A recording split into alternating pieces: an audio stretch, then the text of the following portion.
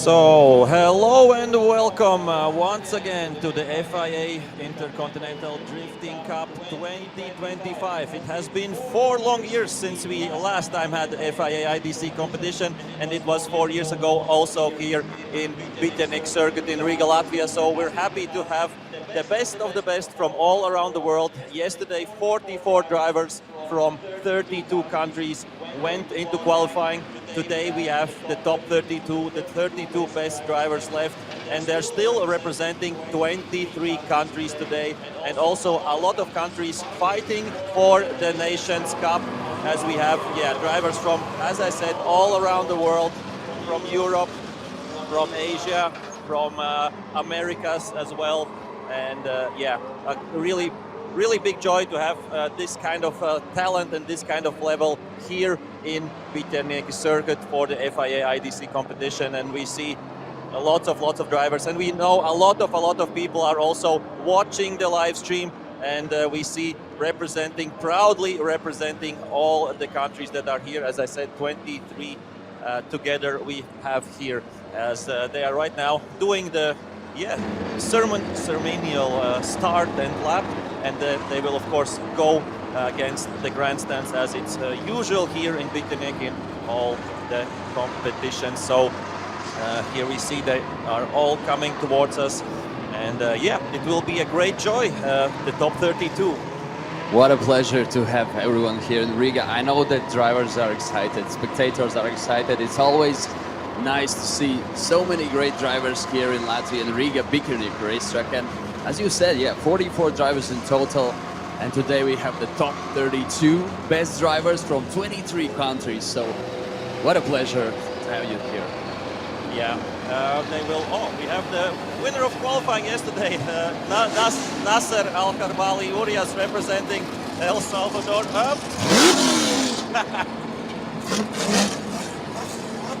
I think as Nasser was the fastest, the best yesterday qualifying, he is allowed to come a little bit later to the opening ceremony. We will catch a word with him for sure, as all the drivers right now will be lining up, and it's still pretty loud. They're not going full throttle, but it's already pretty loud. So we wait till all the drivers will get in their positions, and after that we will try to catch some words we don't have time to get with all 32 drivers, but we will try to catch words with a few of them for sure. Right now let's get the cars in one beautiful line here against the grandstands, as people are coming more and more as well to Bitternik circuit. It's still a crispy morning. It's, I don't know, 10 degrees Celsius, something like that. But that's good for the engines, no overheating, just full power, full throttle through the whole top 32 that will come in 1 hour. Yeah, we had some practice runs in the morning as well. Really eventful, some crashes here and there, and the guys still getting up to grip, as you said. Weather gets warmer during the day and colder in the morning, so we've had an eventful morning here. Luckily, sun is shining, rain is not here, so we are looking forward to the tandem runs. And as you said, just the opening ceremony, few minutes, and we will start with the top 32. We'll go for a walk, see some drivers, and let's hear what they have to say. Quickly about qualifying while we are waiting for the drivers to settle in their positions. As I said, Nasser Al-Karbali yesterday did win the qualifying with 95 points. Jakub Prizgonski and Pavel Korpolinski in P2 and P3. We have Poland with 94.5 and 93.5 points, so great job by the Polish drivers. So a big statement regarding Nations Cup as well. In 4th place we had Daniels Baumanis from Latvia, the local hero. But in 5th place we had the Estonian Fredrik Strelkov, and I think we can try to catch Fredrik. He should be somewhere here. Hi Fredrik, yesterday P5 in qualifying, how was that? Awesome. It's my first big competition like this, so I'm really pleased with the result, and hopefully we can keep going it today. And you see the level of competition, of course, is high. What do you think about your chances, about Estonia's chances maybe for the Nations Cup? I think we have good chances. We have Oliver, who's a Drift Motors driver, and I'm trying to be one. So hopefully we make a good combo and secure the podium. Okay, good luck, Fred. Thank you. So one of the Baltic drivers, Fredrik Strelkov, here representing his country, Estonia. As we have, as I said, a lot of drivers from a lot of different countries, and one who also I think yesterday did a great job was from Italy. We have Mariano Lavinia here. Maybe grab some words with the Italian driver as well. Hi Mariano, first time in Riga? Yes, per me è la prima volta, quindi spero di fare un buon risultato e di portare in alto la bandiera italiana. And what do you think about your chances today? Ma oggi penso di essere abbastanza competitivo, nonostante per me è la prima volta, quindi spero di dare il massimo, la macchina c'è, quindi spero di fare bella figura. Okay, good luck for Italy, Mariano Lavinia. Really great showing, first time here in BTNX circuit. And yeah, we can move on with next drivers. Yeah, and talking about first time in Riga, we have plenty of drivers who have been for several times here, and I see Andrius Vasiliauskas as well here from Lithuania. How is it going for you this weekend? You've been here for a lot of times. How is this weekend looking for you? I think it's good. Just a little bit cold because it's the winter coming, but I think it's this track is really dangerous. Not tomorrow, like today was rainy trainings, but looks car is the safe in the one piece without nothing. Best of luck, Andrius Vasiliauskas. And yeah, we have from Ukraine, Timur Lipsky. Also yesterday, first quali run was so-so, but the second one was a great one. What do you think of the competition? Look, this is a really cool event. No words, honestly. I'm really happy I'm here. This is I think, very big event for the drifting industry. So yeah, really happy. And about your chances, what do you think? Big competition, right? Yeah, but it's motorsport. Like anything can happen. Like I will try my best, but you know. Okay, good luck. Thank you. And of course, Timur Lipsky, one of the two Ukrainian drivers, Dmitro Ilyuk, we have here as well. And here we have also the two Polish drivers. Maybe we can get you together. Paweł Korpuliński, Jakub Przygonski. Great showing P3 and P2 in qualifying. Let's start with Jakub, you were P2. How is your feeling going into the FIA IDC? We are really happy to be here for sure. The track is quite long and quite technical. I think after this night with wet conditions, now the track is changing to the good dry conditions, and we'll try to push. We are here both, and we'll try to be as high as possible, because one side is individual result and second is national result, and I think we can be really high. Okay, Paweł, you also have enjoyed success in this track. What are you feeling before this big event? I'm feeling good, I'm feeling ready, and I will do everything to drive as good as I can. So that's the plan. As usual, we have been here before on this track, of course, during Drift Masters, so we know what to expect. The conditions are very difficult, to be honest. We are facing different challenges every day because of the temperature, because of the tire wear, because of the track being much longer. So, of course, it's a new challenge, but I'm more than happy to take on it. Okay, good luck to Poland, P3, P2 in qualifying, so a great chance to them to show good results in the top 32 as well. As we are moving through the field and checking out the drivers who are here, and of course another big name in European drifting is Nicolas Bertans, representing Latvia and representing HGK as well. We have a big support for Nicolas as always, local hero. Nicolas, your second event and your second FIA IDC as well, right? Yeah, it's a second time we are competing in FIA, and I'm really happy that we got the chance to come here and try to better our results that we had before. You had a P2, right, 4 years ago, so you're only going for the win, right? I won't be aiming too high, so I'll just go step by step, because this still is a quite new car for me, and I'm still trying to get used to the track, because the weather is so cold that actually we were expecting less grip, but there's everything on the other side. So I'll just try to do my best, put on a good show, and yeah, obviously have some fun. Okay, good luck to Nicolas, good luck to Latvia. As we have right beside him two Latvian drivers as well, Daniels Baumans and Edgars Kroģeris. Yeah, right around the corner. All of the three Latvians we can hear, locals cheering as well. Daniels Bauman is Edgars Kroģeris as well. Daniels, I would say recently showed up in Riga and Latvian drifting scene, but right now we can see already on the Fia International Drifting Cup. How's it going for you? How was the weekend, and what are you expecting from this race? Yes, first of all, I want to say thank you to all the spectators who came here to support us. And for me, it's a very big honor to be here amongst the best drivers in the world. So yeah, because at first I was meant to be in the reserve driver list, but then at the last moment I got accepted and moved to the main grid, which I'm very thankful for. So yeah, let's put on a good show for all the spectators, and hopefully it goes well for us. Best of luck, Daniels Bauman. And since we are here, the third of the Latvians, Edgars Kroģeris, few words from you. How's it going? How's it looking for you? Cheers for everyone. Thanks you came here, and I hope so we can keep you warm. And the best chaser wins, I think, today, because it's the toughest thing to change here. Chase. Best of luck, Edgars.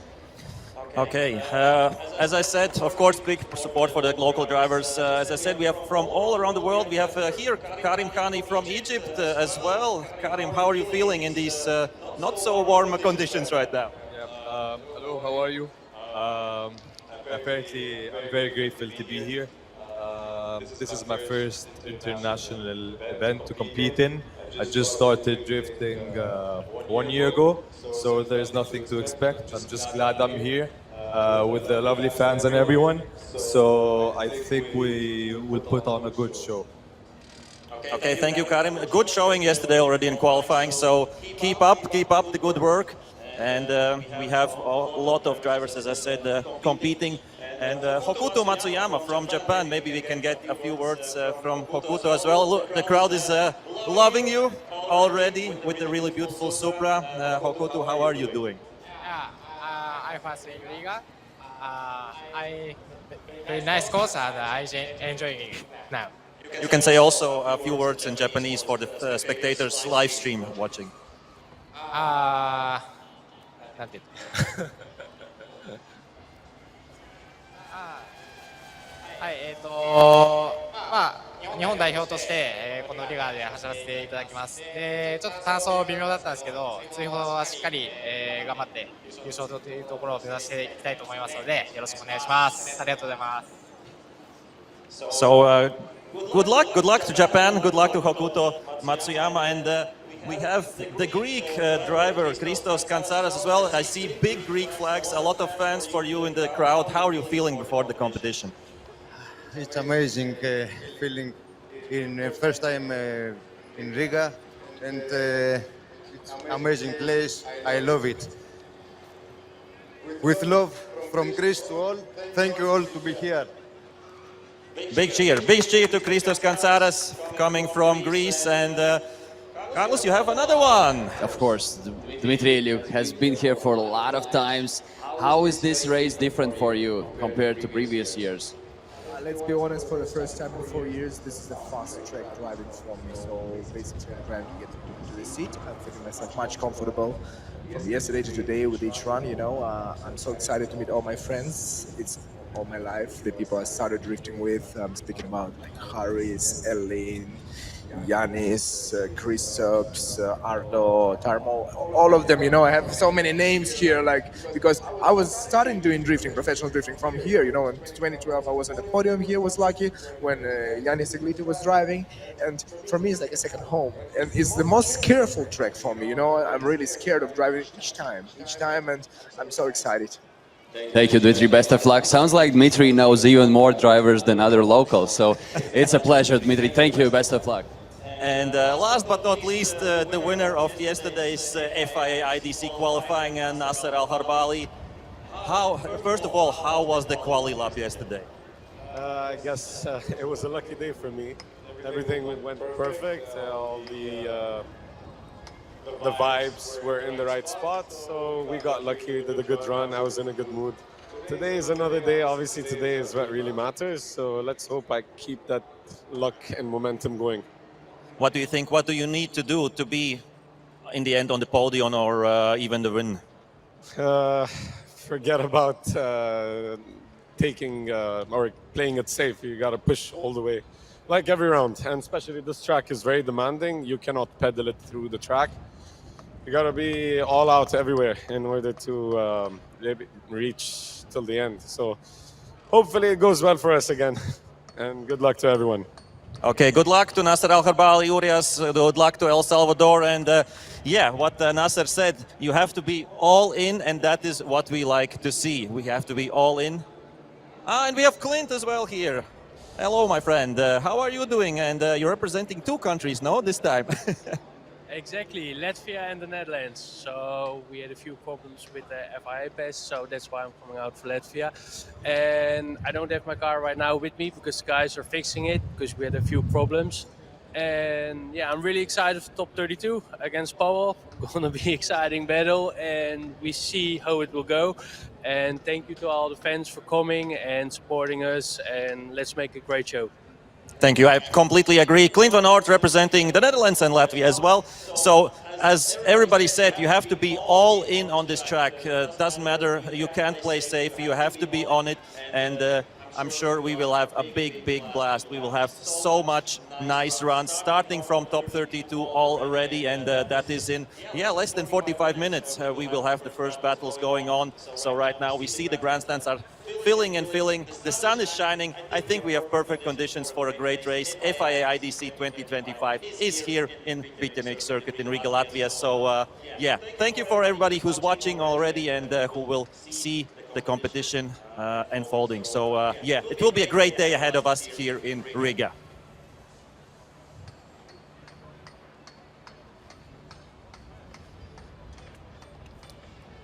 And of course, as we have still a lot of here spectators, then I would say give a big warm welcome to all of the drivers. Let's give a big shout out. They all deserve it. They all deserve it. And right now the drivers speaking a little bit with each other as well. And we are slowly getting ready for the big, big runs. And as I said, 45 minutes we will start. Yeah, and by the way, we can hear by the engine sounds and tires there. Just around the corner, there's actually the Speedway Stadium with a lot of tarmac there, and actually the Pro 2 class is doing their competition there simultaneously. Pitenik Racetrack always giving it here everything, and we're excited to see, of course, the FIA International Drifting Cup starting in just in a few minutes. Yeah, it will be fun, right? It will be fun. Yeah, for sure it will be fun. As I said, we spoke with a few drivers and everybody seems to be in a good mood. And the interesting thing is they're still talking about the changing conditions. Yeah, yesterday was one kind of conditions, right now a bit of different. And the sun is shining once again, so it means the grip level on the track will change.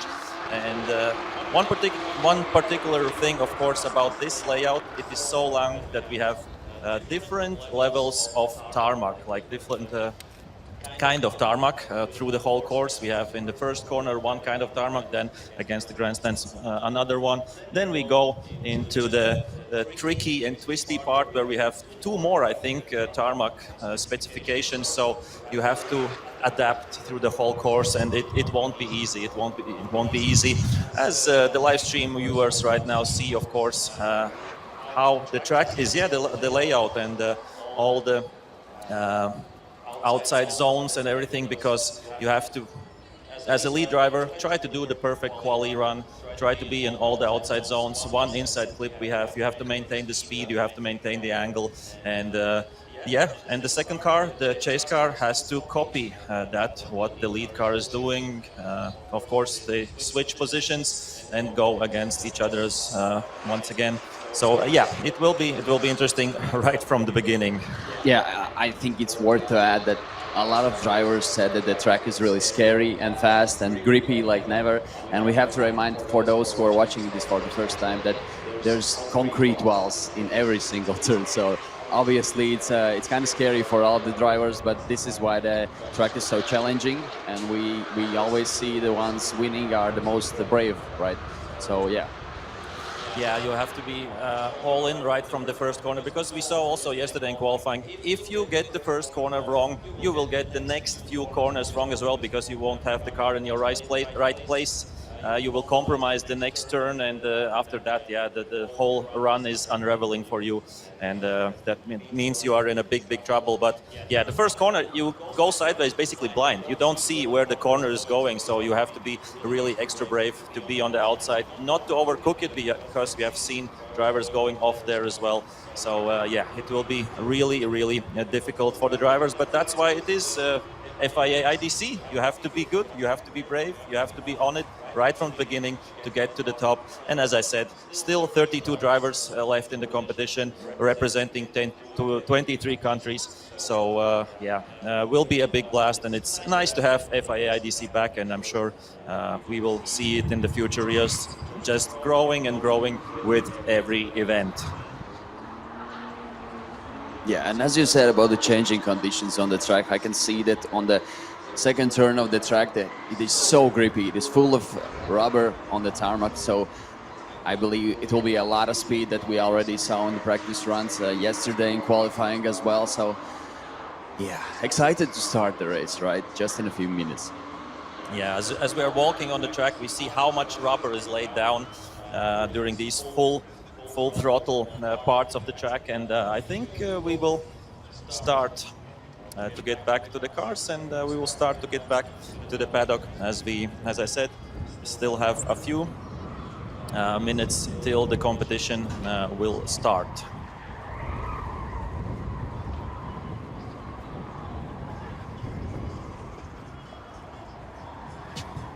I think as we have still a few moments, maybe we can catch Oliver Randelu for a few words. Jarko, with you as well. Oliver, also we spoke with your Estonian teammate. He said you have good chances to be on top now in the Nations Cup. Yeah, for sure. But I think we are, if everything goes okay, we're going to meet him in top 16. So not sure about that, but we'll do our best anyways. You know this track, of course. You have been here. What is the thing that makes it so demanding? The track itself, the blind corners, high speed, of course it's long, the tire where I was here in 2021 and I lost the battle because my tires went out and I went to the last corner of the concrete wall. So the tire management is the key at the moment. And it's not a thing we usually hear in drifting, tire management. We use that from F1 or something like that, no? Yeah, basically, it's the kind of the first time. It's really a long track, so have to take care of the tires. Okay, don't tell too much to your competitors, but for the spectators, what does that mean? How do you approach differently the track? The wheel speed, basically. So you play around with the wheel speed that you don't spin too much the tires. So yeah, basically that.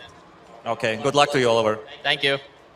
Yeah, and by the way, what is interesting, what we heard from some of the drivers, that actually that the level is so high right now that you even have to change your front tires already because they're braking throughout the course and pushing through all the power, right?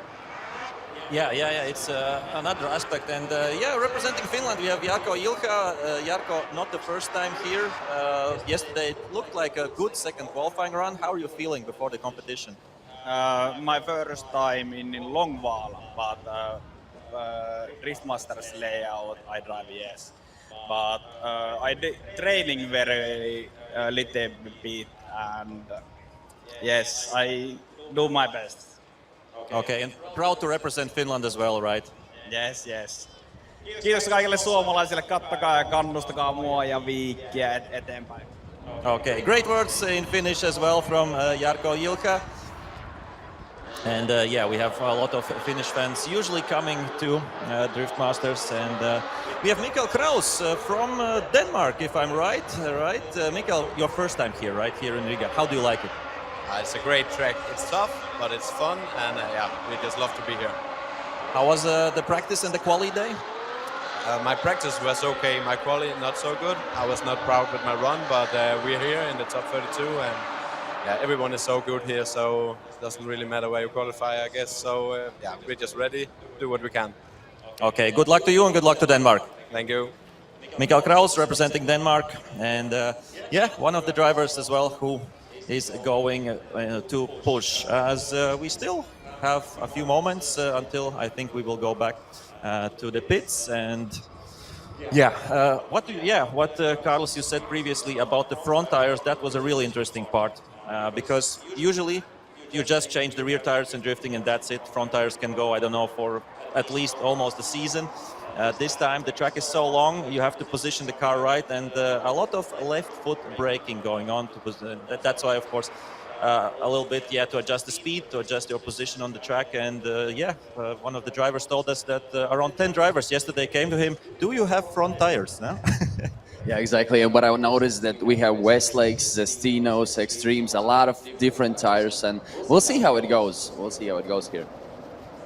Looks like we have still a bit time. Let's try to talk with a few other drivers. Ole Peter Vatten did yesterday a really solid qualifying run, representing Norway, of course. And how was it? How was it for you yesterday? Because the quali run was great. Yeah, yesterday felt good. And today's training was a little bit patchy, but we tried our best. And at the we got some turbo issues in the last sector of the training, so we go to the pits and changing the turbo. So the car was late here now, but it's now ready for battles, and we give our best. So it's all fixed. You're ready to go. You're ready to go all in, right? Yeah, just send it. Okay, just send it.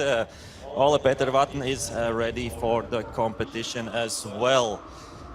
Oh, I can't wait. I can't wait. It will be a really nice battles right from the beginning, like right from the top 32. And we can quickly check out maybe a few battles that are coming towards us. And the first one will be Nasser Al-Harbali against Christos Kantsaras. El Salvador meeting Greece. Mariano Lavinia against Niklas Vik, Italy against Finland. That will be a big competition there as well. Benediktas Čirba against Christian Erlandsson, already in top 32. Lots of great battles coming up towards us. Jarko Jilcha against Joao Barrion. I didn't see Joao Barrion here with his car. Maybe it's also getting fixed, but for sure we will see him later in the competition. Then an all-out Latvian battle, Daniels Baumans against Edgars Kroģeris. That will be another one fun to watch. Ruben Bolanos against Mevlut Meladze, Spain against Georgia. And we still have a bit of time, and we still have time for one more interview. Yeah, you mentioned Niklas Vik. Niklas, have you been here in Riga before? Yeah, first time driving here, so. How is it feeling for the first time here? Scary, but it's a fun track, but much to learn and adapt. So are you ready? I'm ready. He's ready. We are ready. I think we're about to go. Yeah. Guys, let's get in your cars, go back to pit boxes, and then we are starting in a few minutes. FIA International Drifting Cup about to start here in Riga Vikernieki racetrack. Yes, 35 minutes, if we are precise.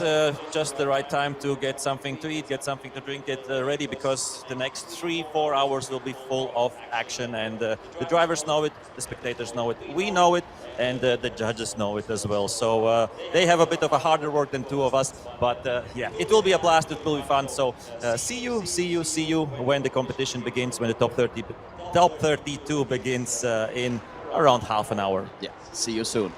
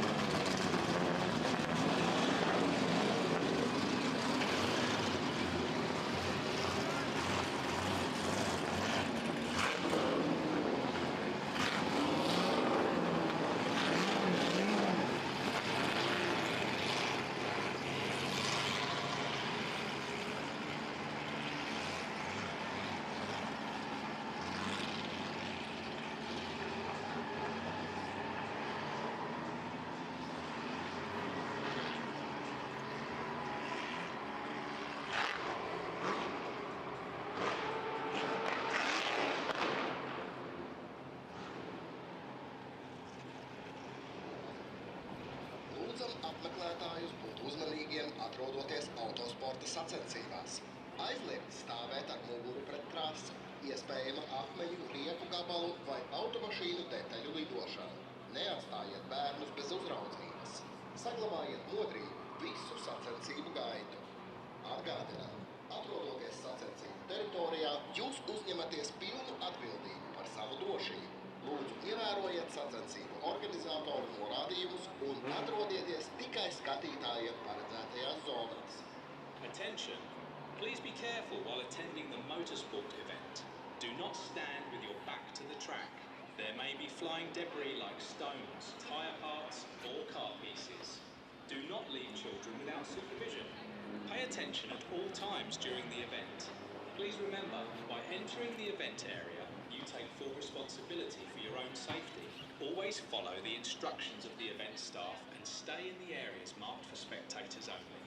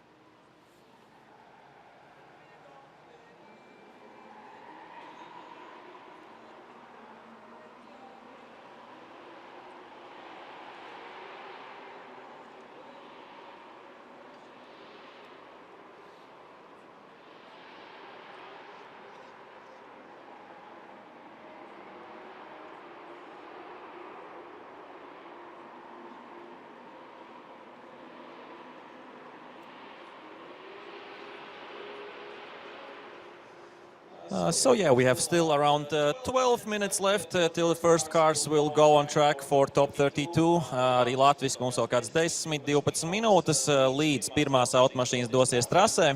Atklāšanas ceremoniju mēs jau iepriekš veicām, līdz ar to tagad gatavojamies jau braukšanai trasē. So we are getting ready for driving on the track around 12 minutes till we will see the first cars in top 32, and yeah, it will be big competition right from the first battles, so can't wait for that, and I'm sure the spectators can't wait as well. So around 10-12 minutes and we will start the action.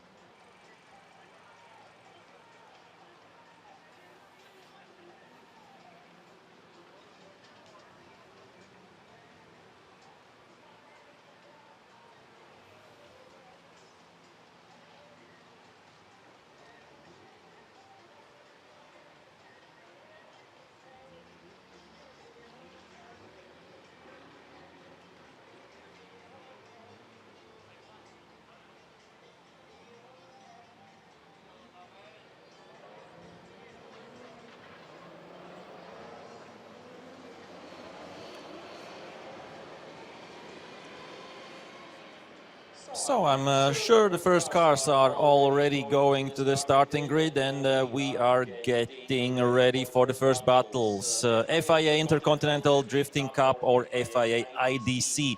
In short, the main day, main competition is here. And here we have the track layout, so it's a really demanding track for sure. As we see, you have to get up to speed until the initiation. If you don't have enough speed, you will get sucked into the inside, and that's what we don't want to see, and that's what the judges don't want to see. So really important, this first corner, this long outside zone. Then a pretty quick transition to one small outside zone, and here we have also the track from the drone shot. So really beautiful to see, a really long, I don't know how many meters the outside zone is there.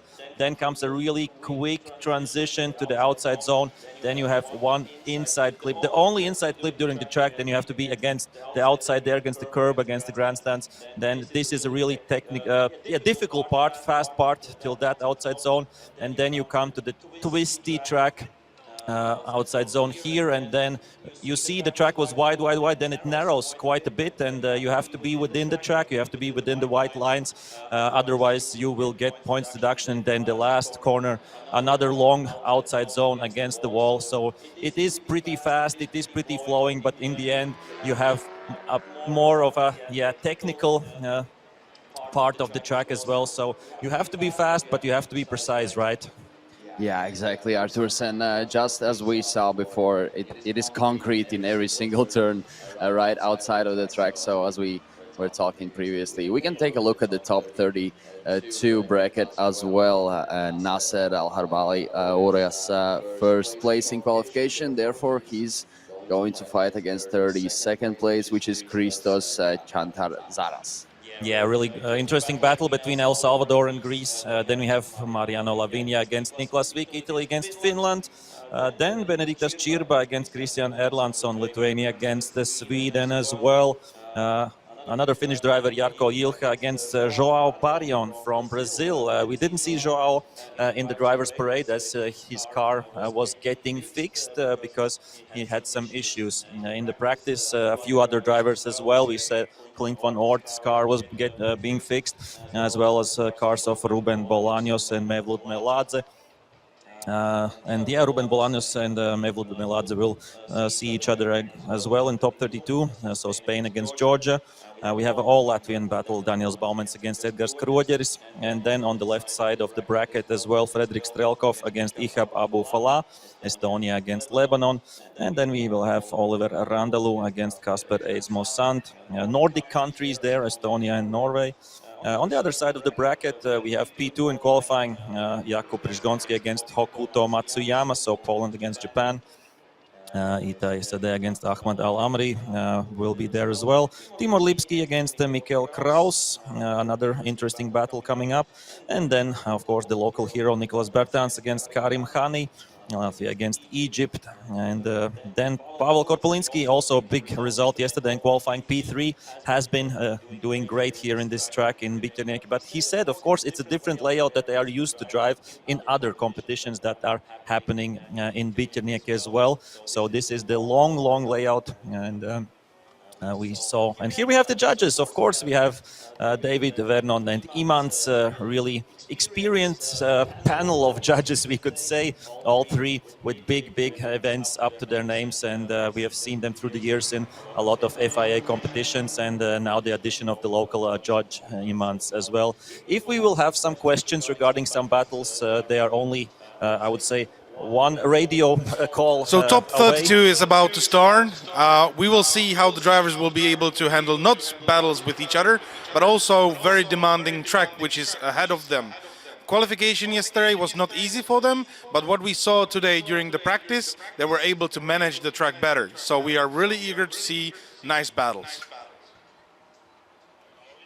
Yeah, just as we are. Thank you for the judges, for the comments there. And of course, we're looking forward for the first tandems. And as Arturs, as you said, the layout is actually, I would say, the longest one we've seen here in Bikernieki racetrack. And of course, that's a bit challenging for the drivers as well, because even for those who have been here, I believe a lot of them haven't even driven this layout before.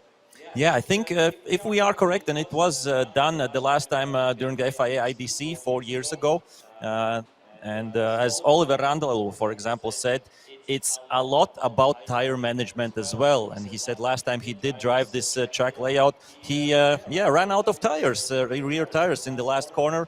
So that's what was happening. And here we see in the pits, of course, some still works going on some of the cars. So let's hope everybody will be able to get on the grid. As we see the first drivers already warming up their tires, and so beautiful sunshine right now coming here down at the Biturnik circuit.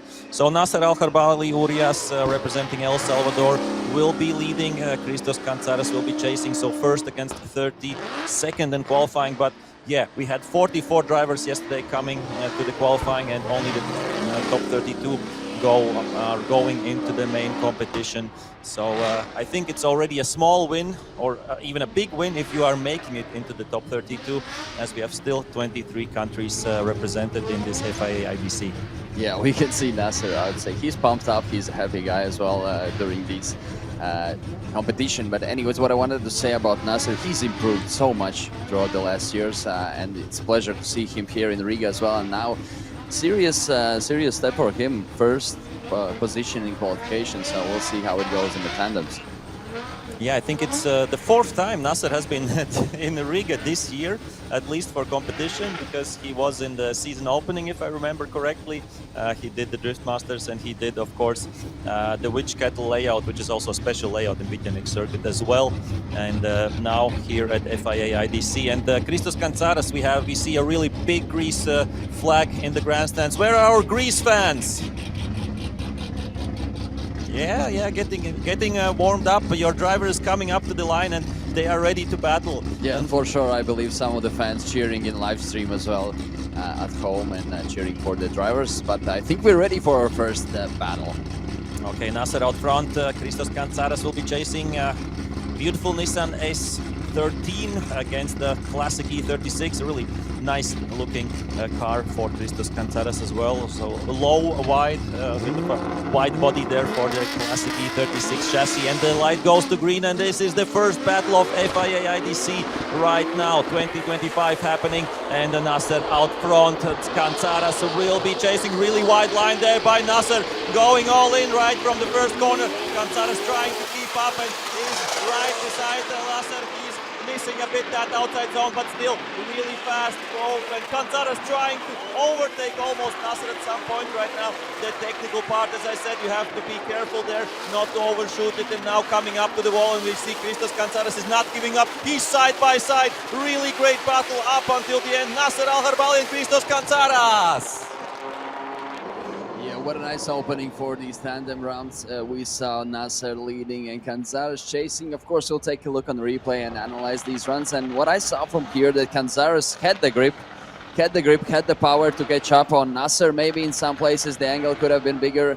Let's take a look again on the replay. We saw Nasser leading there. The guys, meanwhile, are returning back to the starting line. They'll do their run again, but now, yeah, we can see Nasser doing a solid job there on the outside line, transitioning. Then Kantsaras falling a little bit back while doing the transition here.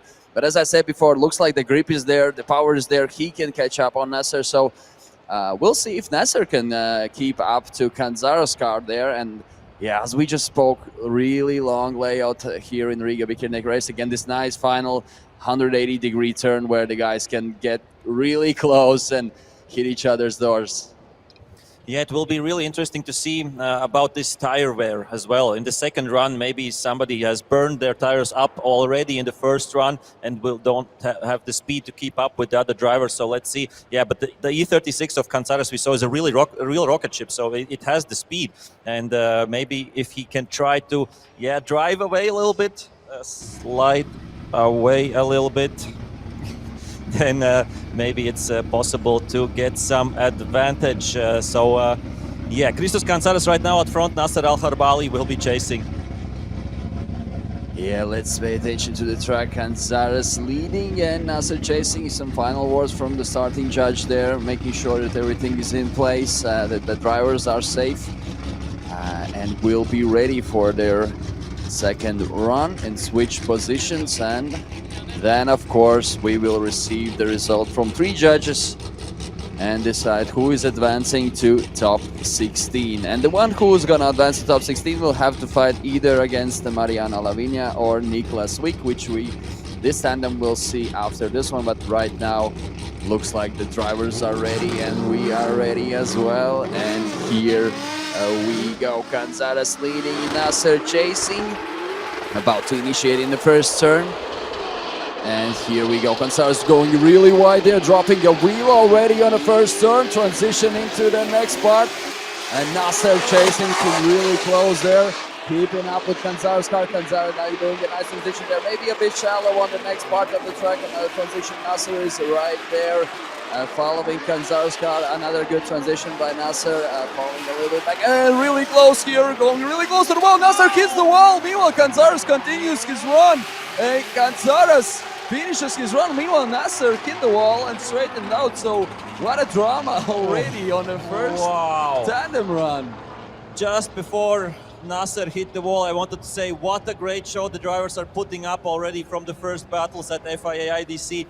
But yeah, Nasser was trying to get close as possible to Kanzaras and overcooked it, going into the wall with the rear, and then of course a bit with the front. We see that on the replay. Really brave first corner by Christos Kanzaras, going all the way to the outside, a bit too much even, but then keeping it together. We saw that this is a really fast car, and yeah, the drivers are here where we will show the results, and we see once again the replay. So sorry for this small technical issue, but we'll be seeing it once again. Take a look at the initiation, dropping a wheel there. Oh, Kanzaras with all in. It's a bit too wide already for the judges' liking. We love it as the spectators that the drivers are going all in, as they're still already watching both their replays. And let's see what happened to Nasser, because he was putting up the pressure, I would say, through the whole run. It was nicely done, and now here, I think, Kanzaras was really slow there. Kanzaras was slowing down a little bit. That's what caught out Nasser. Of course, I think you can diesel a little bit in that place to get your car rightly against the wall. But yeah, that's what caught Nasser out, and we will see the result right now showing. And the winner in this battle and advancing on to top 16.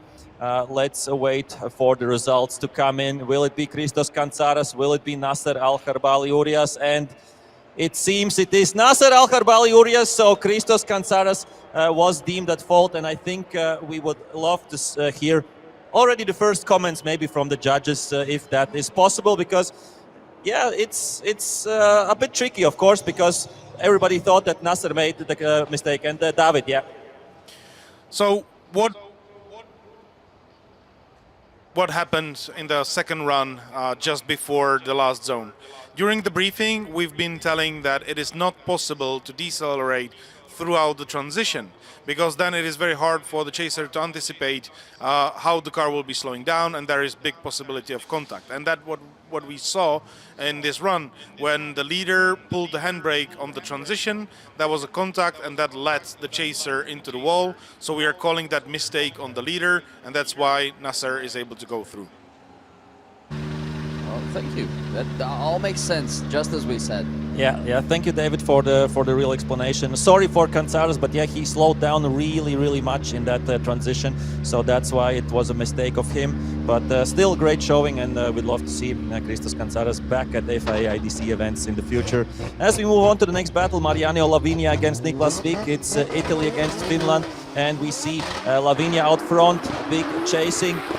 This is a great battle as well, 16 and 17 in qualifying, so really similar results. And yeah, nice initiation there by Lavinia. We see that Niklas Wick right now can't keep up with his opponent. A bit of a gap between the two drivers in their first run against each other. Okay, not the greatest line by... Oh, and really big almost crash between Lavinia and Wick. Wick didn't slow down at all there, and Lavinia did it there. But I think that is a diesel zone. You can do it. And yeah, Lavinia over the line, Niklas Wick with a big mistake. But yeah, we will have to see the replay to understand what happened there. Yeah, it's still dramatic to say, to be honest there. But yeah, we have to take a look again on the replay. What's really happened there? And here we go. Yeah, taking a look again, Mariano Lavinia leading. Nicholas Wick was chasing. We can see already at the start there's a pretty big gap between both drivers. Lavinia doing a solid job there on the initiation, transitioning well as well. This part of the track is tricky as well. When we were in front of the grandstands, we saw how grippy it is. It is full of rubber. So here we can see Nicholas Wick I think he just was going too fast and made a mistake on his own. But of course... Yeah, it looked like, of course, two things. He wanted to catch Lavinia because he was really far away during the first part of the track, and he was coming really hot in there. And we will see the drone shot. Maybe we'll understand a little bit more. Yeah, he was not on the right line there. He was almost straight, and that's the way how you get really big speed there. Yeah, you have to be on the outside coming in against that curb, and he was on the inside with really not so much angle at that point, and that's why he had so much speed that he couldn't slow down. And I think they almost touched, or they even did a little bit touch, but yeah, you see that there was some bumper hanging off of Lavinia's car, so it could have been much worse. So good and glad that they didn't had a big crash there. Yeah, and as we've always seen, nonetheless how the first run went, there's still the second run, and we've seen a lot of surprises here in Riga Vikernik Racing. So Nicholas Wick just has to push it there. He has to do a nice lead run there, and of course Mariano has to chase as close as possible. And then I would say, if judges will say the same, just as we thought that it was just Wick's fault, then I would say if Mariano does a solid chase, then he should be safe and advancing. But we'll see how it goes. Yeah, a little bit of fast fixing there. Our good old zip ties going to work there to have the bumper on the car of Mariano Lavinia. I really love the look, the design and everything of Lavinia's car. It's I love the E36 chassis, of course, but somehow he has made it look a bit more modern, no? Yeah, for sure.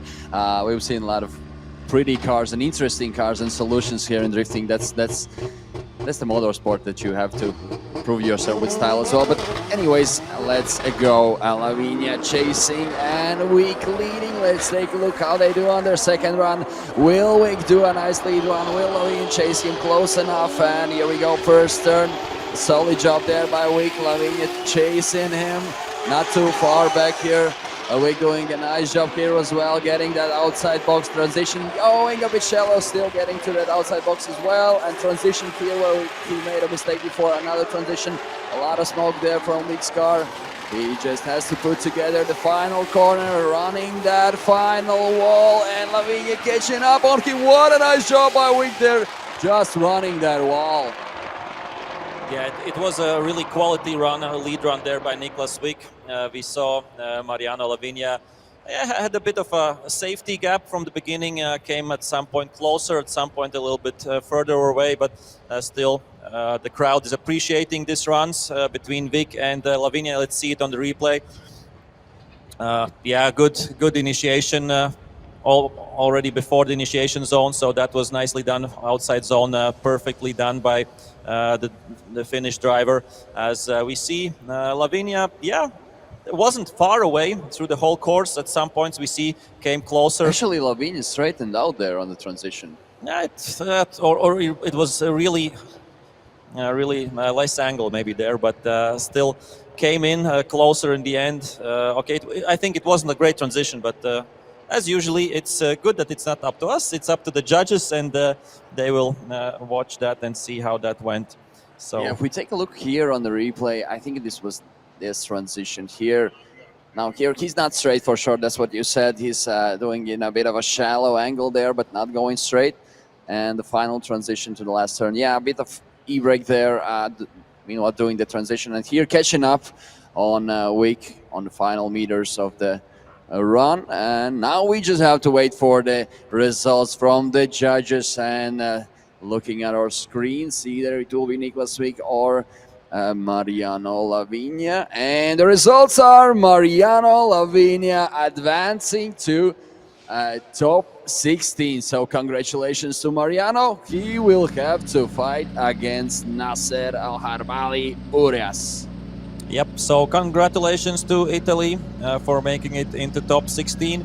as we have the next battles coming up hot. So yeah, no time to rest.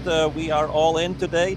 And Benediktas Čirba against Christian Erlandsson, a really big battle ahead. Yeah, Erlandsson only with P25 in qualifying, but we know he can drive better than P25. So Lithuania against Sweden right now, ready to go. We continue with top 32 battles, FIA IDC here in Piteneki circuit, Riga, Latvia, and Čirba out front. Erlandsson will be chasing. We know Čirba is a really fast driver. Let's see how precise he can get all the zones, and he has done a good initiation, really on the edge in the first corner. Erlandsson with a bit of a safety gap at the beginning, but I'm sure he will try to catch up as Čirba is really wide, nicely against the curb, and Erlandsson has not the speed right now to cope with the Lithuanian driver. A bit of a mistake there by Erlandsson, but he tries to keep it together, goes one wheel off the track as Čirba is still painting out those outside lines and now going against the wall with lots of smoke, lots of speed.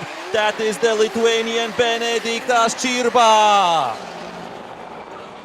Yeah, solid job there by Benediktas Čirba. As we spoke earlier, he's been a lot of times here. He's been visiting Latvia every single year, I would say so, and participating in these stages, in Baltic stages, and in local Latvian championship as well. And yeah, taking a look again on the replay, we saw Erlandsson making a mistake there, going in a too big of an angle. And here our initiation, he was initiating really fast.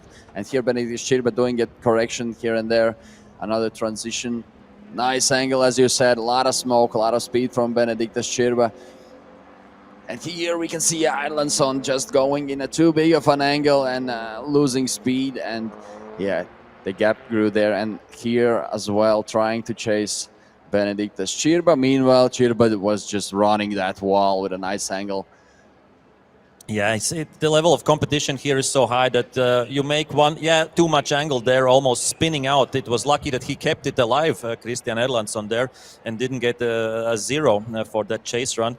But yeah, one slight mistake and you can be out of competition, and that's why we love drifting, and that's why we hate sometimes drifting. Yeah, if our favorite driver makes a mistake, then we are really sad about that the competition is over. And now, of course, they have switched positions. Christian Erlandsson representing Sweden against Benediktas Čirba representing Lithuania, and the second part of the battle is right ahead of us. That is true. Erlandsson will be leading and Benediktas Čirba will be chasing. Let's see how this battle goes. A battle between Lithuania and Sweden. As we told you earlier, 23 countries on the grid between all these drivers. And here we go. Erlandsson leading. Čirba will not let him go too far away. And they are about to initiate. And so they do. It's like a double initiation there by Erlandsson. A bit late, I would say. Still Benediktas Čirba chasing really close. What a transition by Benediktas Čirba. Meanwhile, Erlandsson putting it to the limits there. We can hear the car screaming. He's just putting the throttle to the floor. But Benediktas Čirba not falling too far back. And another great transition by Benediktas Čirba, keeping really close bumper to bumper there. And the final turn, Benediktas Čirba has to get to his doors. And so he does. Erlandsson so slow. Benediktas Čirba struggling there. What happened on the last turn? Difficult to understand what happened there. I think, Čirba's car is set up to be fast. Yeah, for sure. We saw that in the first run when he got away quite easily from Erlandsson. And of course, it's really difficult to chase against the slower car if your car is set up for speed. So let's see on the replay. Čirba, I wanted to say that Čirba doesn't know what a safe run means. Yeah, he knew that, or his spotter told him that Erlandsson made the big mistake in the first corner, in the first run. And I thought, Benediktas would take it easy, but no, he's never taking it easy. So they're both coming out of their cars and checking, something with the car of Čirba. Let's hope everything is all right. He's checking under the hood what's happening there. And, wow, we can see parts of the belt. Here it is. Okay, that's why he did slow down. But I think he kept at some point at least some angle in the end. But the belt is done there. And we will see right now. Did he maintain sideways or not? That's the big question right now in the last corner, as the drivers are taking off their helmets. And I think he managed to finish. He kept it alive. He finished. Really, really not so much angle at that point, but we will get the result right now, and it is Benediktas Širba getting the win, advancing on to top 16. Thank you, Christian Erlandsson, as well. A great battle between these two drivers. Yeah, we can hear fans coming alive. A lot of Lithuanians here as well. We can see some Lithuanian flags as well. And of course, congrats to Benediktas Širba. And hopefully the damage is not too bad. Surely it was some piece of rubber. Not sure was it a belt or something else. But anyways, he managed to finish his run. He managed to get the win, and he's advancing to top 16, where he will have to fight either Jarko Ilka or Joao Barion. So these guys, we'll see in a few seconds. They should be there on the starting grid already.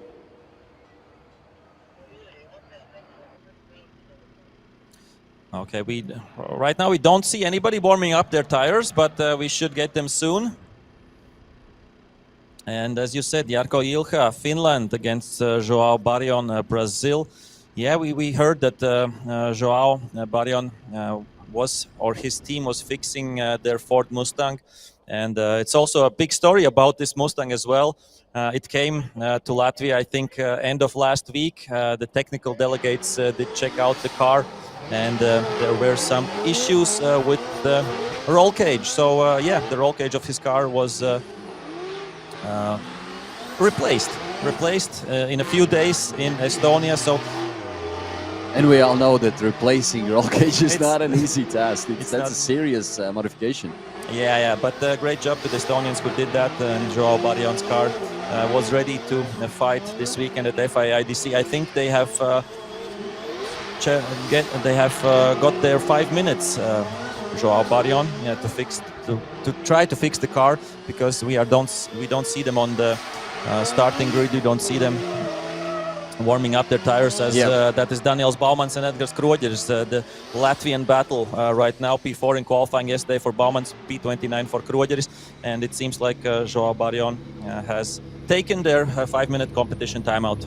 Yeah, and of course, for those who just joined the stream the stream, the race is happening in Latvia, and we have 3 Latvians qualified for the top 32, and what a shame, of course, for the drivers that they have to fight against each other already in top 32. But yes, this is Daniels Baumanis against Edgars Kroģeris. As we spoke to them in opening ceremony, Daniels Baumanis just recently has advanced to pro class here in Latvia. He's done a great progress throughout these years, and now he's fighting against Edgars Kroģeris. 2 great Latvian drivers will have to fight against each other, and the winner, of course, will advance to top 16. So in the first round, Daniels Baumanis will be leading, Edgars Kroģeris will be chasing. So I believe all of the Latvians are tuned in, ready for this battle, cheering for both drivers. And here they are. Daniels Baumanis leading and Edgars Kroģeris chasing.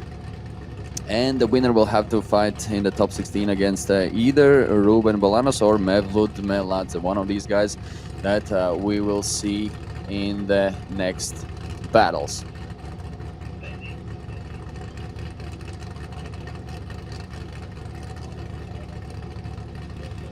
And it looks like the drivers are ready. The starting judges pointing at the starting light, and here we go. Okay, the first part of this battle, Bauman is in front, Kroģeris is chasing. Both know this track very well, not the configuration, but the first corners at least. Yeah, really coming on hot, both drivers, big angle, big speed right now against the grandstands, doing a solid job there on both their transitions, and we see Kroģeris is going all in against the Latvian youngster, both with good line, good speed, and we see smoke all the way coming through the track. And right now, one more transition up until the wall, up against the wall, and both are really close. Baumanis and Kroģeris side by side. What a run by the Latvians! Wow, what a great run, I have to say. Kroģeris' chase run was really solid. Of course, Daniels Baumanis' lead run as well, but actually Edgars was the one in the opening ceremony saying that this competition will depend on chase runs, and if it is that way, then Kroģeris is in a good position, because that was a solid chase run. Let's take a look again on the replay. Bauman is doing a great job on his lead run as well. Nice, smooth transition there, and of course the better the lead run, the easier it is for the chase driver to follow. Here's a little bit of correction by Bauman. It's nice transition there as well. With a big angle there, smooth, nice transitions, a lot of smoke coming from the rear tires of the car. And Krueger is doing a nice transition as well, and chasing Bauman is almost door to door there. What a great battle. And of course, yeah, as we just said, what a shame for the locals, of course, in the top 32. 2 of the 3 Latvian drivers are meeting already in top 32. And of course, as we know, as it is in drifting, one of the drivers will have to end their day after this battle. But I'm so excited to see the second part of this one. Oh yeah, for sure. And we heard good news that the next battle will be Jarko Ilha against Joao Barrion. So Joao Barrion has fixed his car at least. He can go to the starting line, but that will be next. Right now, Krueger is out front. Bauman will be chasing. Ooh, can't wait to see this. Yeah, exactly. We just saw a nice run by both drivers. And let's see how Krueger does on his lead run and how great Bauman will chase.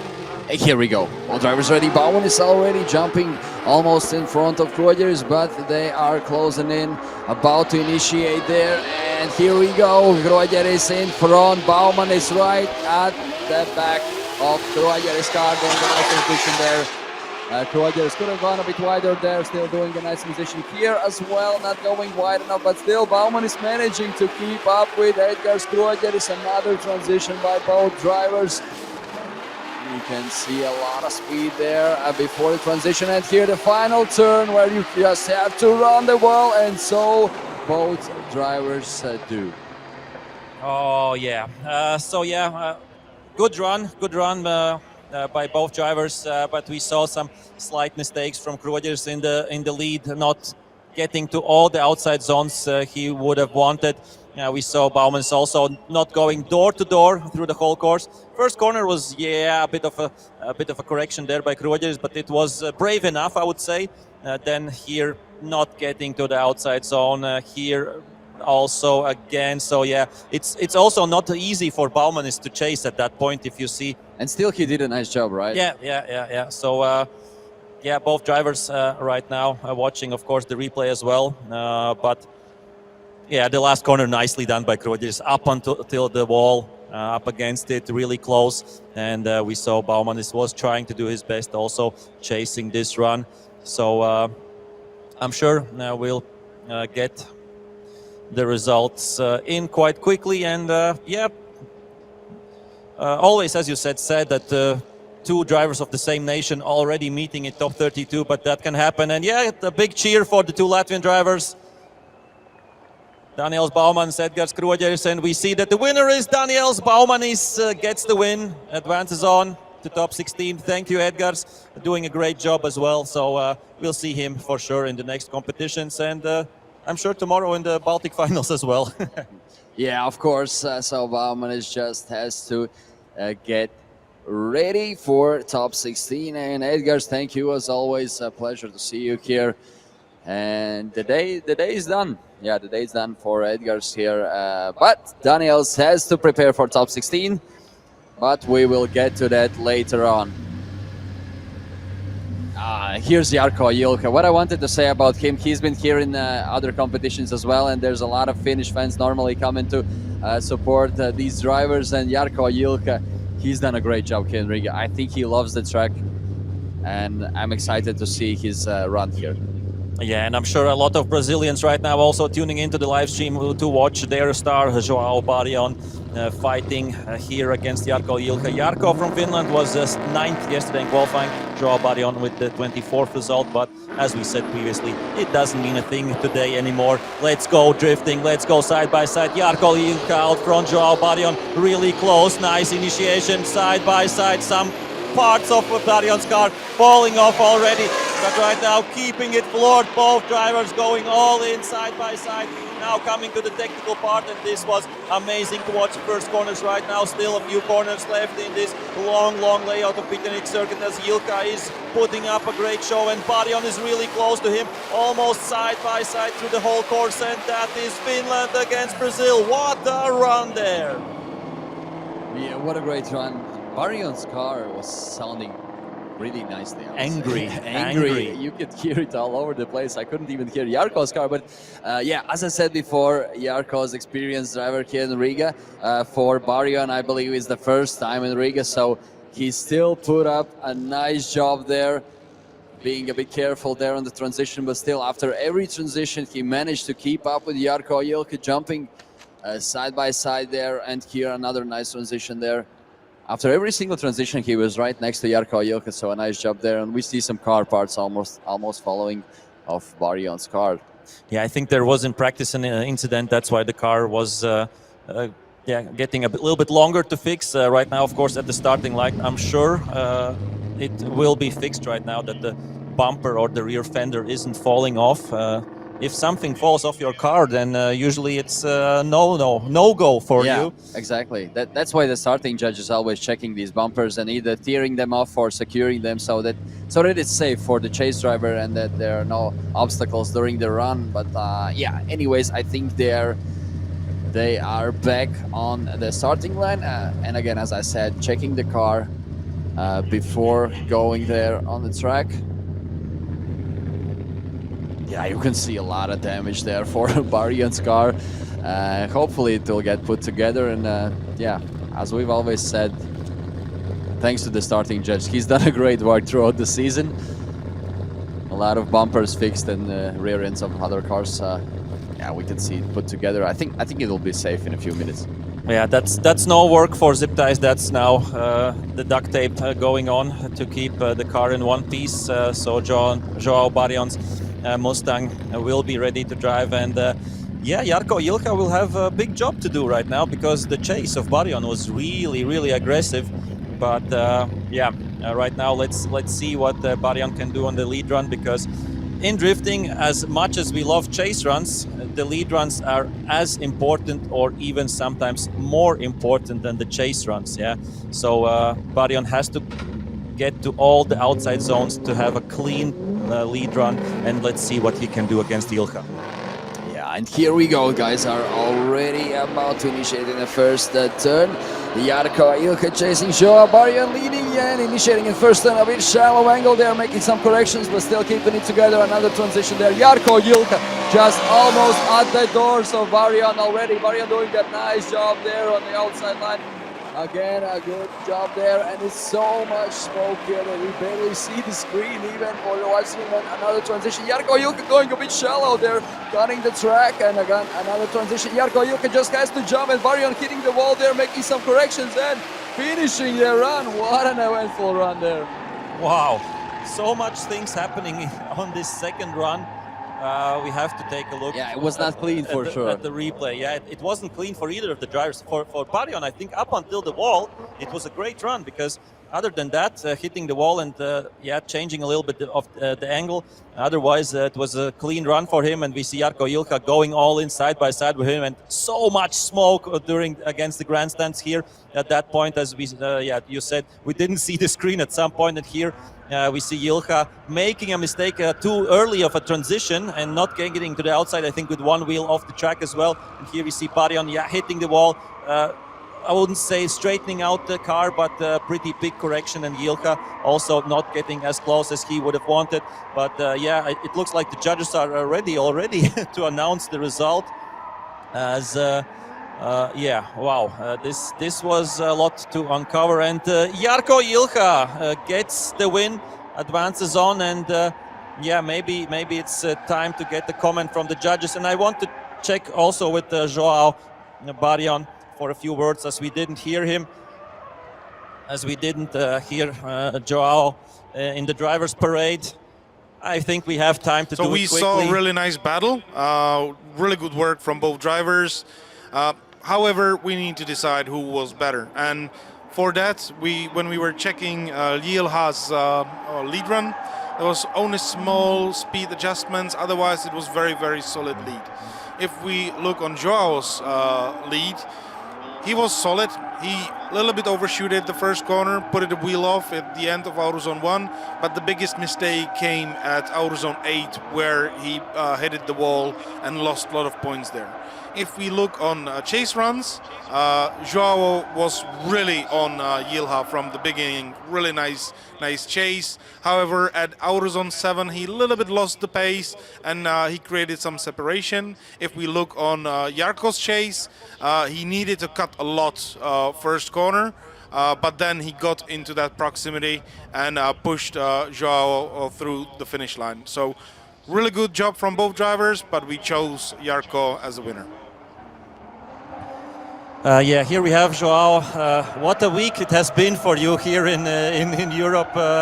Unfortunately, a big mistake there in the end against the wall. How would you describe the whole weekend for you? It's have been crazy. A lot of things going on with the car. Today in the warm-up, we crashed like 2 times, needed to fix the car for battle. We could finish in time, still some things to do, but in general, I think we did a good battle in front and chase. Just last corner, a little mistake in the wall. And overall, how did you like it here at the FIA? To see the level of competition is high, but you did great as well. Oh yes, it's amazing having like 30-something countries here with so many drivers from different parts in the world. And this track is like really nice to drive. It's fast, it's challenging to chase. It's the kind of track that I like.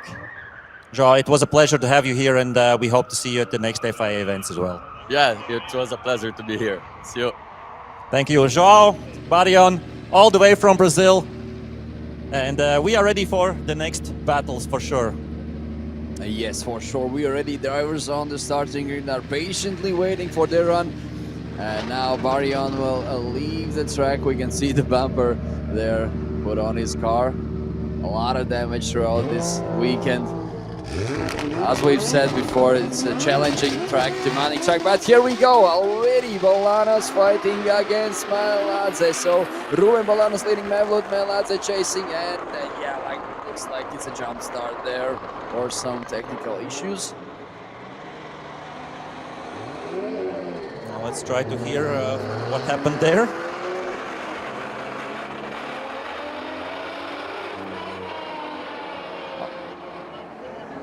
Okay, so yeah, we just received a confirmation that Bolanos hit the cone on the starting line. Yeah, you can see it here. Some true evidence here, right? Yeah, that's a strike number 1 for Bolanos. I think you can have 2 strikes. Yeah, I think 2, and on at the third is, you're out of the race. So Ruben Bolanos, has to be a bit careful right now for the rest of the competition. Yesterday, 13 in qualifying, 20th for Mevlut, Meladze. Both weren't on the opening ceremony, so both were fixing their cars. So let's hope they are ready to go and good to go. And take 2 of this run. Build, ride, destroy, repeat. That's what's written on Bolanos bumper. And talking about strikes, you cannot hit those cones when you're starting your run, and of course you cannot jump the start as a lead driver when it's a red light there on the starting light. But I can add that the chase driver actually can start earlier, so that he's up to speed and we just saw a good example of that one. But anyways, here we go. Second try. Ruben Bolanos against Mevlut, Meladze. Bolanos leading, Meladze chasing there. Oh, what a close chase already. We can see Bolanos having some issues, not going sideways. Meanwhile, Meladze is just going crazy and even overtaking Bolanos. Hitting the apex there. I can add that apex is really kind. You can damage the wheels of the car as well. But looks like there are some issues with Bolanos' car. Meanwhile, Mevlut, Meladze is just using this as a nice training run there. And the run is over. Yeah, I tried to understand that maybe was there contact and that's why Bolanos didn't drift. Let's see once again on the replay, because we see that he was getting the up to speed, the initiation is there. Was there some contact? No, I don't think so. I really think that something went wrong with Bolanos' car, because the angle was shallow already and then he just stopped drifting. And yeah, this was scary by Mevlut Meladze. Yeah, a lot of cars have crashed that curb hard, and yeah, either the tire gets deflated or even the wheels get crashed there on that curb. Yeah, so Spain and Georgia meeting in this battle, and we see that there is really something wrong, I think, with Ruben Bolano's car, as he is at the finish line there of this layout of this track, and something we're talking with the marshal, and we see, unfortunately, the tow truck, the flatbed, has to go to the rescue right now for Ruben Bolanos. So really unfortunate to have the first technical issue in the top 32 battle for the Spanish driver, and of course, he has the chance to take his 5-minute competition timeout to get the car fixed, but we remember already from yesterday from qualifying he had issues with the leaking oil of the engine, so he had only one qualifying run to do, missed the first one completely because of the oil leakage, but did manage to qualifying to get into top 32 with the 13th result, so a good driver, the Spanish one, Ruben Bolanos, but unfortunately some technical issues there, and we will try to get to understand and to hear what issues the car has and if he will be able to fix it for the second run. Yeah, in cases like this, the marshals on track are asking the driver what's wrong, and in some cases the driver already says that the car is not fixable and he's out of the competition, but we'll see what is the case here, because either way we will see the result on the screen when we have it, and if the car is fixable, of course he can try fixing it in 5 minutes, but I believe we will have a confirmation really soon. The car will get towed, and then we will continue with some more drifting here in Riga Bikernik racetrack. This is top 32 of FIA Intercontinental drifting here in Riga, Latvia.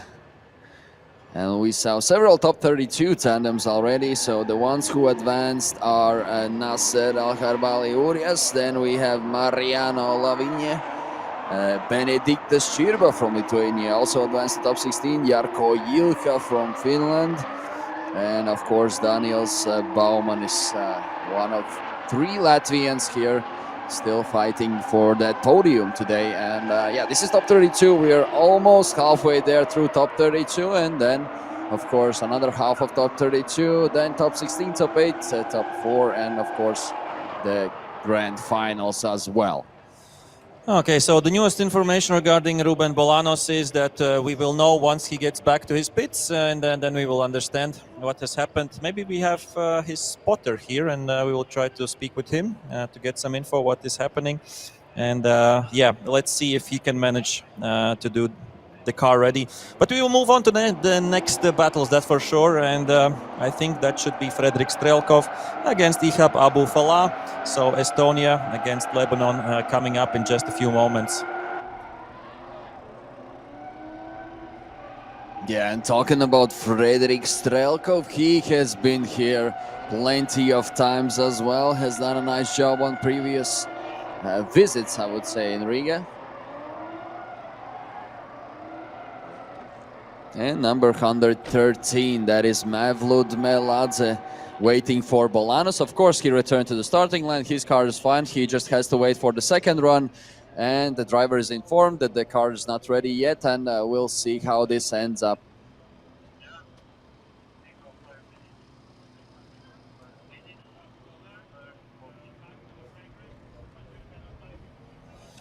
We have confirmation, right, that it's a 5-minute timeout. Yeah, Ruben Bolanos and his team are taking their 5-minute competition timeout. That means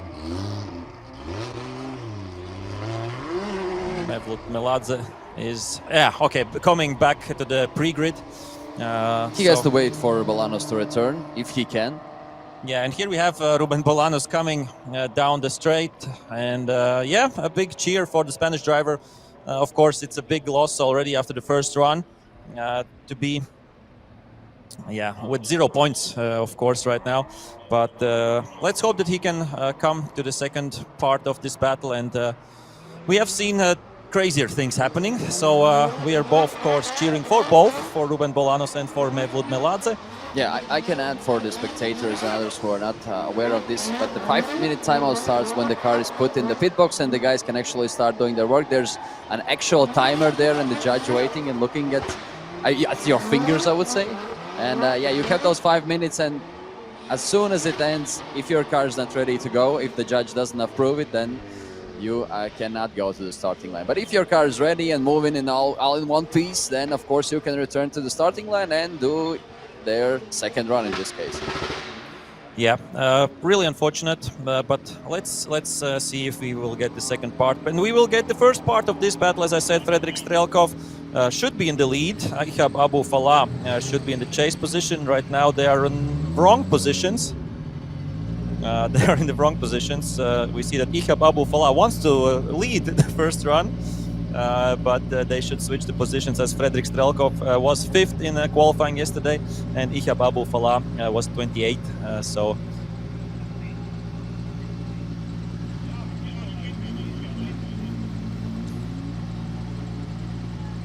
yeah, I've heard this question before. I just heard in our radio. So there are actually championships where if you're higher in the qualification, you can choose to be the chase driver in the first run.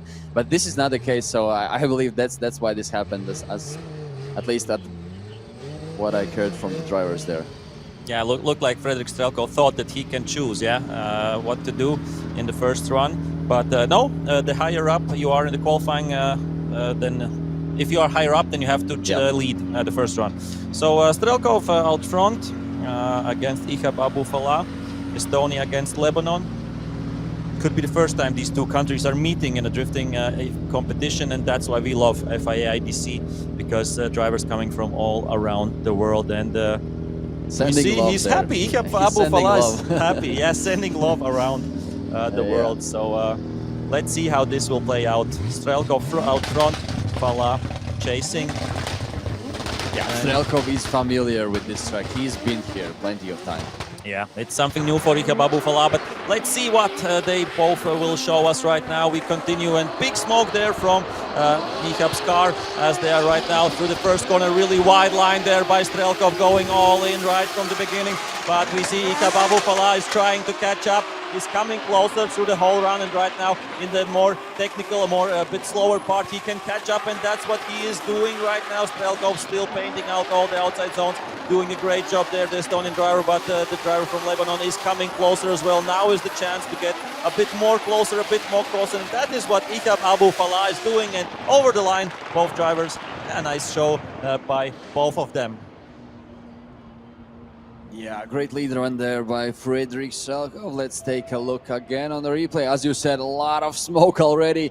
Getting that traction is not easy there. We heard this from a lot of drivers to catch up there. It's an important part of the race because you can see the gap already at the start. Strelkov gaining a nice distance there.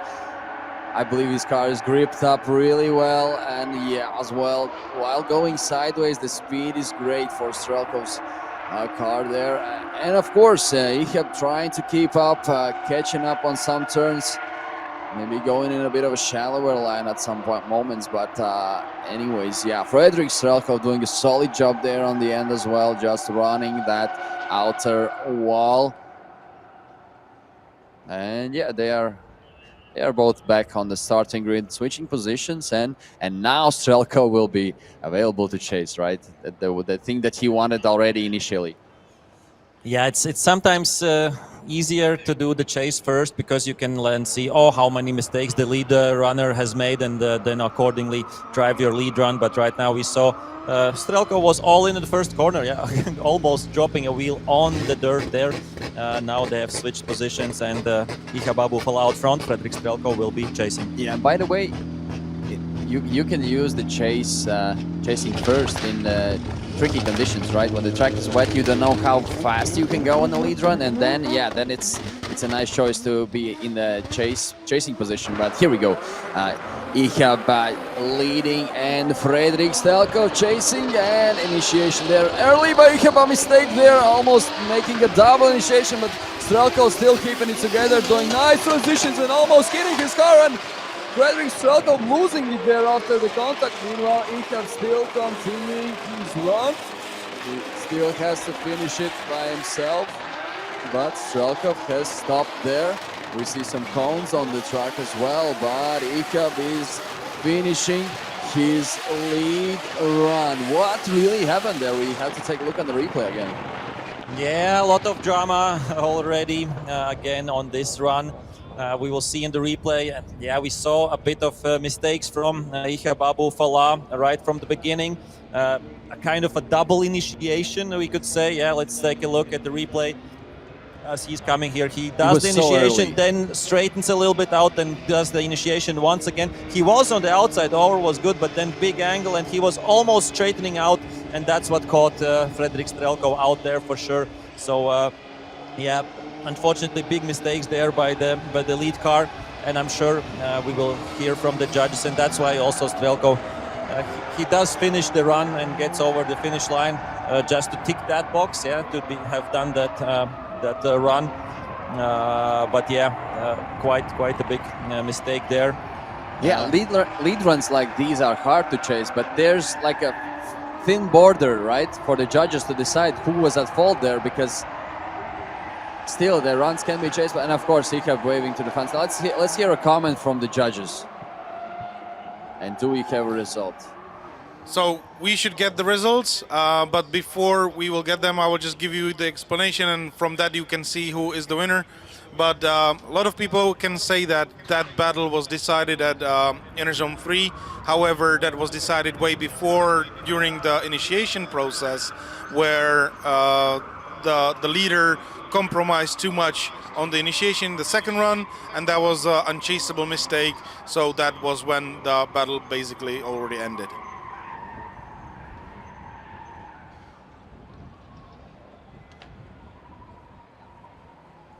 Okay, thank you for the explanation. And yeah, Fredrik Strelkov gets the win, advances on. Thank you, Ihab Abu Falah. Great having you here. And let's hope to see you back in Riga at some point during your career. So yeah, we heard the explanation and it was clear cut as we spoke with each other. So yeah, that was two mistakes in the first two corners by the driver from Lebanon, and Strelkov was good to adapt to the first mistake, but the second one, no chance. So that's it in this battle, and we continue with the next one where we have another Estonian, Oliver Randalu, against Kasper Eidsmo Sand from Norway.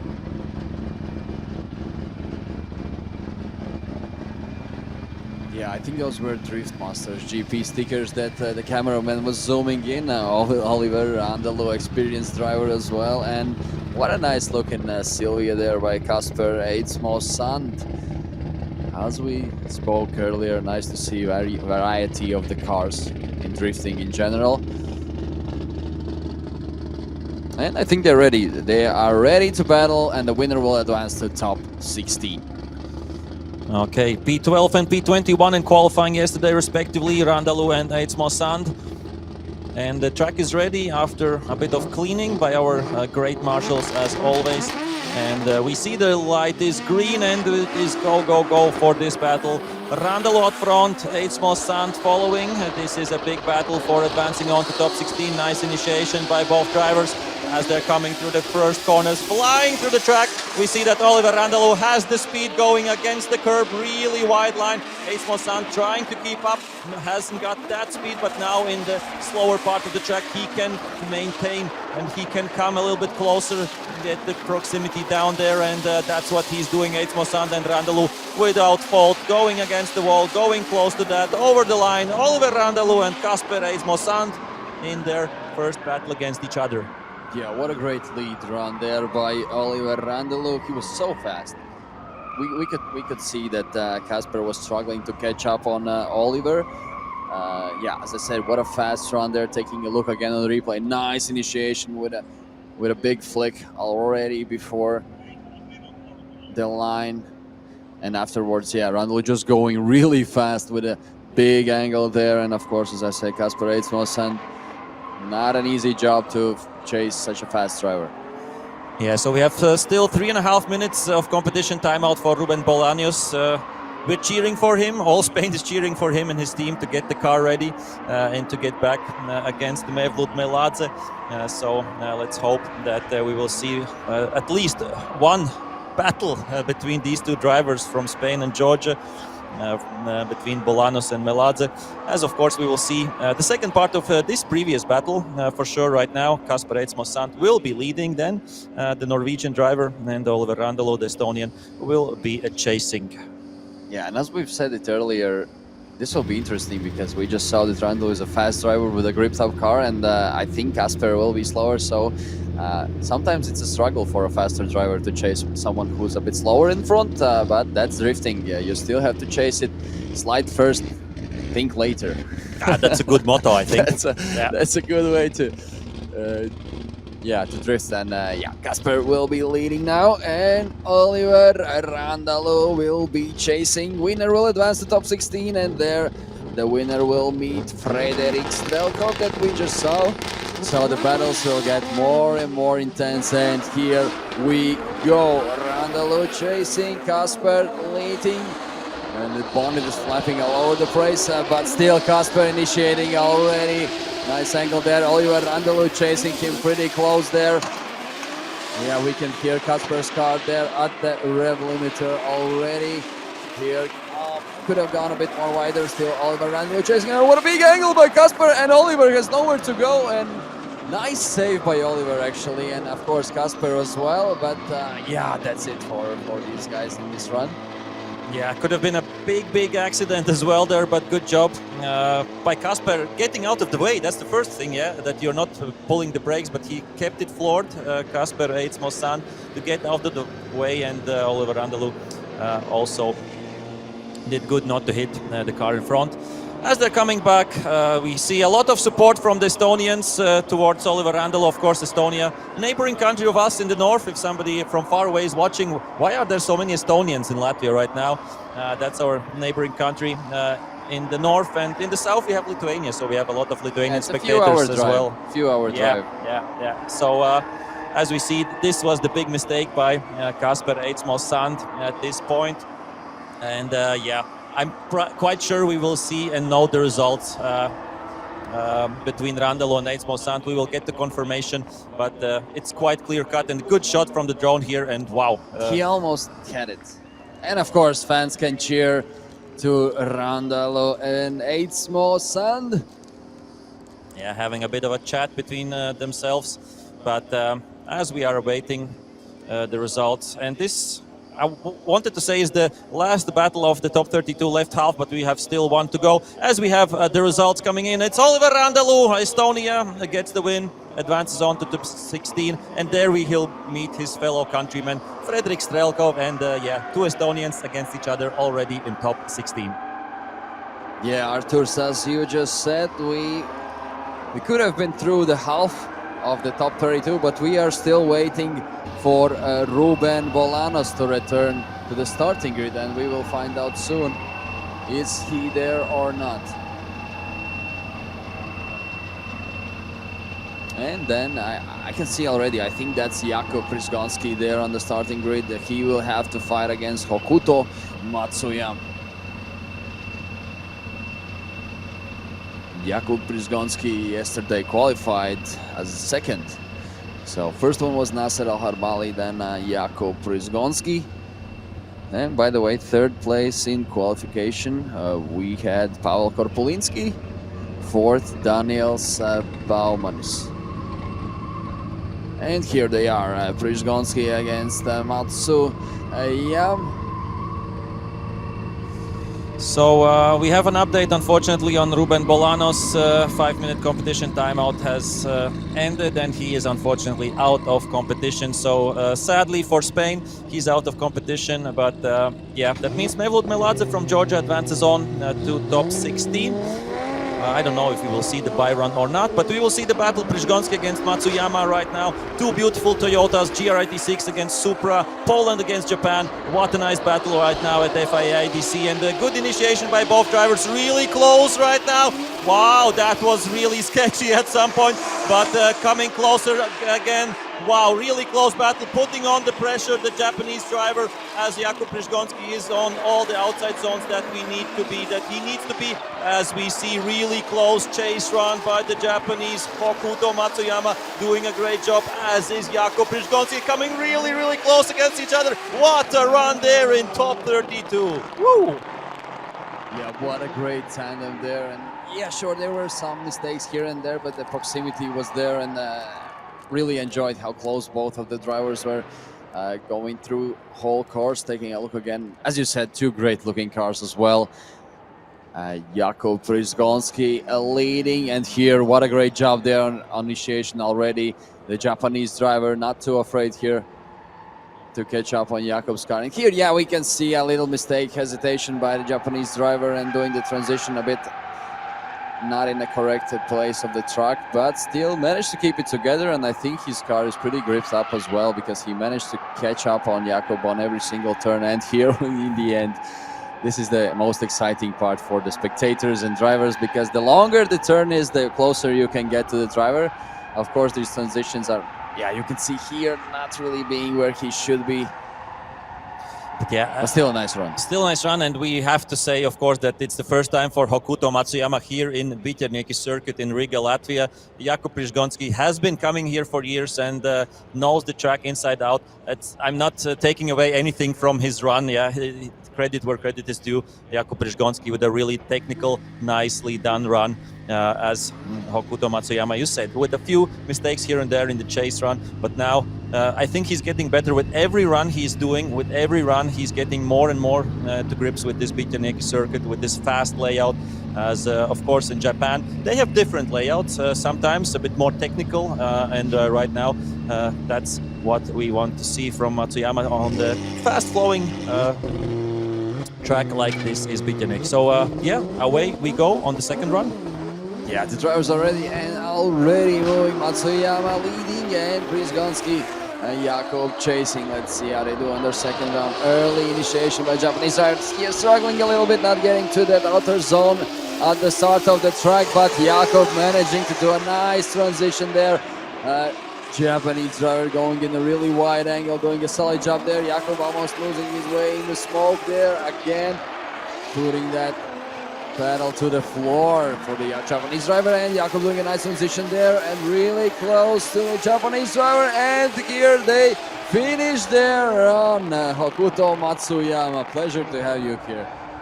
Wow, I would say one of the best battles we have seen in top 32 between the second and 31st, in qualifying. Yeah, that's amazing. So that's what I wanted to say. Stepping up his game from yesterday, Hokuto Matsuyama.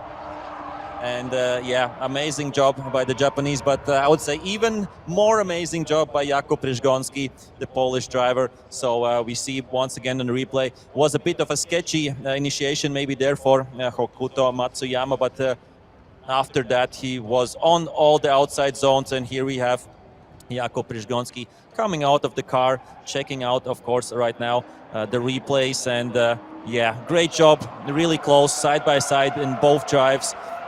Between these two, and I'm sure we'll get a result in just a few moments, as it was a really pleasure and joy to watch these great sportsmen or drivers again go against each other.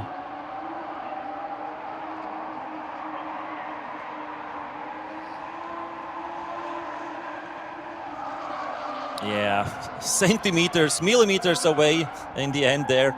And now we are getting on to the results. Jakub Przygoński or Hokuto Matsuyama. And the winner in this battle is Jakub Przygoński, Poland, advancing on to top 16.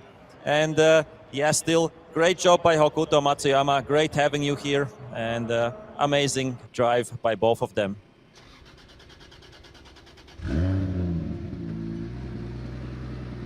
As I'm pretty sure, yeah, we will get the bye run of Mevlut Meladze. Ruben Bolanos, unfortunately, out of the competition. And Mevlut Meladze will do the bye run and officially advance on to top 16.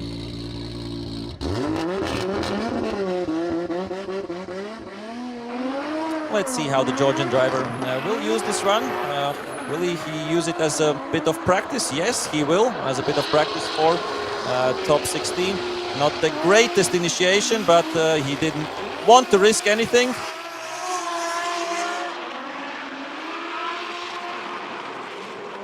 Yeah, yesterday the quali run of Meladze was much better than he's doing right now, but yeah, had some issues during practice and did need to fix his car as he comes close to the wall once again.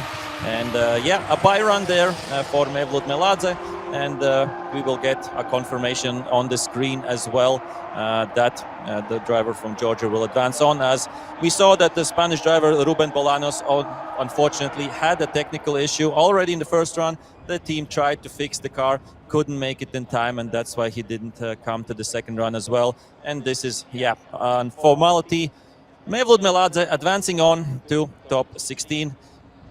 Feeling really sorry for Ruben Bolaños because he had a good chance to compete and to get maybe a great result out of this event as we continue on with the next runs.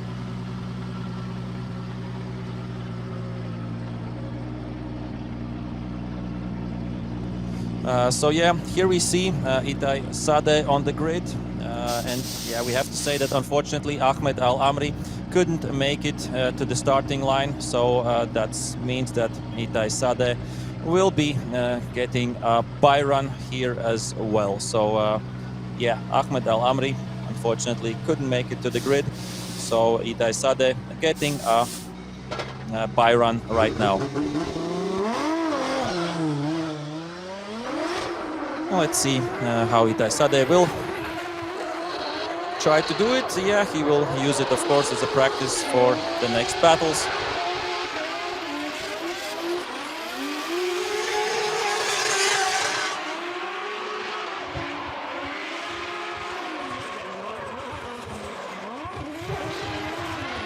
And yeah, quite a solid run by Itai Sade.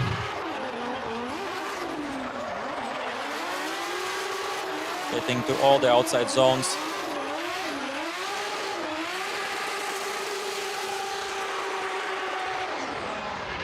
And moving on to top 16, as we will see that confirmation for sure in just a few moments on the screen.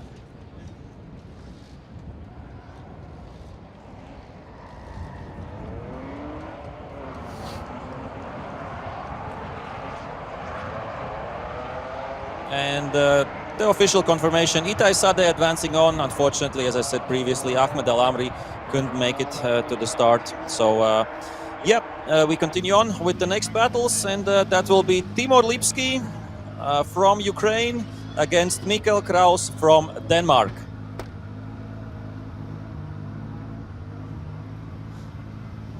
Yeah, I think the drivers are ready there. Timur Lipski and Mikkel Kraus. We can see a lot of damage for the car. Of course, the Kevlar staying strong there. It's end of the season, of course, as well. We have to keep it in mind. So the cars have seen a lot throughout the season for sure. But anyways, the guys are ready. And Timur Lipski will be leading and Mikkel Kraus will be chasing in his BMW E30. Some vintage cars, I would say, still on the grid, but here we go. A green light, Timur Lipski leading, Mikkel Kraus catching on him, but still a big distance between both drivers, and Lipski doing a solid job there on initiation already. Nice transition there. And getting all those outer zones as well, another transition, and we can see that Kraus has managed to catch up on Lipski's run there. Another transition, what a nice job by Lipski. Nice angle, smooth transitions here, being a bit slow. Kraus still avoiding the crash there and getting really close to Lipski's car, and they finish their run. This was Timur Lipski against Mikkel Kraus. Timur Lipski had 7th result in qualification, and Mikkel Kraus was 26th. And they will go back to the starting grid, and we can take a look again on the replay. What a distance gained by Timur Lipski already before the initiation. But Mikkel Kraus managed to catch up on him throughout the whole course. And finally, in the last turn, was almost banging on Lipski's doors.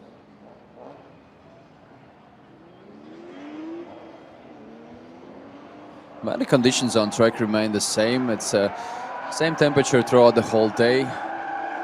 No evidence of rain, so it's really dry and we can enjoy nice, fast, close tandems here. And as I said before, the tarmac on this Vikerniek racetrack is different throughout the whole course, so drivers have to adapt, and when the track is wet it gets even more tricky. So in this case on dry it's more predictable. All of the drivers have spent a few days here in Riga Vikerniek racetrack doing their practice runs. Yesterday they did their qualification runs as well. We get 44 drivers in total and finishing up to 32 best drivers, and now we are more than halfway there through top 32, but the guys are ready and going on the track. That's Kraus leading, Lipski chasing really close to Kraus' car. What a great job by Lipski there. The Kraus doing a transition there, Lipski catching up on him throughout the whole course. Will he manage to keep it that way for the next turns as well? Nice transition there, Kraus going a bit slower there on the outside part of the track. Lipski cutting the track again to catch up on Kraus, and the final turn will Lipski the bang on the Kraus' car's doors, and they finish their run. Kraus leading and Lipski chasing, and the spectators can give a cheer to both drivers. Another great battle. And again, you can take a look at the replay on this run, and we can see that Lipski was right next to Kraus' car. And throughout the whole course, yeah, Lipski did a nice job there, catching up on Kraus. Previously, we saw that Kraus was fighting with his run there to catch up on Lipski. And both drivers are out of the car and congratulating each other with their runs, and as we are saying, one of them will advance for the next battles, but for one of the drivers the competition will be over. Let's see, do we have a result from the judges? And the winner in this battle is Timur Lipski, advancing to top 16. And of course cheering to the fans as well. So Timur can prepare, but we can see in our cameras, all the locals can pay all of the attention to the track, because that's one of 3 local drivers, Nicolas Bertans with the HGK BMW there.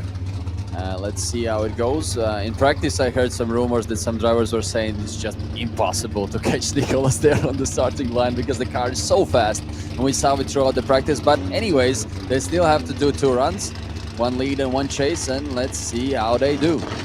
So yeah, Nicolas Bertans, Latvia against Karim Hani from Egypt. They are ready to go. We have the green light, and let's see how this battle will play out. I think Karim Hani has the speed as well.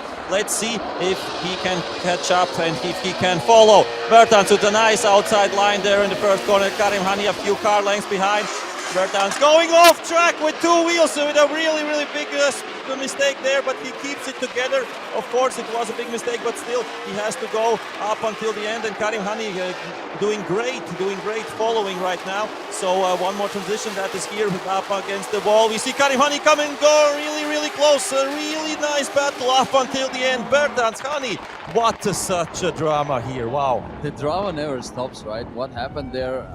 I was not sure what really happened there. I was speechless, because when we saw the transition, it was complete silence from Nicolas' car. And it was like a silence before the storm, you can say. Here we can take a look again, doing a nice job there on the first turn, doing a good transition as well. And here I could hear the silence, that he just went too fast, too wide. That's a big mistake, of course. And yeah, of course, once you get off the rubber that is laid on the track, you have no grip at all. Yeah, and exactly. He went off the line, the perfect racing, the drifting likely. line. Yeah. And that's why he he went out of track with 2 wheels, but he kept it sideways. We have seen big crashes against these tire walls, but he kept it floored there and somehow saved his run. But, yeah, at least it didn't end there. And Karim Hani actually did a good job there. We can see at the last turn he was banging the doors on Nicolas' car. So a bit of a stressful situation for Nicolas for sure, but let's see how they do on their second run. I'm sure both drivers will go all out there And let's see, Nicholas Bertans chasing, Karim Hani leading.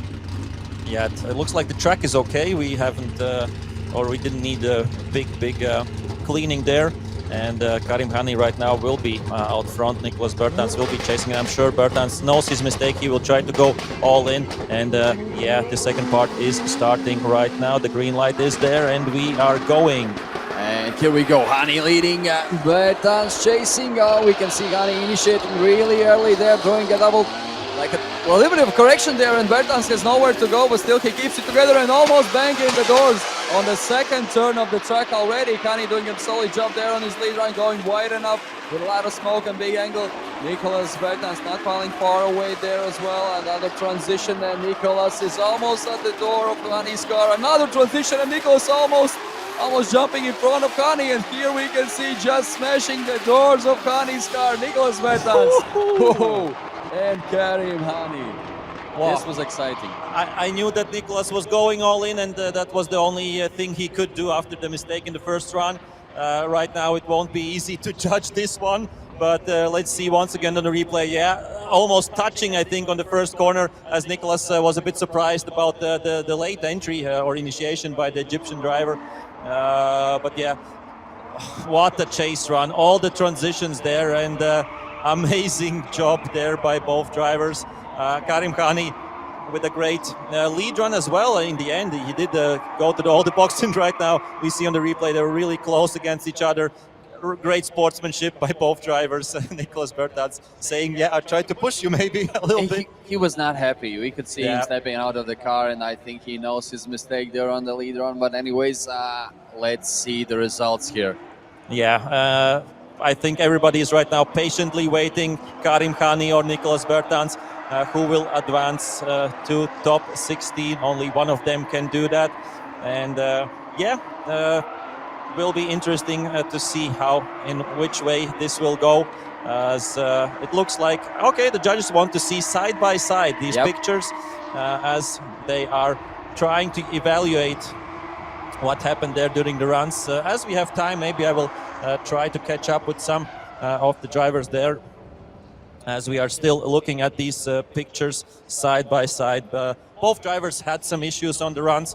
Both drivers had some good moments on the runs, as we see them right now.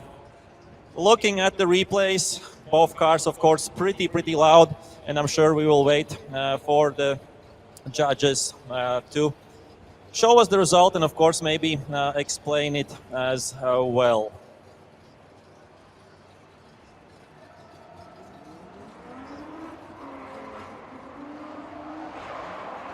I'm sure the judges are chatting with each other as well. That's how it usually goes and happens in these tricky decisions and these tricky battles.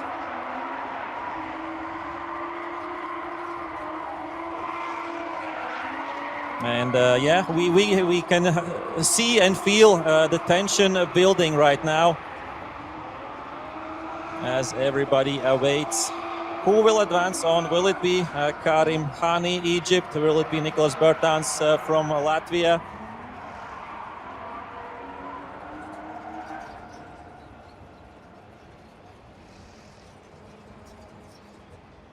Maybe we can have a few words quickly. Nicholas, what happened there on that second corner? Well, I tried to warm up the tires enough, but usually this track is quite demanding for the first corners and the second to have good grip. And obviously we didn't have that, so I had to make a big correction, which I think is a quite big mistake from my side. But yeah, we'll see what the judges see, because obviously I guess I didn't get a 0 and the chase was not bad. But yeah, I'm bummed out. I wanted to have a good lead, because when I initiated, I thought it's going to be good. But yeah, after that, I didn't expect to not have enough grip in the front. So we'll see.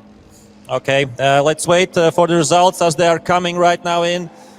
And we will see who gets the win. Will it be Nicholas Bertans, Karim Hani? And the judges say it's one more time. We go one more time between the two drivers. And I think that's could be a fair result. Maybe we could also hear from the judges who could explain to us what happened there and why the one more time. Yeah, that's a second chance for both of the drivers. Let's see, maybe we can hear some comments from judges here. And I understand why the choice was not Sorry easy. that Let's take it a took us that long to decide, but we were discussing mainly thing that what is waiting like worse mistake if combination of a lot of small mistakes, which we saw from Nicolas, that he put it a wheel off and then he was not deep in a couple of zones, or big mistake from Karim, who was having quite big mistake on the initiation and outer zone 1. However, afterwards he was fulfilling the zone really nicely. So me and Vernon thought that let's give them another chance to show us who will be better. However, Imans thought that that mistake on the initiation was just too big, so he put it for Nicolas. I think it's a great call. It makes sense. Both drivers did mistakes, and I like when judges are saying just do a better job. Try again, guys. Yeah, I think it's fair at this moment because Karim had this mistake in the initiation and Nicolas had the mistake against the grandstand. So what's done is done. They will go against each other, and both seemed okay with that decision as well. As we continue on with the next battle, Pavel Korpolinski, P3 yesterday in qualifying, the Polish driver. Clint van Oort, P30. But yeah, we know he can do better than that from the Netherlands, but representing Latvia in the Nations Cup as he's driving with Latvian racing license. And the first part of this battle is go. Korpolinski out front, Van Oort chasing two Nissan Silvias against each other, and a really nice initiation by both, really close, really big angle by Korpolinski. Clint van Oort with a bit of a mistake, and right now trying to catch up with the Polish driver.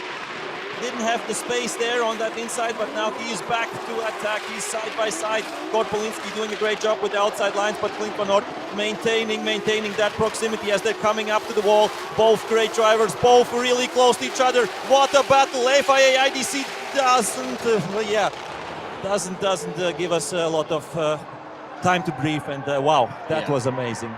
It truly was amazing. Both drivers are highly skilled, I would say. Both of them have been here before, and that's what we just saw. Korpolinski there leading, Clint van Oort chasing. What a close battle this was. Already from the start, the way they initiated and went through that first turn. And here was the mistake by Clint van Oort. Yeah, he transitioned not how he should, and then hit the inner part of the track, the curb there, but still keeping it together, and every single transition looked pretty solid there, and getting really close. And of course the final transition already close from the start of the wall and finishing the run nicely. And yeah, we have to remember that's only top 32. Yeah? What we will see in the next stage is top 16, top 8, top 4, and of course the finals in the battle for third place. So yeah, of course it's I would say after this run it's disadvantage Clint van Oort because of that mistake. Korpolinski, I think, was doing okay there. No big mistakes from him, and yeah, the end cherry on the top on this run, what Clint van Oort did there in the end. And right now they will go again. Clint van Oort out front. Pavel Korpolinski will be chasing, and I'm sure we know how Korpolinski can chase. This will be a big one as well. Yeah, sure it will be, and the winner will advance to top 16, and then he'll have to face either Andrius Vasiliauskas or Tamas Magyar, the battle that we'll see soon. But right now, the second part of this battle, Clint van Oort leading and Pavel Korpolinski chasing. Here we go. And we'll see the initiation. Clint van Oort doing a solid job already, almost dropping a wheel, but still keeping it together. Another transition here. Korpolinski doing a nice job. And Clint van Oort just getting to the outer zone as he should. We're making a correction here, getting really close to the outer curve again. What a nice line by Clint van Oort. Korpolinski chasing him. What a close transition by Korpolinski. And another one, and the final third. Korpolinski just has to get back at it and closer to Clint van Oort, and they finish their run. Another great battle here. Yeah, amazing battles, as I said already, starting from top 32, and I don't know why. Clint van Oort was only P30 yesterday. A really unlucky qualifying for the driver from the Netherlands, and we saw that he can be, or should have been much higher in the standings yesterday. But yeah, right now both drivers doing a great job, Pavel Korpolinski and Clint van Oort, and we see all the outside zones quite nicely done. And yeah, big cheer for both drivers, Paweł Korpolinski and Clint Van Oort, putting up a show. But yeah, unfortunately, only one of them will advance on to top 16. Yeah, I see that Clint Van Oort did only one qualifying run yesterday, and it was the first one with 64 points. And then, as you normally do, maybe a safe run on the first one, and on the second one I see a 0, so maybe he was going all out there. But nonetheless, as we've told before, it depends, of course, on your qualification, but still at the end of the day, it doesn't matter when it comes to tandems, right? Yeah, and without that mistake on the second turn, Clint Van Oort, I would say it could go also one more time, because they both drove really flawlessly, were close to each other through the whole course, and I would say it comes just to that one small mistake by Clint Van Oort. As we are getting the results coming in, and we will see who advances on to top 16. And it is Paweł Korpolinski, the second Polish driver who advances on to top 16. Thank you, Clint Van Oort. Great job by you as well. And I'm sure we will see you back in Riga and back at FIA IDC in the future for sure. Also, two great-looking S14s, as you just said. Yeah, sadly for Clint Van Oort, that's it. But Korpolinski will advance. He has to prepare for top 16, where he will face one of these guys you can see on the screen. And I can hear Lithuanian fans waking up, because it is Andrius Vasiliauskas who will fight against Tamas Magyar. So it's Mercedes against BMW in this battle. Andrius Vasiliauskas will be leading, and Tamas Magyar chasing. Here we go. And Vasiliauskas, his countryman, Chirba is already in top 16. Let's see if Vasiliauskas can do that, or will it be Tamas Magyar representing Hungary? Nice initiation by both drivers. Good job by Vasiliauskas. Really big angle, flying to the track, making some corrections, but Tamas Magyar trying to keep up with his Mercedes. And right now, this is the part where Magyar can come closer, and he is trying to do that. And wow, a nice transition by both drivers in the end here. And Magyar, now he has the chance to go to the wall, and he goes into the wall. Tamas Magyar unfortunately ends the run there, as Andrius Vasiliauskas does it without big mistakes and ends up finishing the run. Tamas Magyar unfortunately in the wall, and that is the first bigger wall hit on this top 32. That was the biggest one today. But what I wanted to say, Vasiliauskas did a great job on his leader, and that was crazy. He was going all out there with a huge angle there. We can see one wheel hopping off the track there in some moments. The car looks like it's set up great, really nicely. And yeah, you can see just going really wide, a lot of smoke, a lot of speed, huge angle. Nothing much I can add about Vasiliauskas' lead run, of course. Not an easy job for Magyar to chase him, to catch up on him. And we can see after, just going way too wide, and these concrete walls are pulling you in. There's no way to get out of it if you're going that far in.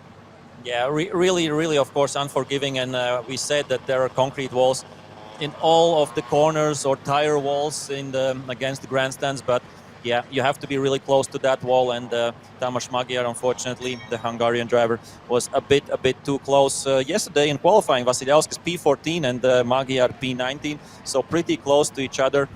And now, of course, I think the concrete walls are standing as they were standing, so we won't need big repairs to them. But it looks like there will be some big repairs to Tamas Magyar's car. We will try to hear if it is fixable in 5 minutes or not. But yeah, doesn't look so great right now for Tamas Magyar. But we still have another Hungarian driver competing, Peter Utassi. He will go against Dmitro Ilyuk a little bit later, as we still have the second half of this battle, and then 3 more battles to come. Ole Peter Vatten against Abdul Karim Yahan, Norway against Swiss, and Dmitry Ilyuk against Peter Utassi, Ukraine against Hungary, and the one more time, of course, between Nicholas Bertans and Karim Hani, Latvia against Egypt. And right now it looks like we will need a bit of a fixing to the concrete walls to get them in the right place back. So a bit of a technical break right now, as you have the chance to quickly, if you're watching the live stream, get to your fridge, grab something to eat, grab something to drink, and the spectators here, of course, can do the same without the fridge, of course. Yeah, at least stretch your legs, take a walk there, maybe get warm here because the winter is coming. It's not so warm here anymore. But then again, it's October. What do you expect? And it is nice that the sun is shining at least. Yeah, it's a bit windy, it's a bit chilly here, but as we said before, it's good for the cars. They can breathe better, the fresh cold air here. But yeah, as Artur said, a bit of a technical break here for those watching. Possibility to run to the fridge, and for those who are here, you can get some snacks here or something to drink and then get back to your seats, because this will take, well, I would say at least 5 minutes, and then we'll be back. I will. I think. Can I make it to the car? I think not. It's getting up pretty fast. I wanted to maybe check in with the Hungarian driver, with Tamás Magyar, what happened there, but. For sure. As our marshals always work really fast. It won't be like a 20-30 minute pause. I think we will have 5 minutes and we will go again with the 3 remaining battles. And of course the question is, what will happen to Tamás Magyar car? Will his team be able to fix it or not? We will see that in just a few moments.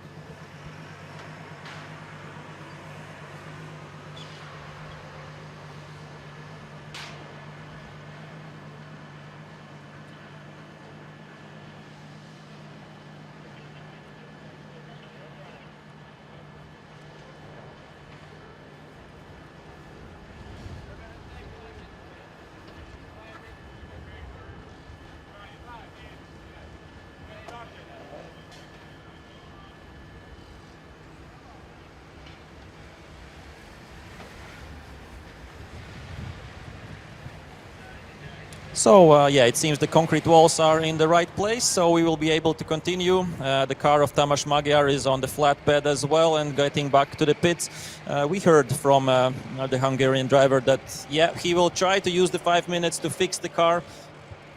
Let's see if it will be possible or not. A pretty big hit there.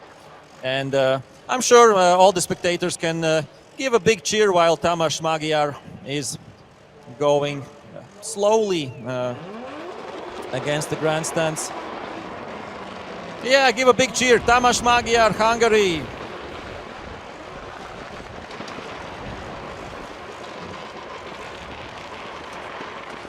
So the engine is running. At least the engine is running.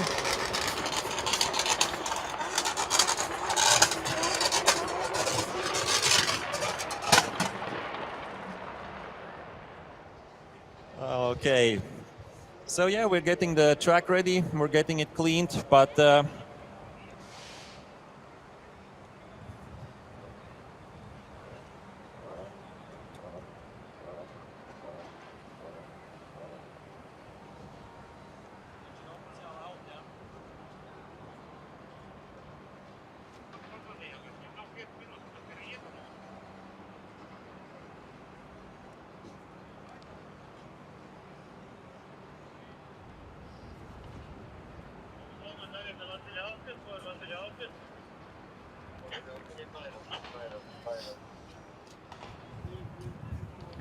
okay, we have the information in that unfortunately the tire of Tamás Magyar's car is off the rim, and as you can't change the tires between the first and second run, then unfortunately that's a game over for Tamás Magyar, as he can't take his 5 minutes as the tire is off. So yeah, no chance to continue. That means it's a bye run for Andrius Vasiliauskas, so the Lithuanian fans will be cheering on Andrius in the next runs in top 16, and we of course will see Andrius Vasiliauskas doing his bye run, and we will get the official result confirmation a little bit later.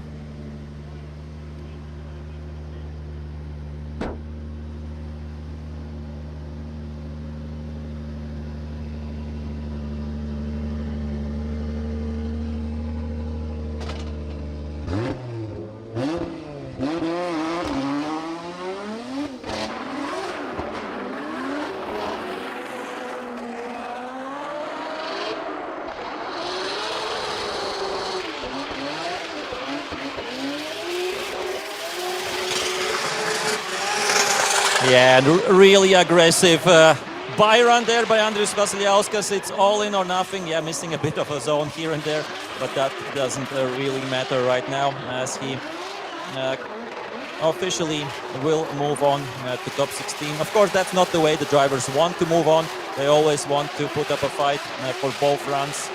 But right now, Andrius Vasiliauskas showing us a great show there. So Lithuanian fans can cheer on their driver, and I'm sure a lot of other fans are cheering for Vasiliauskas. He's always doing aggressive runs, and yeah, here we see, unfortunately, the tire is off Tamas Magyar's car, and that's the reason why he can't continue and couldn't compete in the second run.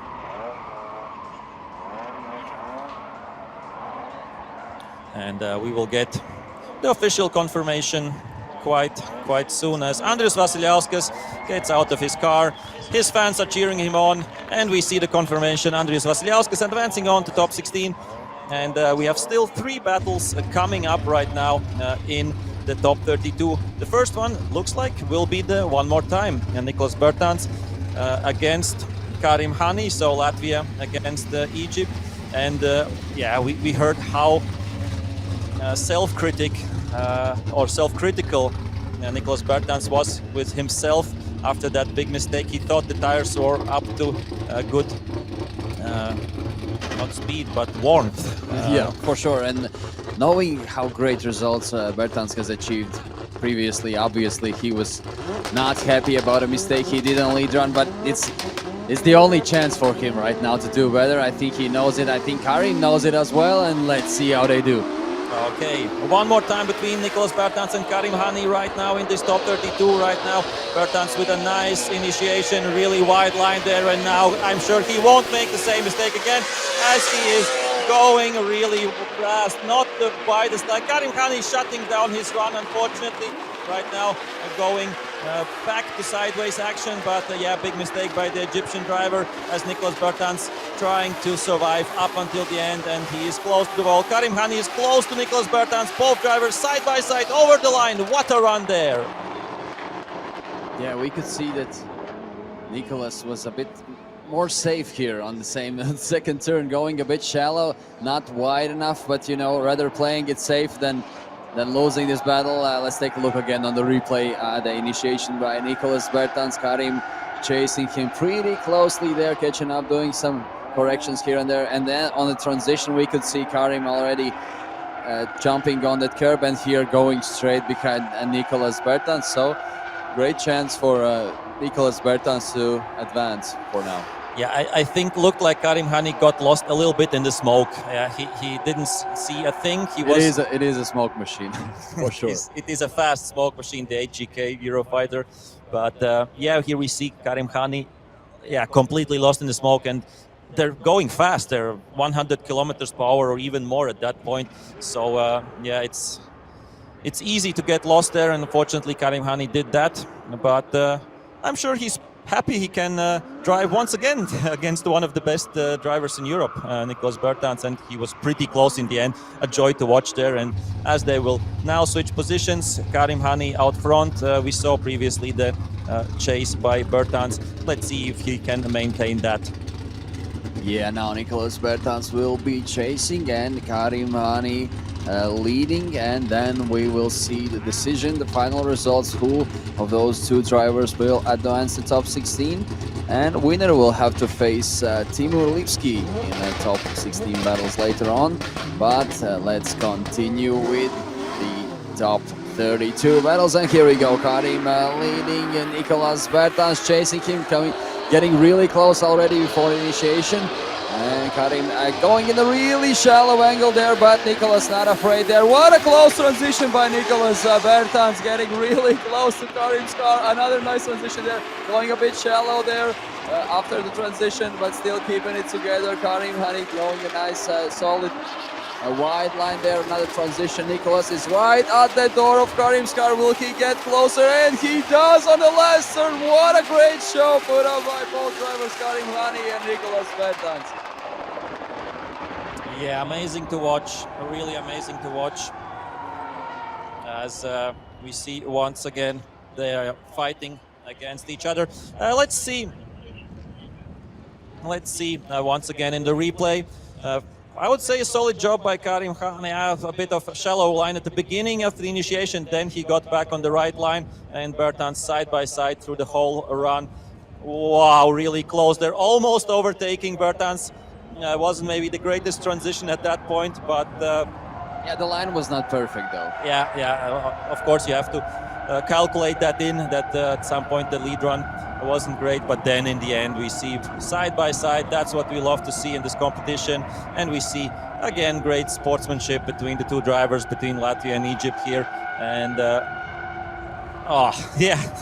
Interesting things he happening. transitioned a bit too soon, I'd say, for Nicholas, but Karim did a great job on his lead run. So again, not an easy call for judges, to be honest. Both drivers did some mistakes here and there, and of course judges are comparing both runs, and here in the end Nicholas getting as close as possible to Karim's car there, and yeah, eventful day here.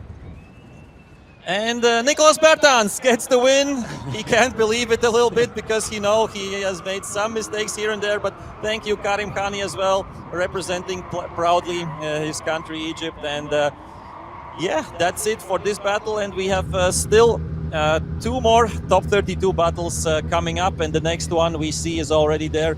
Ole Peter Vatten against Abdul Karim Yahan. It is Norway against Switzerland. And I think it's two 1 Series BMWs, fighting against each other. Yeah, BMWs are there on the starting grid. Looks like they are ready. Yahan will be chasing, and Vatten leading this battle. Vatten was 16th qualification and Yahan 27th, and here they are. Vatten leading this run.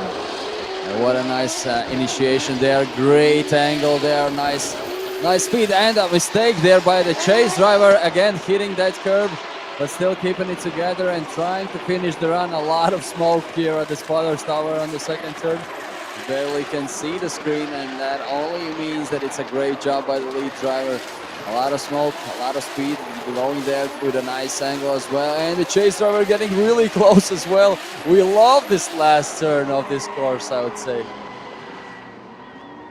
Yeah, what a nice tandem here by Ole Peter Vatten and Abdul Karim Yahan. Yeah, let's check out the replay. I think it almost ended the run for Yahan in the first transition there. Quite a big mistake. Ole Peter Vatten, we see a nice lead down initiation, really wide line. Yahan was copying him there really nicely, but a bit of a too early transition made the correction for him. Couldn't avoid that.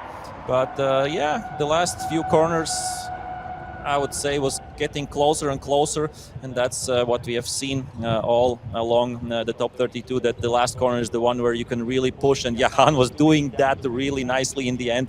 And yeah, Vatten almost going off track in the last corner. So yeah, quite eventful first run between these two drivers, as they will line up again, Norway against Switzerland, and now Abdul Karim Yahan will be out front. Ole Peter Vatten will be chasing.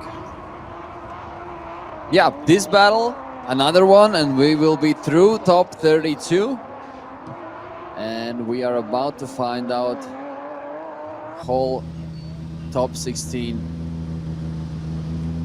in a few moments. Oh, look at this. I thought the wheels bent, but maybe I'm wrong there.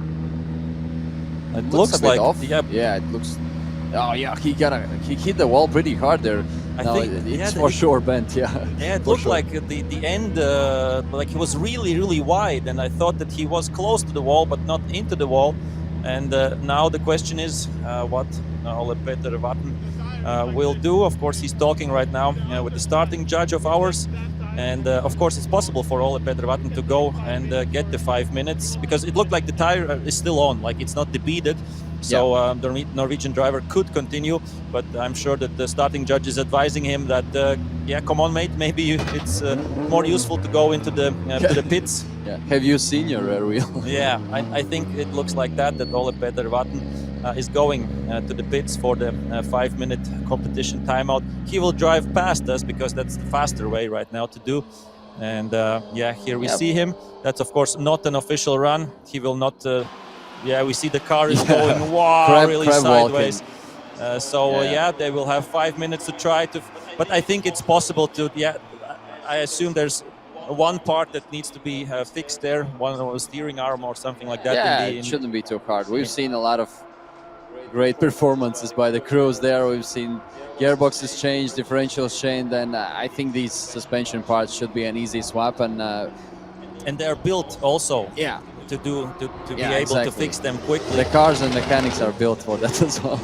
Yeah. So Abdul Karim Yahan will have to wait right now for the second part, and we will see the. It won't be right now the final run, I assume, but it is the final tandem. Dmitro Ilyuk against Peter Utasi, Ukraine against Hungary. So, as I said previously, then 44 drivers came yesterday into the competition representing 32 countries. Today we had 32 cars still in the competition, of course, in the finals, with 23 countries represented. And of course, it's not only the top 3 drivers who will get an award in the end, but also the top nation. So we have still, I would say, a few nations who have 2 drivers into the competition. Estonia, but they will meet in top 16, as we see once again the replay here, and we will try to see where where Ole Peter Vatten did hit his wheel. It's not in the beginning. I think it was quite close to the end. Yeah, you couldn't even notice it. Maybe there was some contact as well, I don't know. Yeah, but this is Dmitry Ilyuk, and as we heard before, he's been here for ages. He was naming a lot of drivers from here. I even told that maybe some of locals even don't know these legends here, as Lapa and Seglit and other guys who have been here for ages, and that just means that Dmitry Ilyuk is very familiar with Riga's racetrack. Yeah, he said he did win here in 2012 or something like that, or 13. These were also great years for him. But now he's up against Peter Utasi. Unfortunately, one Hungarian driver, Tamás Magyar, already out of competition. Peter Utasi has to fly the Hungarian flag high right now in this top 32 battle against Dmitro Ilyuk. And we will see right now the first part of this battle. And I'm sure this will be a great one too. As they're ready to go, we'll see the green light coming up in just a few seconds, and let's go. Dmitro Ilyuk out front, Peter Utasi chasing 11th and 22nd in qualifying. The drivers here coming up to the initiation zone. Good initiation by Ilyuk, and not the widest line, but Peter Utasi has now the chance to keep up with the Ukrainian driver as they're coming against the grandstands, and now going to the more slower and technical part of the track. We see that the lead is good right now for Ilyuk. Utasi not keeping up, but now is the chance. He is coming closer with an interesting transition there for Ilyuk, but now they are against the wall. They are really close. They are side by side, and they are over the line. Ilyuk and Utasi in their first part of this battle. Yeah, nothing much to add, really. Solid run there by both drivers. Ilyuk, as you said, 11th result in yesterday's qualification. Pretty safe run there. No major mistakes. In some turns could have gone a bit wider there. We can see Ilyuk here playing a bit safe here and there. Again, here not getting to the outer curb. Nice transition here. And a good speed, and with a nice angle as well. So, all in all, nothing much to add. So this was their first run, and this is the final pair of top 32. But as we just saw, Ole Peter Vatten took the 5-minute timeout to fix his car. They still have to do their second run between Vatten and Yaham. But we are looking at Dmitry Ilyuk and Peter Utasi. As I heard, the 5-minute timeout has just started. The clock is ticking for Ole Peter Vatten, so I think they'll manage. And at this level of drifting, you have a bunch of spare parts with you, and you should have these. This is a pretty popular part to be bent, to be honest, for the suspension. So I think they'll manage doing everything. And the good thing is that Ole Peter Vatten, even with the defect, he finished his run. So he has some points and he can return for the second run even stronger. But right now, let's go on the second run. Dmitry Ilyuk and Peter Utasi, Hungary against Ukraine. Let's see how they do on their second run. And Peter Utasi leading. Here we go, already jumping there on the start and initiating already. Dmitry Ilyuk chasing Utasi really close. Utasi going in a bit shallow line. Ilyuk figuring out where he could go there. Again, Utasi not on the ideal line. Ilyuk a bit confused there behind Utasi's car, still keeping it together, trying to catch Utasi. Meanwhile, Utasi looks really fast there, gaining some distance between both drivers. And the final important corner for both drivers. Utasi, they're going a bit shallow, not riding the wall, and Ilyuk trying to catch up on him, and they finish their second run. Yeah, a bit of a messy run, yeah, from both drivers. It was messy, and it looked like Utasi is going a bit shallow in some turns, maybe to be faster. Okay, let's try to analyze this run. Utasi, yeah, with the okay initiation, I would say, not the widest line, but then quick transition. We saw Dmitry Ilyuk had to back out a little bit from the beginning and then couldn't match up, but we see not the greatest line by Utasi, so that's why Ilyuk couldn't catch up. We see cutting a lot of the corners there by the Hungarian driver. In the end, okay, he got closer to the wall. Ilyuk got closer to Utasi, but this isn't an easy one, I would say, to judge. Yeah, the lead run, as I said, shallow line at some turns, not getting to the outer part of the track. The last turn we saw where you have to ride the concrete wall, he was more than a meter away from the wall, so that's not a good thing to do on a lead run, because judges are looking for the perfect qualification run when you are in the lead position. So yeah, you can see here in the drone shot, not even in the outer box, I would say, for the last turn. But anyways, that's a job for the judges. And let's see, do we have the result? And it looks like we have the result, and it's a one more time, and I think it's a fair result. They both can do better, and I'm sure they will do better in the top 32, and we will have the explanation. So during the briefing, we've been very specific that the lead driver's goal is to run qualification runs. That the lead driver should not try to run away, should not be running on the edges of the zones, because that is very hard to follow, and then the battles will not be in the level which we would like to see. And in this battle, we can say that both drivers did what we've been not asking for. Both drivers were trying to get as much speed as they can, in compromising the zones, not fulfilling them completely, running on the edges of the zones. So we said ourselves that we definitely need to send that one more time, to that the drivers can clean it up and show us better runs. Yeah, really fair explanation by David there. So I'm sure they will do better in there one more time, as we are waiting also for Ole Peter Vatten. Let's hope he can fix his car. And we see he's going right now out of the paddock onto the starting grid, onto the starting zone. So Ole Peter Vatten will be able to do the second part, and he didn't lose out in the first part as well. He just broke the car in the last meters of the run, so Abdul Karim Yahan will be driving against him. That's of course the driver from Switzerland, Ole Peter Vatten, representing Norway this weekend.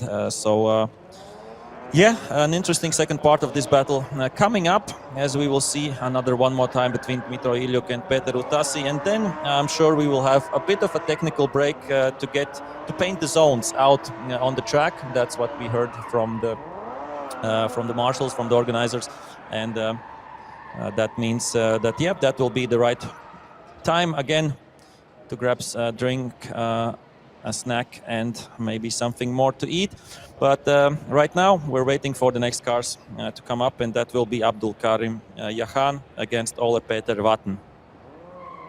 Yeah, and I'll remind to those who maybe forgot or missed out on the first run between Ole Peter Vatten and Abdul Karim Yahan that Vatten was leading, and on the last turn he just hit the concrete wall with the back with the back of his car and bent some suspension parts most likely. So he took the 5-minute timeout, and I think he's returning to the track, or was it here? No, that's not him yet, but that was Peter Utasi returning to the track for the one more time. He needs to go against Dmitry Ilyuk. So yeah, we have to find out 2 drivers in the top 16, and then we will be set. And I believe others are just patiently waiting for their runs. And that was a really quick pit stop by the team of Peter Utasi. They came in, really quickly changed tires, and of course they are on the edge of the paddock, right where you go back to the track. So that was a good job by the Hungarian team. As we see, the tires are warmed up there by Abdul Karim Yahan and Ole Peter Vatten, and they will be ready for the second part of their run. Yeah, so congratulations to the team for fixing the car. Mechanics have done a great job there. We saw the Vatten's car at the back heating up the tires as well, and he can continue with the battle against Yahan. They have their second run, and Vatten now will be chasing. And yeah, we remember Yahan on the second corner on the first transition did make a mistake, like a double transition, we could say it like that. So I think there is a bit of advantage for Ole Peter Vatten going into the second part, but drifting everything can change quite quickly, and let's see how they will fare in their second run against each other. The starting judge is checking as a mechanic, yeah, if everything is all right there, and let's hope that there is because there is pressure in the tire. Everything seems okay. And he's communicating to the radio and giving some notes to the other marshals. Hopefully everything is correct there. Oh no! Looking at the gestures, I think something is wrong with the car for some reason, but we have to find out, and we will find out shortly. But as we see, there are some discussions happening between the marshal and the driver. And looking at the hand gestures, he was showing across there that that he cannot ride.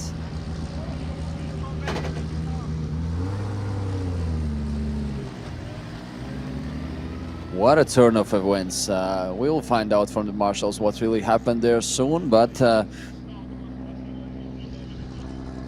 if Vatten cannot advance, then Yahan will go on his bye run and advance the top 16, but we will find out in a few seconds. But right now, looks like Yahan will be going on his bye run.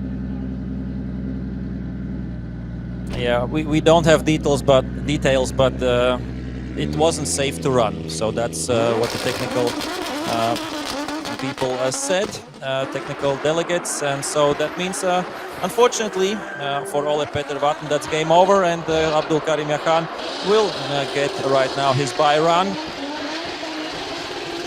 Yeah, it's nice bye run by Abdul Karim Yahan,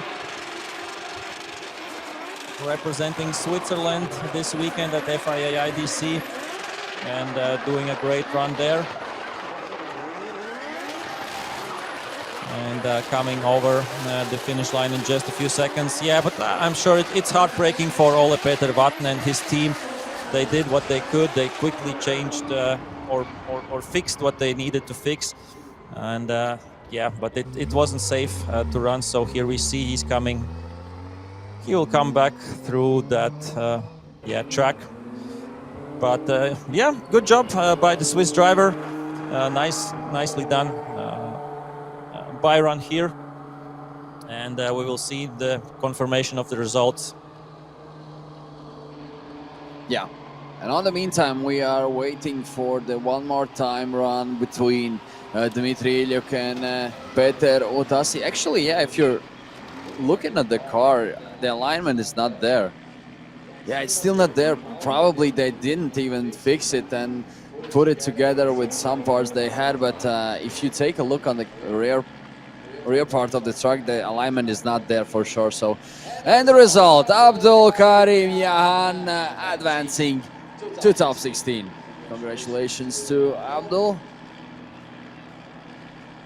And yeah, it seems like the car was not completely fixed there, and And Marshall has the right to call it unsafe and not let the driver advance, and waving, of course, to the fans. That was Ole Peter Vatten. Thank you for coming here, and we hope to see you here again. Yeah, and we have, of course, to emphasize that safety is key. Safety is the most important thing, and if there was a chance that the wheel can fly off or something like that, then of course, yeah, it's unsafe to run, and that's why Ole Peter Vatten unfortunately couldn't compete. Congrats to Abdul Karim Yahan. As we have the one more time ready, and that is our last top 32 battle, Dmitro Ilyuk against Peter Utassi. Right now we have done around 2 hours, 2 hours of drifting in top 32, and that's usually how long a top 32 takes. So as I said, we will have a short 5 to 7 minute break to paint the track back with the all right zones, and that's for the drivers, that's for the spectators, and mostly also for the judges, yeah, to see if the drivers are in the right positions. So right now they are in the right positions. Dmitro Ilyuk and Peter Utassi, their one more time is ready to go. Ilyuk, once again representing Ukraine, will be out front. Utassi will be chasing, representing Hungary. And yeah, as the judges said, you can clean up your runs and come back to us, and that's what these two drivers will do. Yeah, that's what we want as well, because if we see some close battles and both drivers do mistakes, obviously, if it's not an easy call, then just, guys, let's go again. Let's take a look what you can do on the second time, and yeah. And yeah, the judges said that both drivers wanted to go as fast as possible and get away from the other driver, but if you don't go to the outside zones, then it's not a good run, and I'm sure they will know that, and they will try to do better. So Ilyuk out front, Utassi chasing, Ukraine against Hungary. Let's see what they can do now. A nice initiation, really wide line by Ilyuk, a really big angle, and a mistake by Ilyuk, spinning out, and fortunately not crashing against each other. But what a save! Wow, what a save, guys! Big drama right in the first few meters, and yeah, Ilyuk wanted to do better. Yeah, he wanted to be on the outside. He knew that, I have to be on a bigger angle to save this, but huge angle. The angle was huge. It was in the end too huge, and that's it for this run. And they both, yeah, understand they're coming back to the starting line. And let's see once again in the replay, really wide angle, and yeah, in the end, Ilyuk understood, I can't make it. What a beautiful save! It. And it was like ice skating, yeah, really simultaneously there, spinning out. Yeah. But yeah, Utassi, that was the only thing he could do, and a bit of a shame, of course, for Ilyuk. But now Utassi with a big chance right now to advance on, and we saw that Tamás Magyar unfortunately did go out with a crash, and now the other Hungarian driver, Peter Utassi, with the big chance to advance on to top 16. Yeah, so Utassi just has to play it safe, do a nice lead run, and he'll be advancing, but Ilyuk should be pushing on this one. He should go all in there and put all of the pressure on Utassi. Let's see how he does on his chase run. Both drivers are ready, and Marshall is ready as well, and we are about to see their second run, and here we go. Utassi leading, Ilyuk chasing, and they're about to initiate in the first turn, and here we go. Ilyuk already putting up a pressure to Utassi. Nice transition there by Utassi. Ilyuk playing around with the gas pedal there, going really shallow there. Ilyuk not able to catch Utassi as he should. Here cutting the track a little again to catch up on Utassi. Utassi meanwhile doing a solid job there in the lead run. Really close transition. Final turn, and Ilyuk of course getting closer and closer to Utassi, and Utassi finishing his lead run, and I think it says it all, right? Yeah, so much smoke from these two cars, and yeah, Ilyuk's Nissan Silvia always puts up a show. But yeah, Peter Utassi, okay, it wasn't the cleanest run, but he kept it together, and I think that's the main thing right now for Peter Utassi. Surely it's enough. Yeah, it should be enough. Let's see on the replay. Here was a mistake going onto the curb in the second corner, but yeah, Ilyuk, that's why Ilyuk backed out a little bit. He hadn't had a chance there to do better, but then in the last corner he did what we want him to do. Came really close, just a few centimeters between the drivers, as we see that on the replay.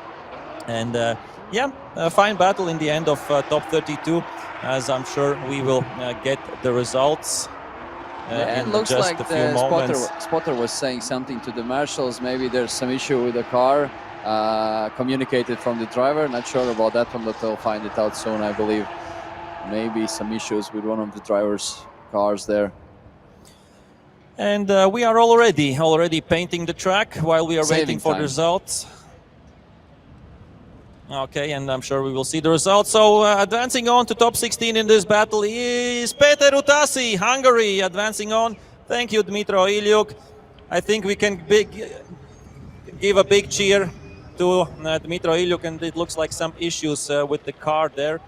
And the flatbed is coming. As we are painting the track, I'm sure I can maybe grab a few words with Ilyuk as we are having a bit of a technical break. Looks like maybe some oil or something there spilling. And here we see as well the top 16 that will be coming up. We will have Nasser Al-Kharbali-Urias against Lavinia, Chirba against Ilka, Bowens against Meladze, the Estonian Strelkov against Randalu, Prizhgonski against Sade, Lipski against Bertans, Korpulinski against Vasiliauskas, and Yahan against Utasi. Really big battles coming up. Maybe we can talk. Mitro, can we have a few words with you? Yeah, can we have a few words with you? Yeah. Yeah, for sure. We have a bit of a technical break. You can take the helmet off so we can hear you quickly as we are still, coming up with the next battles. Yeah, Dmitro, it was, you did get the one more time. It was tough out there. How was it from your side of view? I think I overshot the car a bit on the initiation, but I really love the first part when I shoot it there, yes, but in the end I think it was too wide, there was just no grip, so I spun. There was no chance to save the car from that point, but was good, and I'm pretty happy how it went. I just lost the oil pressure after the finish line, so that's why I shut off the engine and we are rolling off with the recovery truck. But good luck to all the competitors, and thank you, and until next time. Yeah, thank you, Dmitro. Give a big shout out to Dmitro Ilyuk. Always a pleasure having you here. And sorry, now you have to walk. Yeah, but it's okay. It's okay. We see, and a really big sportsmanship, cheering on all the drivers who will drive and compete in the top 16. So yeah, we will get the track ready a few moments, a few minutes, and we will continue with the big top 16 battles. Really big competition out there, and I think every battle will have a blast, we'll have a show, and let's have a quick break, and we'll be back in just a few moments. Yeah, and the top 16 battles will be as follows. As you can see on the screen, Nasser Al-Harbali Urias will be fighting against Mario Alavin. Then we have Benediktas Chirba going against Jarko Jilcha, Daniels Baumanis against Nevlud Meladze, Fredrik Strelkov against Oliver Randalu. Then on the second part of top 16, we'll see Jakub Prizgonski fighting against Itai Sadek. Then Timur Lipski against Nicholas Bertans, Pavel Korpulinski, Andrius Vasiliauskas, and finally we have Abdul Karim Yaham against Peter Utasi that we just saw. So yeah, as we just said, few minutes to get the track ready, and we will continue with top 16 here in Riga Bikernieki racetrack. What an eventful day, and we're looking forward to the next 10 minutes because it is sure that it will get more and more exciting. So stay tuned, guys.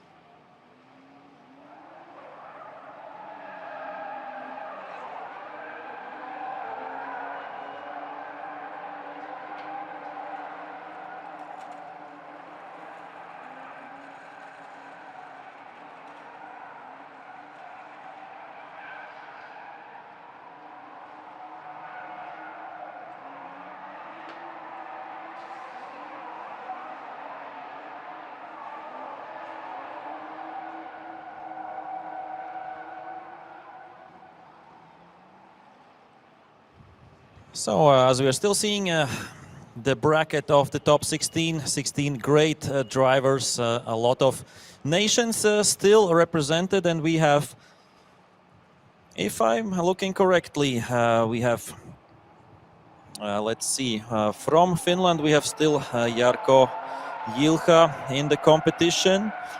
We have two Lithuanians, Čirba and Vasiliauskas, still there. We have two Estonians, but after top 16 we will have only one Estonian left, as Strelkov and Randelu will go against each other. We have two Latvians also in the competition, Baumanis and Bertans, and also two Polish drivers, Jakub Przygonski and Pavel Korpolinski.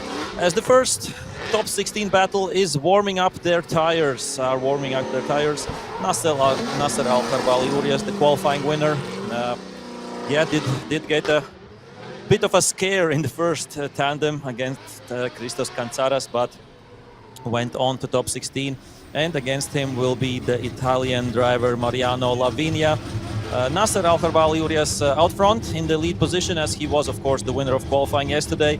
Mariano Lavinia was P16 in qualifying, but is in the top 16 right now. So this will be a really interesting battle coming up right now. And yeah, all the top 16 battles will be a joy to watch, that's for sure, and we can't wait for them to start. The track is ready, and a big shout out to the marshals as well, as they always do their job really quickly and of course with a lot of quality as well. And yeah, they needed just 5 minutes to paint all the zones, and we are ready to go once again. Yeah, hopefully you guys behind the screens or here in the track are ready as well. Get the tea ready. Get the tea ready. Stay warm, guys, because we have top 16 about to start, and here they are. And Nasser Al-Karbali-Urias against Christos Kantsaras.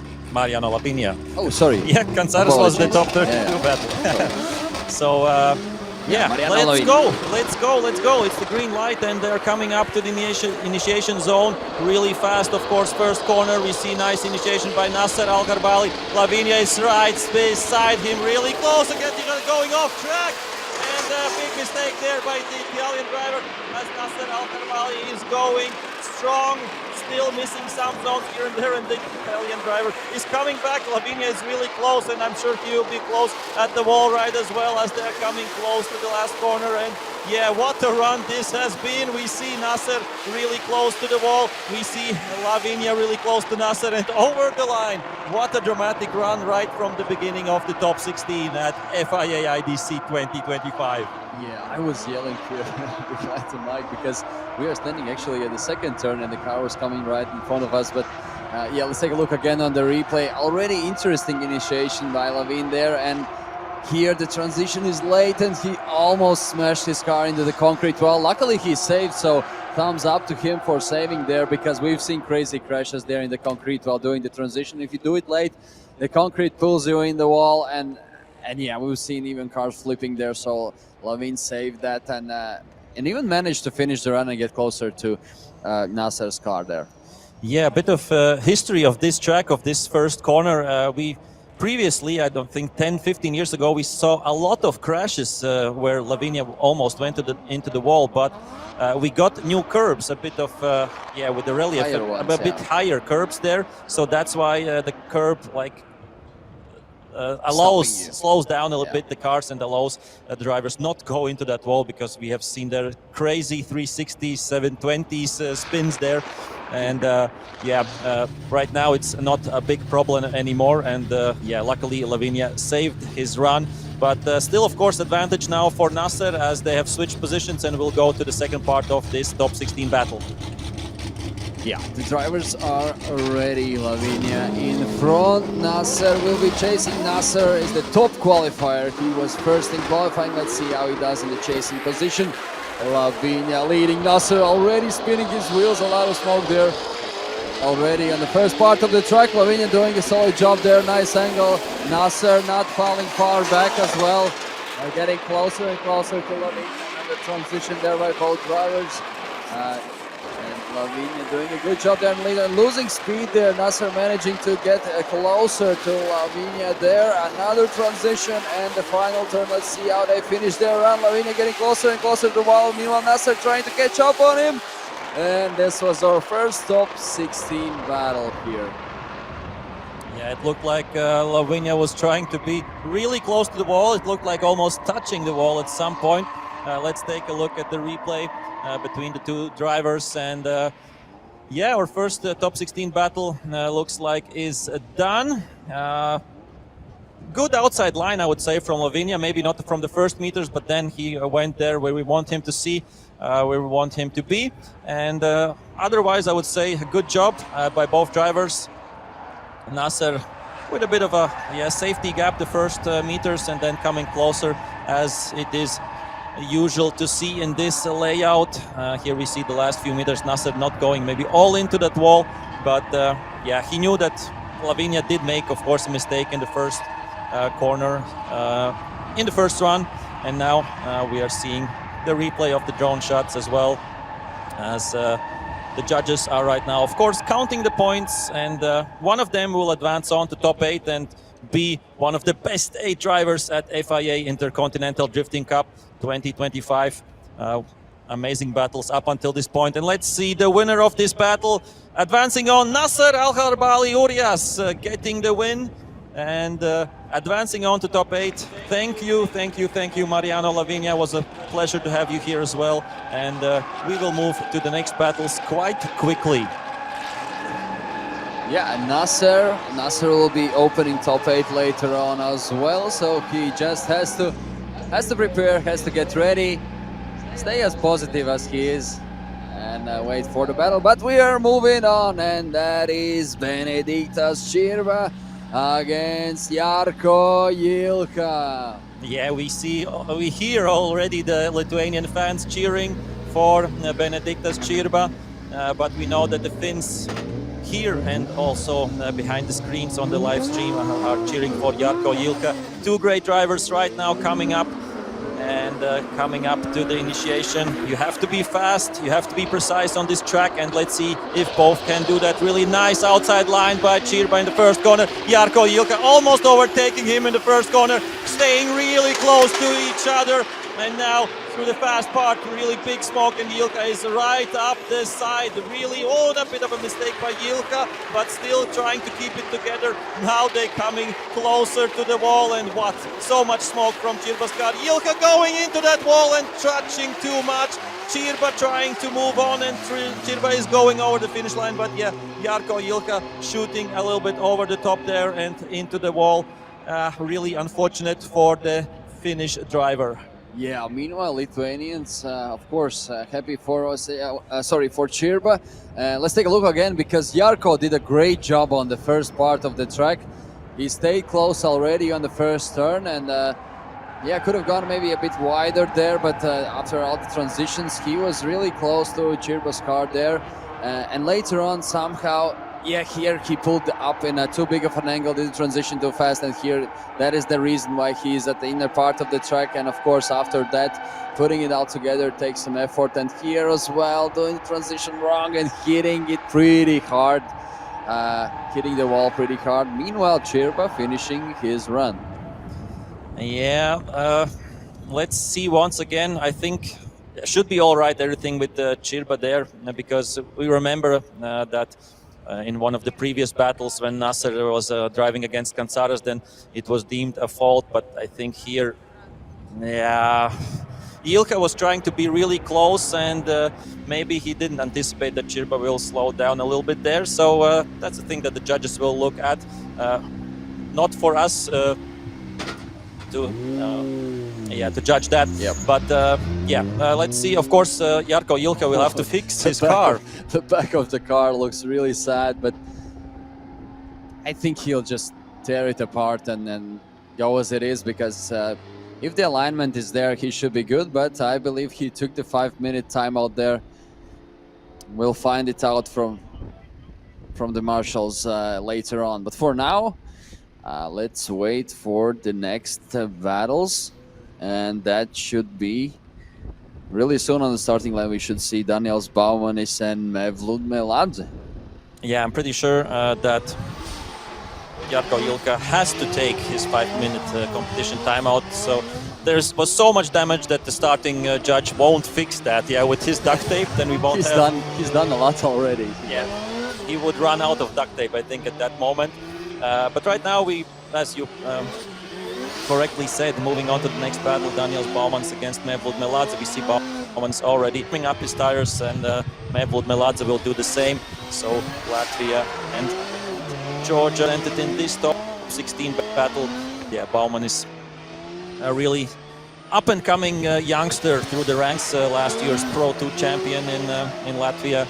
This year, I think he's still fighting for the Latvian championship in Pro class as well. His first year in Pro, have to remember, but already showing great promise and great results in his first season. Mevlut Meladze, of course, is really well known, not only in Georgia, but in the whole drifting community for his work, what he has done in Georgia for drifting.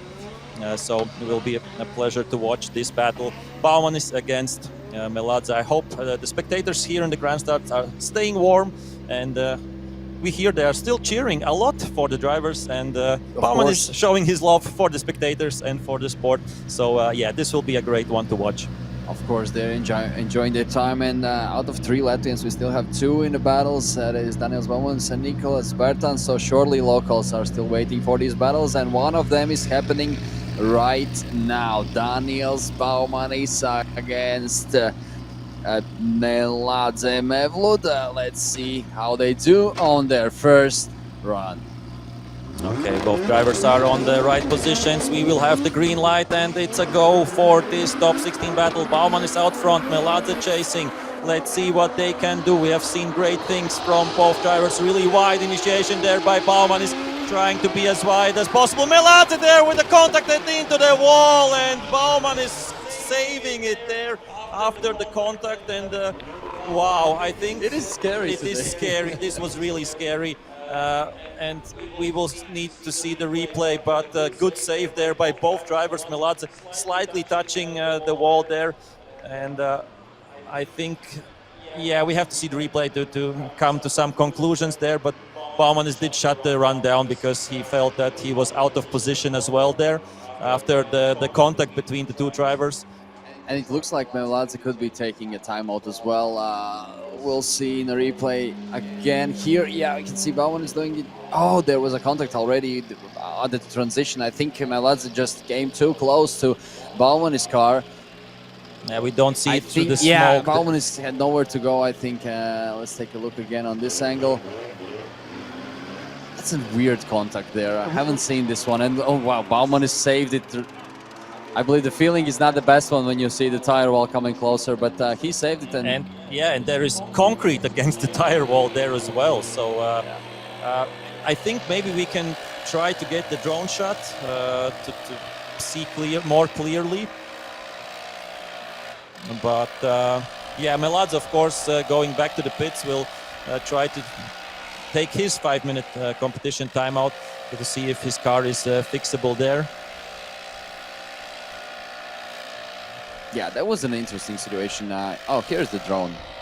Even though it's not above the guys at this moment, but yeah, hard to tell from here. And of course, we always have the good old way of just asking the drivers. Yeah, we can ask both drivers. Not we right now, but the marshals can ask. And we will try to get some information what's happening right now. Yeah, we can see one of the marshals actually talking with Bauman. Probably Bauman is okay with his car is okay there, so he could be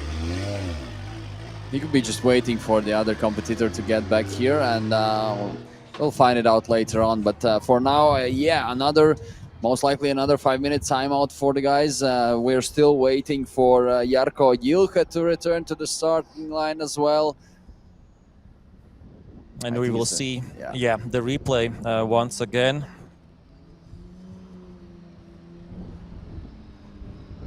Maybe we will see it in slow motion, I don't know, to check. Because otherwise, if there wouldn't be contact, Bauman's would have continued on like nothing happened there. So we see right now in slow motion, Bauman is doing okay in the outside zone. And then Oh, there it is. Yeah, there it Meladze was. hit the front part of Bauman's car already before the transition. It was pretty clear from this view in the slow motion. So, yeah, I think you cannot blame Baumanis in this case at all. Yeah, it's always good to see that the chaser is aggressive. Mevlut Meladze was trying to go all in. He knew that that was his only option against Bauman is to do well. Talking about chasers. Okay, Toyota Chaser on the starting grid. Let's go. Jarko Jilka has fixed his car. Is ready for the second part here. Čirba is chasing. Of course, it's right now advantage Čirba as Jilka is having some problems there, being really on the inside line. Čirba is chasing close. As I said, there isn't a safe run for Čirba. Čirba is always going all in, and that's what he's doing right now. Right now, a bit of a safety margin there, but he's coming quite quickly back to Jarko Jilka, who is doing a good job as well. Yeah, regarding that, right now close to the wall, not too close as he was previously. Čirba is really close, side by side. What a great run between the two drivers. Finland, Lithuania, Čirba, Jilka. Nice to see. Yeah, of course, nice to see them here. And by the way, what a great-looking Toyota Chaser. We haven't seen many here in Riga, and Finns are always with the style, right? And Jarko Jilka has been here before, as I said. And yeah, taking a look at the replay, as you said, the first part of the track was a bit of a struggle for Jarko.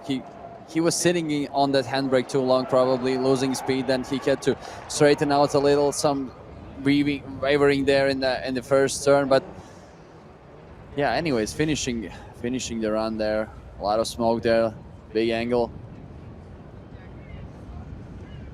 And we see Lithuanians, we see and hear Lithuanians cheering for Benediktas Čirba as we still see the end of the replay, and Jarko Jilka is also out of the car. So yeah, give a big cheer for the drivers.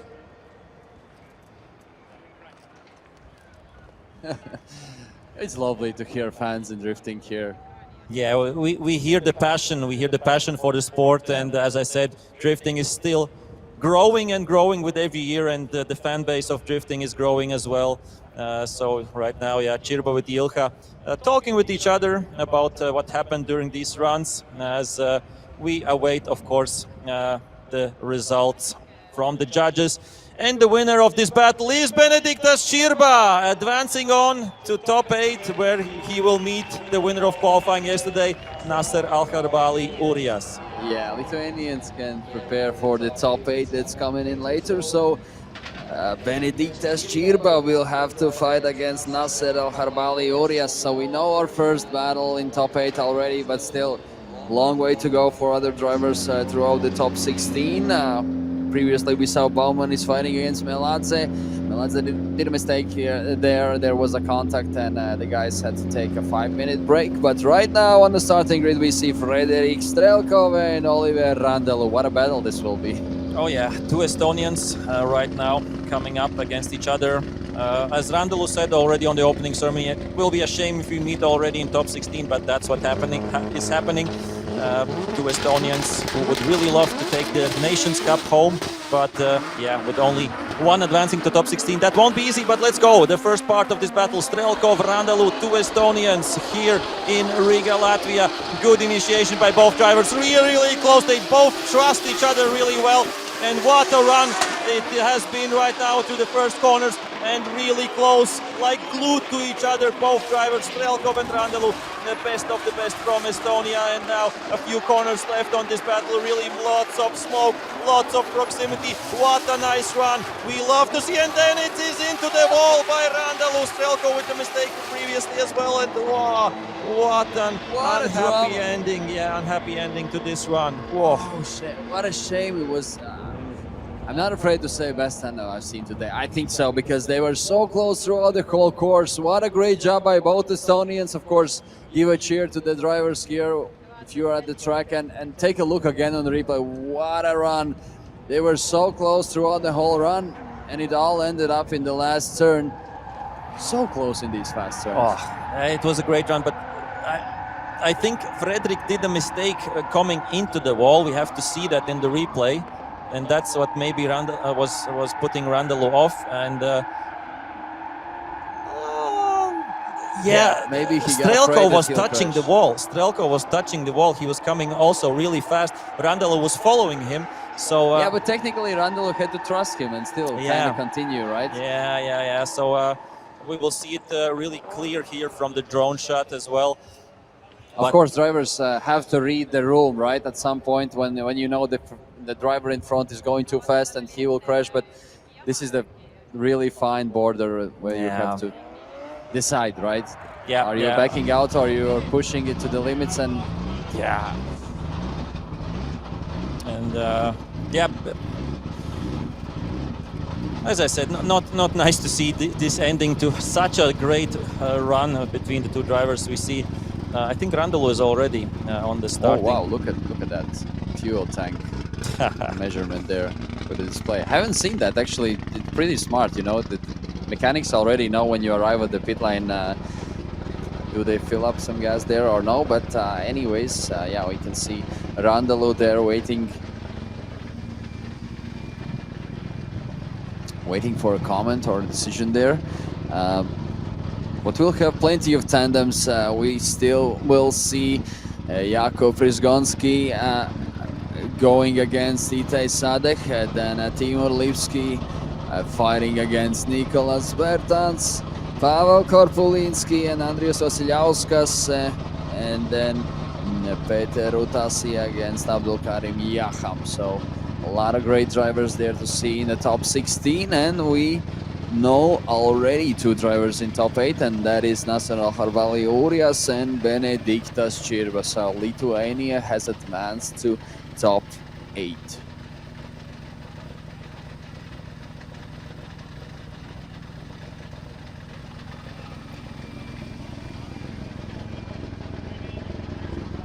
So it seems like Oliver Randall can take his 5-minute competition timeout if he wants.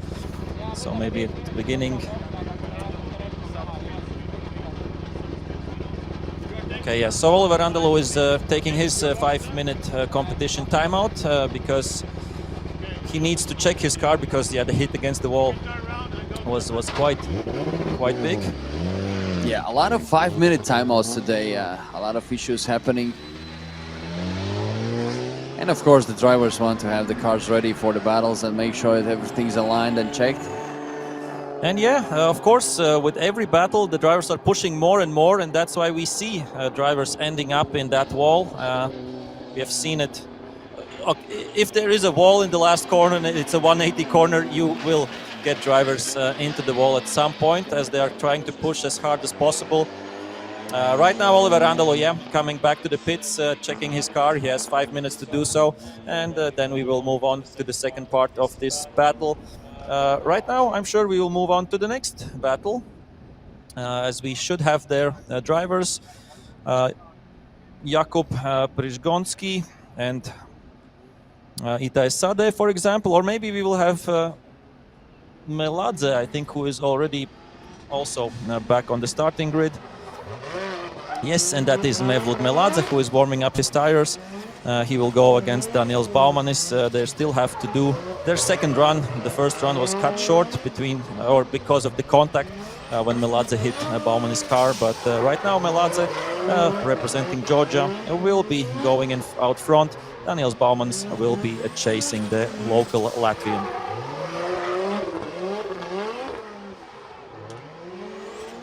Oh, Latvians waking up as well. We can hear some Latvian fans cheering. Of course, it is Daniels Baumanis on the starting grid soon. Okay, it's nice to see, nice to hear the Latvian fans also waking up to cheer on their drivers. We have still two Latvians in the competition as well. And the car of Mevlut Meladze has seen a lot of action this weekend here in Riga, that's for sure. But he's never giving up. Mevlut Meladze is never giving up, and he is still trying to fight on. And right now, it is a fight against Daniels Baumanis for getting into top 8. And we are ready for that, and the spectators are ready for that for sure, as we have still the biggest battles coming up this FIA IDC competition here in Riga. And the green light is on, second part of this battle. Meladze out front, Bauman is chasing. Let's see how all in will Baumanis go? Will he use it as a nice practice, or will he go all in right now? Really wide by Melaza, going off track with all four wheels, but they're trying to continue. Baumanis is really close. He's adapting to that. Both cars still sideways, and I think the car of Melaza is not going 100% right. That's for sure as well. But right now they're still keeping it sideways. Really big drama right now. It's not easy to be sideways with Melaza's car right now. He's coming really close to the wall. Let's hope he stays out of it. He's staying out of the wall. Baumanis is staying really close, and what another dramatic run here. Yeah, and I was looking at Baumanis and I was thinking, when will he back out? You know, it was a tricky run to say the least for Melaza. But the thing is, if the front car is still sideways, you kind of have to move along, right? Because it's judge's call later on if it was a 0 or not. But yeah, taking a look again, what a correction! It was 3 wheels out of the track. It looked almost 4. It looked probably almost 4, yeah. So wheels. most likely the run ended already there.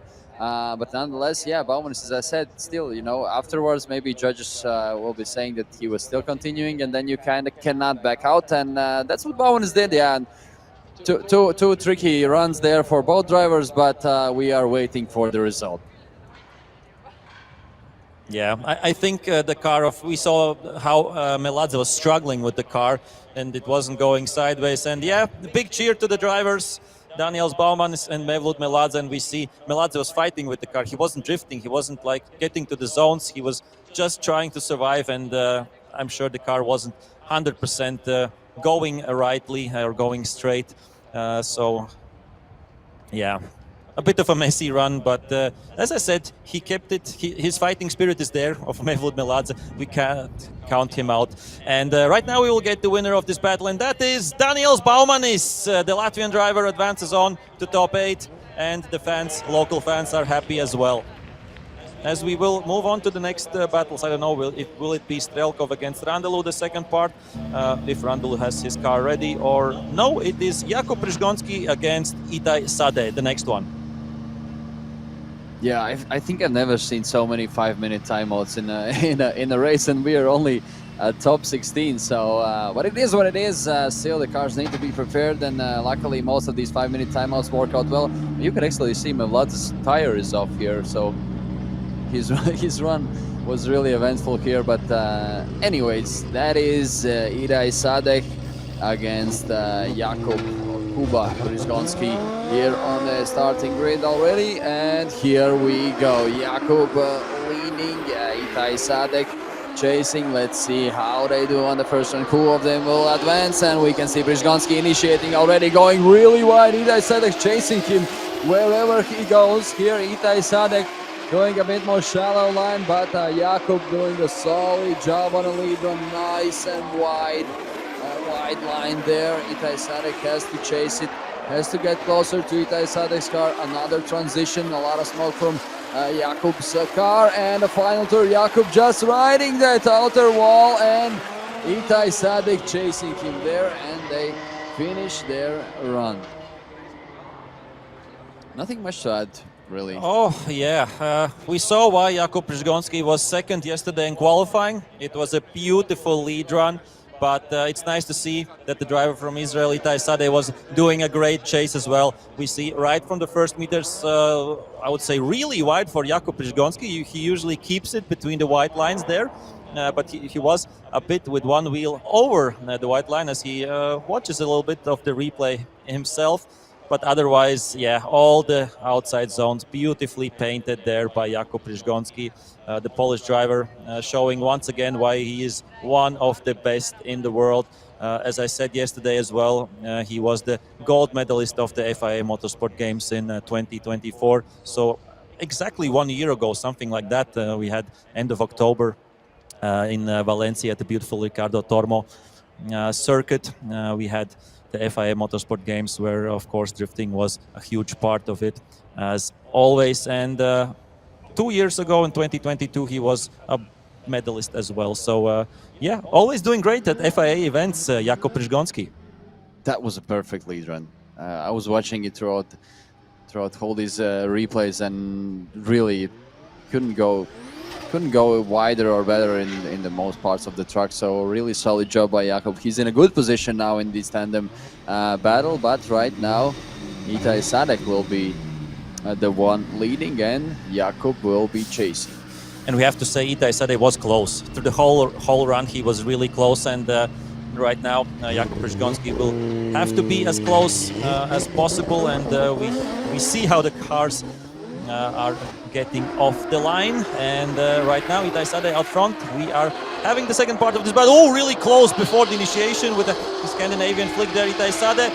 Przygoński had to back out, but he is still side by side, really close as they're coming against the grandstands. Wide line there by Itai Sadek, but Jakub Przygoński is going all in on his chase run. Right now we see them side by side onto the narrow technical part of this beautiful layout. Really close to the wall there, Sadek, and he will be close to the wall right again. And wow, Przygoński just pushing his opponent. What a run there! Whoa! Wow, again, what a great lead run, and of course, such a nice chase run by Jakub as well. Hard day for judges for sure. This is not an easy choice, but take a look again on Itai's initiation. Jakub managed to avoid that hit there, but what a great lead run by Itai Sadek. I'd say one of the best he's had here in Riga during the weekend.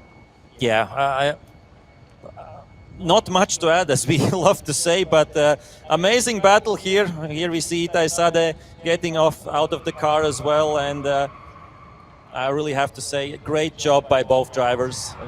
Both would deserve to advance on to top 8. But yeah, Jakub Przygoński, Itai Sadek, Poland and Israel. Wow, amazing runs, really amazing runs, and the crowd is loving that as well. The spotters are happy as well from both drivers. And I think you can't do much better than that, what these two drivers did in top 16. Yeah, exactly. I was just looking at the scores, and Itai Sadek was only 15th in qualification. With this run, he'd be higher, I believe, because it was a great lead run as well. And we see the results are coming in. Advancing to top 8, Jakub Przygoński! Poland gets the win. And maybe we can get a bit from the judges, because this was really close. So not every battle is win only through the lead. You also need to have really good chase. If we compare both leads, yes, Itai was having slightly better lead. He was fulfilling the zone slightly better, but he also had like 2 mistakes on his lead run. He was slowing a little bit at outer zone 5 and hitting the wall at outer zone 7. But if we look on the chase runs, Kuba Przygoński was on the door of Itai all the time, synchronizing the transitions better, and thanks to that he was able to go through. Yeah, just as we thought. Lead runs, I'd say what they wanted to say is that they were equal. They were both great, but of course Jakub's chase was closer and more smooth. Yeah, and often we hear that drivers win because of their leads. It's nice to hear that Kuba did win because of his chase. But here we have another great chase coming up for sure. Randelu out front, Strelko will be chasing, and they are both on the initiation. The two Estonian drivers really close to each other. What a great battle we have up before us, and nicely done. The transition coming onto the grandstand. Both drivers pushing, both drivers going, giving the best they can. Randelu out front, Strelko chasing, and let's hope this battle will end better than the first half that they did previously. Right now, onto the last corner, onto the wall, and we see side by side 2 Estonians, Randelu and Strelkov, doing their best. What a run by the 2 Estonians! Wow! Yeah, again, a great battle. We saw them before doing a nice job there. Then we get the 5-minute timeout there, but yeah, nothing much to add. Again, taking a look at the replay, Randelu leading, Strelkov chasing. Obviously, we would like to see them both advancing, but that's not possible. So for one of them, the race will be over. Here again, a nice transition. Strelkov not falling far back there, and Randelu doing a solid job there in the lead run as well. Nice wide line, smooth transitions throughout the whole course. Nice angle there. Strelkov has a chance to get closer here. Yeah, maybe Strelkov went a bit too much to the inner part of the track, and still in the end we can see Strelkov just jumping closer and closer to Randelu, and yeah, what a great job by both Estonians. And do we have the result? And the winner is Frederick Strelko, advancing to top 8. Yeah, it seems like not really happy Oliver Andelov, because he maybe thought he was led into the wall, as Frederick also did tap the wall, but kept it sideways. But yeah, Frederick Strelkov getting the win, advancing on to top 8, and there he will meet Daniels Bauman. So a Baltic battle there, as we continue with the next battle, and that is Timur Lipski against Nicolas Bertans. Ukraine, of course, for Timur Lipski. Nicolas Bertans, local driver representing Latvia, and this will be a fun one to watch, that's for sure. Yeah, for sure, and I think the Latvians are paying all of the attention to the track right now. Two great-looking cars, two great cars in general, and Lipski against Bertans. Here we go. Yeah, and two really fast cars as well, two youngsters behind the wheel. Lipski on initiation, Bertans really close side by side. The first corner a bit less angle for Bertans, but he's keeping up really closely with the Ukrainian driver, who is giving it all. Lots of smoke there, lots of action through the first part of the track, and right now we have a few more corners to come. Lipski doing a great job on his lead, and Bertans, of course, on his chase. Right now, still one corner to go. Right now, really close to the wall, close to each other, just centimeters away. Lipski and Bertans, what a run there! Oh boy, again jumping right next to the front car. Nice job by both drivers. As you said, a great lead run as well by Lipski. Let's take a look again on the replay. Both were up to speed until the initiation. And here you can see Bertans maybe initiating in a small angle, kind of putting in a position where he shouldn't want himself to be, but still managing to keep it together, doing a nice transition, getting really close here in front of the grandstands. Another transition. You could hear by the engine as well, he's playing around with the gas pedal and still keeping it together. Nice transitions there, all of them are close, and finally the transition, and Nicolas, you could see here, just trying to get closer and closer to Lipski's car, and that's where they ended up. So they are switching positions, and let's see. And again, here you can see really close battle. Yeah, we saw it wasn't easy for Bertans at some point. He had to back out, come back again close to Lipski. But yeah, great job by the Ukrainian driver on his lead. I think he was in all the outside zones they wanted to be, but look at that. That's why we love drifting. It's not centimeters, it's millimeters away. You can see how grippy is the car, with how fast it gets closer to Lipski's car. Yeah, and we're ready for the second part. We see the car of Lipski has seen also a bit of abuse there during the weekend, and the second part is on. The second part is on, and drivers are almost there, initiating there in the first turn. Bertans has gained a good distance between him and Lipski. A nice transition with a huge angle by Nicolas Bertans. Lipski trying to keep up, but Bertans is just putting it all out there. Oh, what a close transition by Lipski there. He's really close to Nicolas Bertans' car. Bertans doing a nice job on transition again. Track is full of smoke, and Lipski, what a great transition, almost hitting the door of Nicolas Bertans. What a tandem, guys. What is that? Amazing. Amazing. We thought that you can't be closer than Bertans, but Lipski showed that he can be as close. That's for sure.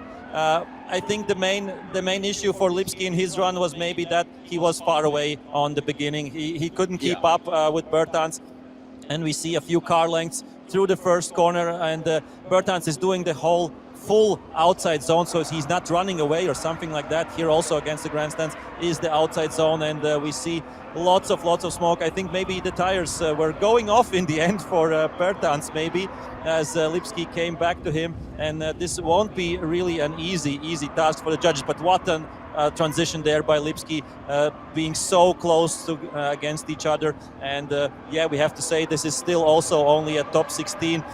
So we are having the results coming in, and the winner is Nicolas Bertans, gets the win, advances on, and the crowd is cheering as well. Thank you, Timur Lipski, great showing, amazing battles by you as well, and we love to see you back in Riga at some point again. It was a close one. You could actually see that Nicolas maybe was a bit surprised about the result, because yeah,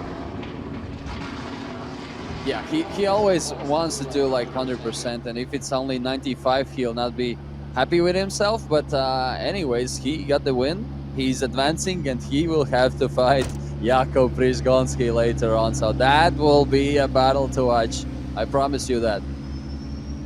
Yeah, we're going from strong to stronger with every battle, with every round. We started with top 32, where we had already a few amazing battles.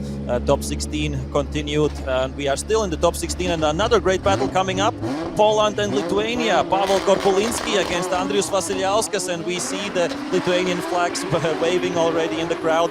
Korpulinski out front, Vasiliauskas chasing. This will be a big one. Let's see how this will play out. Really nicely done. The first corner by Korpulinski. Vasiliauskas is side by side with Korpulinski, keeping it close, keeping it real. That is what drifting is about. And right now we see them coming to the technical part, and that is where Vasiliauskas came closer once again. But we see painting all the outside zones. Korpulinski is doing great. Vasiliauskas is doing great. Both are side by side on the last corner against the wall.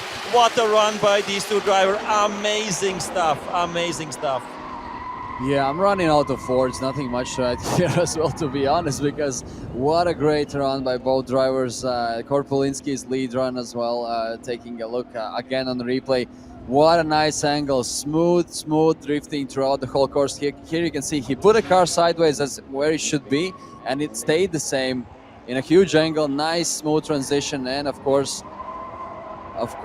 chasing there by Vasiliauskas, great as well. Another transition, and yeah, Vasiliauskas was chasing him after every single transition, getting really close to the lead car.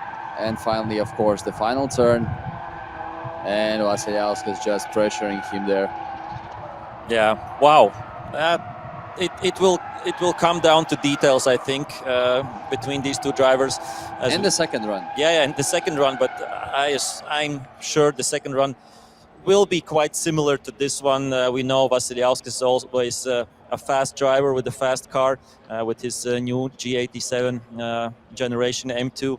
Korpulinski, of course, with the legendary S chassis, the Silvia, the S14. So yeah, I think sometimes Vasiliauskas was lacking a bit some outside zones previously. So he knows that, his spotter knows that, and he will try to be as wide as possible through the whole course. So that's one thing that he has to keep in mind. And Korpulinski, we know he's a great chaser. So yeah, let's see what the second part of this battle will bring. Yeah, this for sure is a tandem to watch. Vasiliauskas will be leading now.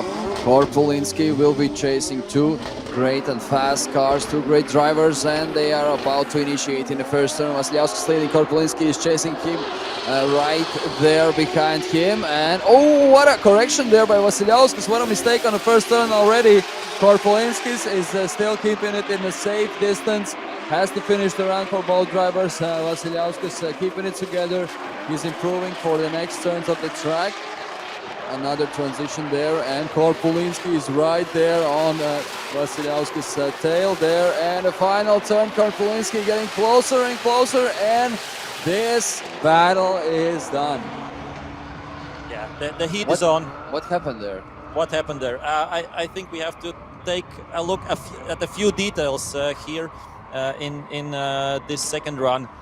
Of course, both getting the cheers on from the spectators, but let's see. I don't know what happened here in the first corner, because it was really nicely wide, and then somehow a correction there with all four wheels, a correction from Vasiliauskas. So then missing that inside clip. Outside zone was okay. And then we see cutting this corner, not going 100% to the outside. Yeah, Pavel Korpulinski with a great job chasing. And otherwise, I would say, yeah, a nice run by Vasiliauskas, but it was compromised by a few mistakes here and there, and he knows that himself, I'm sure. In the end, they came close in the last corner. That's nice to see. But yeah, we are getting the result in, and it's Pavel Korpulinski getting the win, advancing on. But the spectators cheering, of course, for both of the drivers, for Andrius Vasiliauskas as well. And yeah, 2 thumbs up for both drivers. Thank you very much. Great battles. And we will see Korpulinski again a little bit later. I'm sure Vasiliauskas will compete, I think, tomorrow in the Baltic race as well. I hope so. Yeah, and plenty of actions here during the weekend.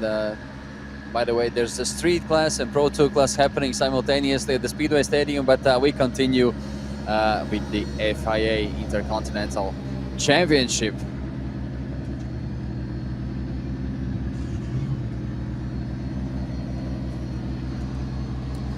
Yeah, and we have still one more top 16 battle right now going on, and that is Abdul Karim Yakan against Peter Utassi. Peter Utassi out front, and we are continuing. Let's go! Let's go, let's go, let's go! Peter Utassi out front, and no, it's strike, looks like, yeah. Utassi did hit a cone, and they will go once again. And here we see the cone, it is down, it is not upwards as it was previously, so they will go once again. Yeah, of course, marshals are not rushing with picking it up before the drivers arrive, so that there's a kind of a proof for them to see where the mistake actually happened. But the guys are back on track, and Utassi and Abdul Karim both are ready, and so are we for their battle there. And the winner will advance to top 8 and fight against Korpulinski. And actually, this is the final top 16 battle, so we will be set for top 8 battles very, very soon. Okay, and we are ready.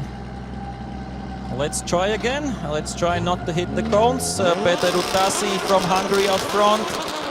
Abdul Karim Yakan from Switzerland will be chasing, and only one of these two will go into top 8.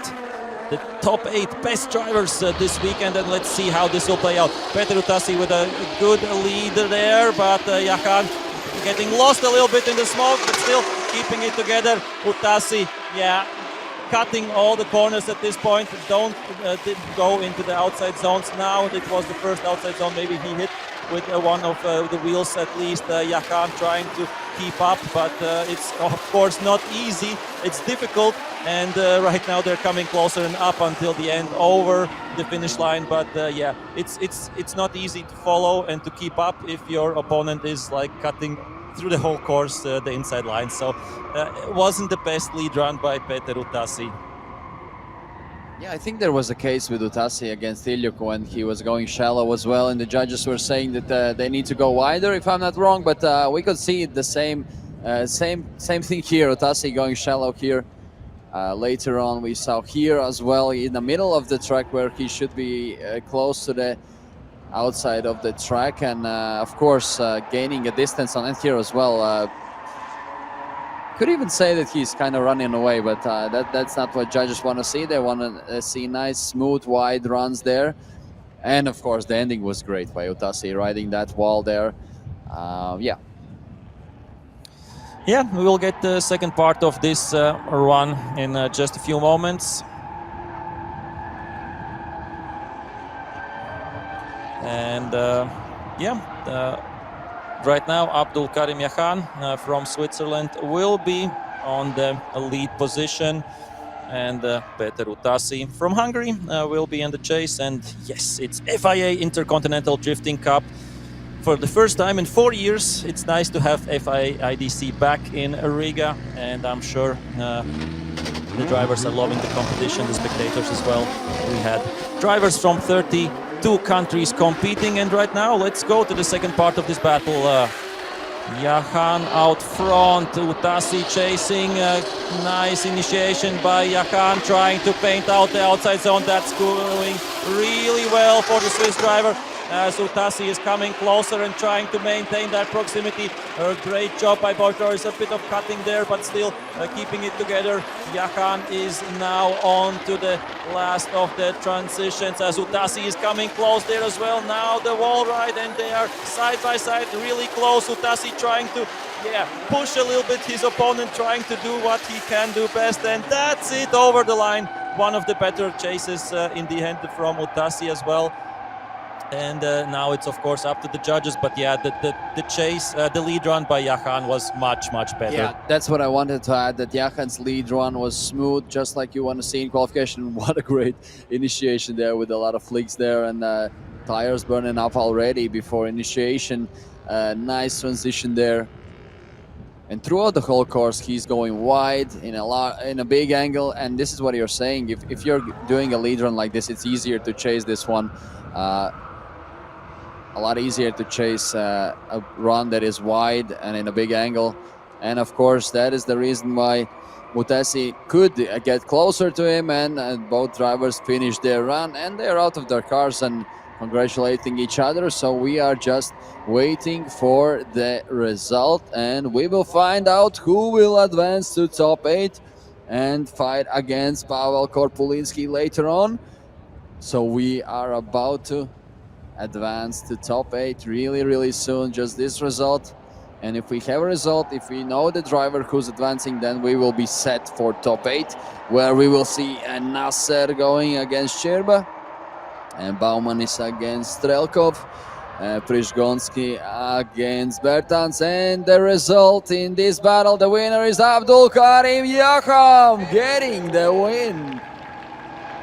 I would say without surprises here, looking at both runs, makes sense.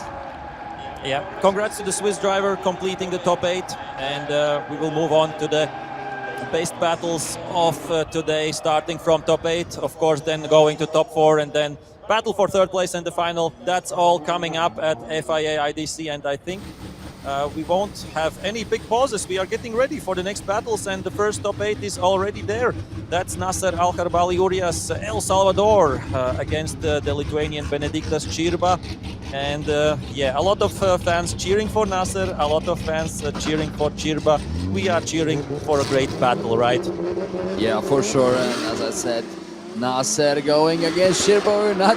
We're not spending any more extra time. We are going there, guys. Nasser leading Čirba, following. Pay attention to the track because the guys are coming in here. Oh, what a close battle by Čirba. What a great tandem run there. Nasser doing a solid job on his lead as well. Going wide there. Nice transition there. Čirba going it a bit shallow to maintain the speed there, but still really close to Nasser. Another transition. What a great and close transition there by Čirba, and finally really close. Čirba just pushing Nasser, pushing him faster. Oh, what a great run by both drivers, Čirba and Nasser. OMG, three letters I can say. It's crazy what these drivers are able to do behind the wheel. Maintaining the speed, the precision, the proximity to each other, and let's see it on the replay. But that was a great show by both drivers. We see painting the outside zone there beautifully, Nasser, while Čirba is staying so close to him. And yeah, it won't be easy for the judges. Of course, we have the second part coming up right now, but what a run there by Nasser Al-Kharbali-Urias and Benediktas Čirba. And we see this was, yeah, what a transition there, and just like a rocket ship onto the side of Nasser. Wow, masterpiece. Amazing. Yeah, that was a masterpiece by Čirba, and of course Nasser showing why he was the highest qualifier as well. Nothing much to add on his lead run as well. So yeah, that was their first run. Of course, they'll switch positions, and Čirba will be leading and Nasser will be chasing. We'll see how that turns out. And of course, winner will advance to top 4. Will Nasser remain unbeaten? We will find out really soon, or maybe will Čirba be better than him? Yeah, we can't predict with these two. We can't predict anything. Have been on point through the whole weekend, starting from yesterday. Čirba with a quite solid qualifying as well, P8 yesterday. So right now both meeting in top 8, and Čirba out front. Nasser will be chasing. We know that Čirba is also a really fast driver, so let's see if Nasser can keep up with him. I'm sure he can, but we will see that in just a few moments. I think the track is ready. We should be ready for the second part of this battle. And let's go, Čirba out front, Nasser chasing. Who will come out on top? And it's a strike there, and wow. I was building it up, and that's the same for the drivers. Yeah, they're building themselves up. Okay, let's go, and then the lead car hits a cone, or maybe a red light. I don't know. I didn't see a cone there at that moment, but of course we will go once again.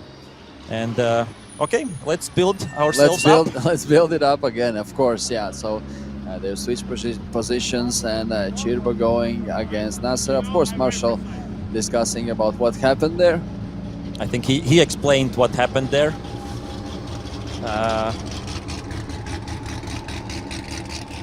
Yeah. Okay.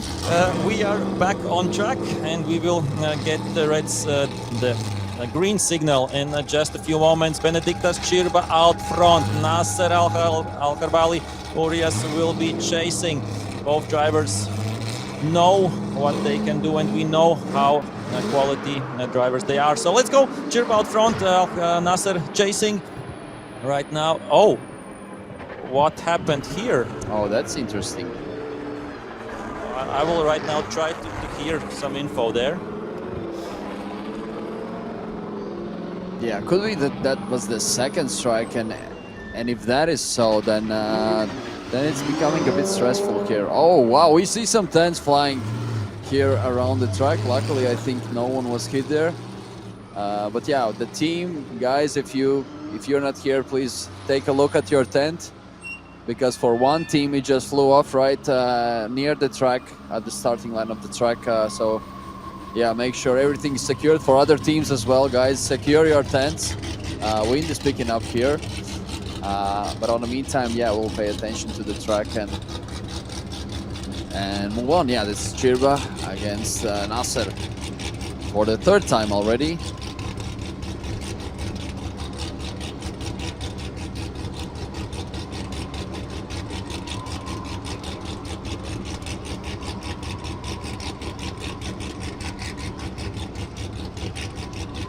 Yeah, and it's possible that it was just a technical issue there, so we're not sure about strikes there yet, but wishing all the best for both drivers, and hopefully finally we will see the battle here in front of us. I think the lights are about to light up green, and so they do. Here we go. Okay, let's go. Let's try once again. Both drivers onto track. Now they are coming to the initiation zone. A little bit of stress for everybody, but Čirba does it well on the initiation. Nasser is right beside him, and they are flying through the track. Big angle, big smoke, as we are used from both drivers. Now they're coming up to that part where it's a bit of difficult, where they have to diesel. And a mistake there by Benediktas Čirba. What is happening? Čirba with a mistake here, and Nasser was not so close that there wouldn't be any contact. Nasser overtakes him, tries to finish it against the wall, but we will have to see the replay to understand what happened there. Benediktas Čirba is not one to make mistakes, and right now... Yeah, let's take a listen to our radios and find out what really happened there. But surely, as you were saying, looks like the car just shut off there, because they were not so close for it to be a contact there. But yeah, meanwhile Nasser is circling there around the track. Let's take a look again on the replay. This is yeah, technically no reason for Čirba to stop there. And looking at the tow truck here, I believe there are some technical issues with Čirba. Is it true? Yeah, so if I heard correctly, the car just shut down. The car of Benediktas Čirba just shut down during the run. It looked so, yeah.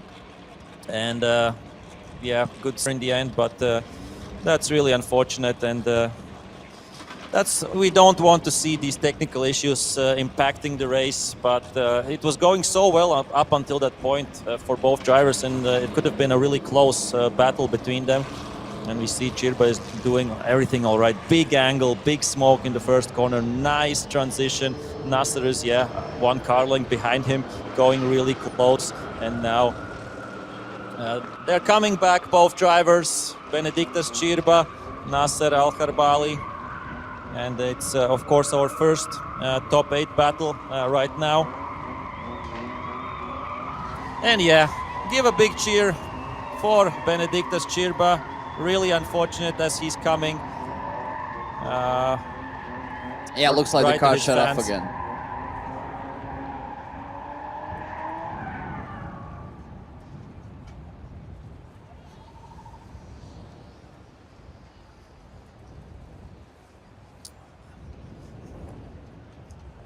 And it looks like, yeah, we will tow the car back of Benediktas Čirba. And of course, we will try to get some words from Benediktas as well as we are waiting. And we also can have a few words from Nasser. Nasser, how are you doing? Tired. This is This is lucky. This is very lucky for me. This weekend's very lucky. We have a chassis that's spent out by I don't know how long. And I want to thank the guys from DBM because they fixed the car. I don't know what they did. And it drives good. I never thought we can make it to top 16. And here we are. And I'm sorry about Shirba. I love Shirba. I'm a big fan of his. Next time, Shirba. See you in 2 months in Oman.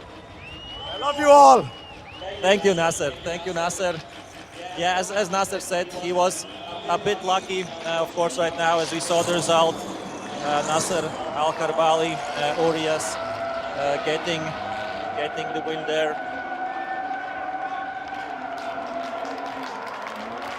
We can drive. I will run. Benedictus, such a shame. The car did shut down, yeah. Yeah, I think we have problem with throttle body because after that I start the car, but I can't accelerate. Really sad to see that. You were driving amazing, Benedict. Thank you, but you know, sometimes good, sometimes. Yeah, exactly. Benedictus Shirba.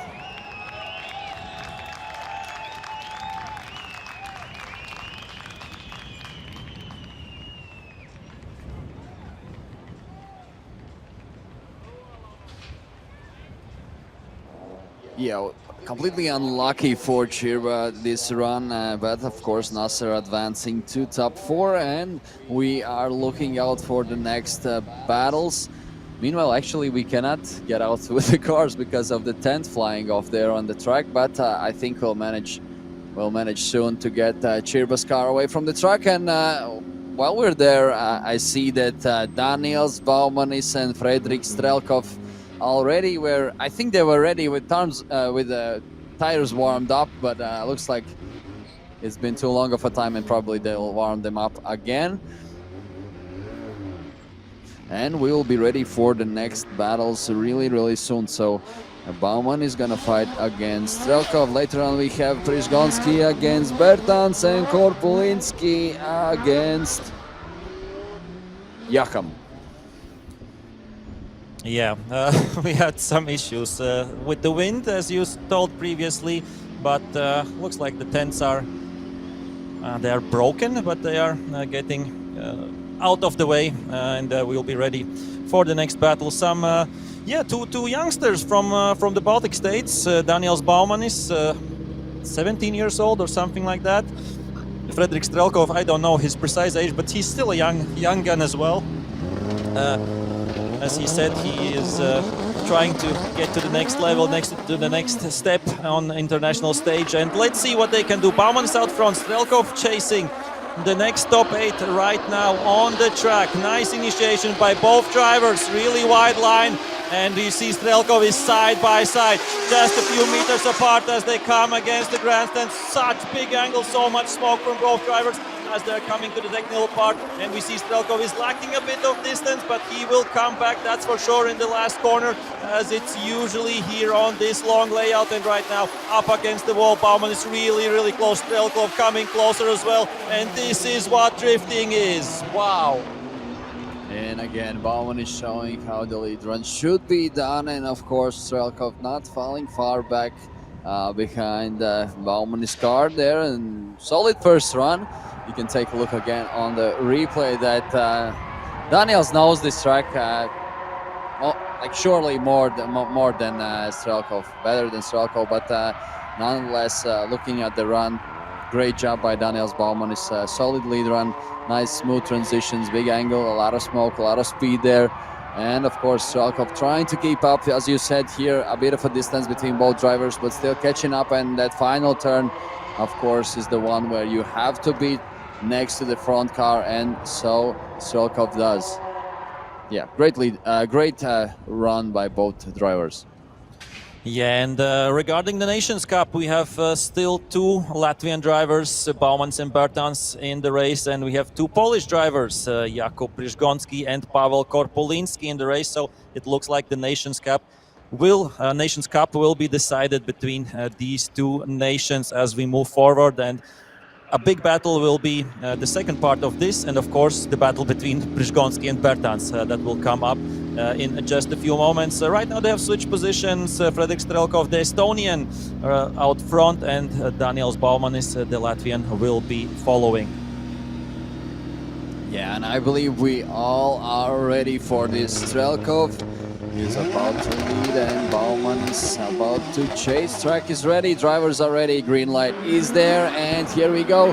Strelkov is leading, Baumann is very close to him, and initiation in the first turn. Strelkov doing a solid job there, maybe going a bit more shallow. Baumann is really close to Strelkov's car, another good transition there. Baumann is getting closer and closer to Strelkov's car. Strelkov doing a solid job there on transition as well. A lot of smoke here, big angle by both drivers. Baumann is doing a correction there, getting closer and closer to Strelkov, and the final transition. And Baumann is right there next to Strelkov. Strelkov doing a great job, and they both finish their run. Fredrik Strelkov and Daniels Baumann. Yeah, quality stuff from both drivers. We will have to see a bit of a closer look at the replay. I saw one or two things here and there from both drivers, and let's try to understand in the replay what happened there. Maybe I will try to catch a word or two with them as well, because this won't be easy for the judges. That is for sure, with these two great drivers battling it out against each other. Yeah, we want to see the replay. That's the first thing, and then we will continue. So let's see and take a look at the first corner as Strelkov is approaching that. Baumann is really close, and we see Strelkov really wide on the outside zone. That was good stuff from him. We see Baumann is keeping it close, keeping it really close during this part of the track. Right now here, lost a bit of ground, made a slight correction there, Daniels, as he came back to the power, and Strelkov being on the outside against the wall right from the beginning as Baumann came closer and closer. And this will be a really close call, I'm pretty sure, as we will see the drone shot once again from our beautiful operators. And yeah, this was, I think, the slight mistake from Baumann, but otherwise both drivers in both runs gave it everything, that's for sure.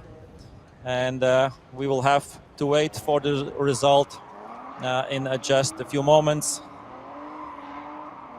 as both drivers are waiting for that. And the winner is Daniels Baumann, getting the win, advancing on to top 4, and he is really happy with that.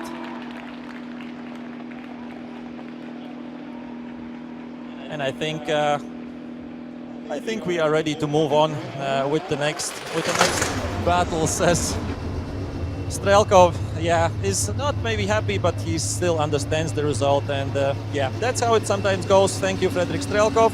And we will see Daniels Baumann is next one up, as the next battle is up. Yeah, Daniels Baumann is advancing to top 4. He'll have to fight against Nasser, and of course, no one likes losing, but I think Strelkov was showing that he's appreciating it, and I think they were both aligned there. But Jakub Prisgonski against Nicholas Bertans. Here we go, Prisgonski leading, Bertans chasing, and it's a strikeout. Yeah, we like those strikes today and 5-minute timeouts. Those are really popular today, but it is what it is here, and we can see the cone is barely moved. It's not even dropped there on the ground. It's just out of the place, and that was Prisgonski who hit it on his first lead run try. And guys are back. I think we are about to do the second track here. This is a top 8 battle. The winner will advance to top 4. Will it be Prisgonski or Bertans?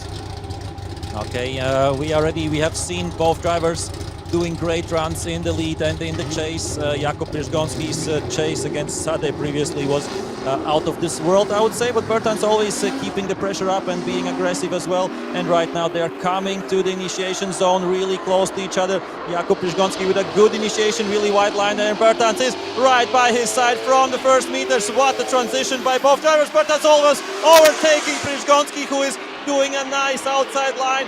And now they're coming to the tricky part. We have seen a lot of mistakes right now. They're side by side once again. Przygoński with a good outside line, but Bertans with such great proximity through the whole run as they're coming to the wall, and they're side by side right from the beginning up until the end. What an amazing run by these high quality drivers. Yep, for sure. A great run in the top 8 here. Przygoński fighting against Bertans. We saw Bertans was a bit struggling here there on the chase, trying to figure out where to be and where to put his car. I think it again goes along with how grippy the car is, how fast it is. Yeah, in some positions it felt like Przygoński is just naturally a bit slower, and Bertans was kind of struggling with that on every transition there. And yeah, but Przygoński did a good job as well. And that's what we are saying. If the guy in front is slower, you just have to adapt. You have to still do a nice chase run. And here in the end, yeah, we can see Nicholas jumping closer and closer to Jakub. And that was their first run. Yeah, really big stakes, of course, in this battle. One of them will advance to top 4 and still fight for the podium. One of the drivers will lose out in top 8. And as I said, it's really important for the Nations Cup as well. Right now, because we have one Latvian already in top 4. Daniels Baumans will be driving against Nasser Al-Kharbali Urias. It's a bit cold also here and windy, so that's why sometimes we have to say things one more time. But let's see, will it be a one more time maybe here? Let's wait and see. Bertans right now out front, and Przygoński will be chasing. So yeah, a really big battle in the Nations Cup right now, as well as it's Latvia against Poland. Yeah, every scenario is possible, of course. We are still halfway there through this battle. It is Bertans now leading, and Przygoński will be chasing. We know how fast the car of HGK is for Bertans. We know how fast and how nicely he can do lead runs, but Przygoński has shown great potential during the weekend. Let's see, here we go, and Bertans leading, Przygoński chasing, initiating there. Bertans, Przygoński right on the back of his tail, and solid job there by Bertans. Przygoński makes a mistake going really shallow there after the first transition. Here again going really shallow after the second one. And meanwhile, Bertans doing a good job there on the lead run, going really wide. So it's a chaseable run there, and additionally final transition, and Jakub Przygoński is right next to Nicholas Bertans, and both of them finishing their run. Nicholas Bertans and Jakub Przygoński. Wow, this was a bit messy. I didn't understand some parts of it, but Bertans looks like he's happy, and I think he did a really solid lead run, and that wasn't the case for all of his lead runs today. So I think he should be happy. Let's see at the replay. So yeah, everything doing all right on the outside, then a nice transition, and yeah, a slight mistake there by Jakub Przygoński, and he after that he couldn't keep up with Bertans at some points, did transitions at maybe different parts, and yeah, here we see at the end he came back, and that was good for Przygoński. But yeah, amazing battle, two great drivers, Nicholas Bertans, Jakub Przygoński, and yeah, let's see how this will play out. Yeah, drivers having a chat about what they experienced there on the track, and let's see how this turns out, how this falls out. Of course, judges looking at the replays as well, and let's see what is the final result, and maybe we'll have a comment from one of the drivers afterwards as well.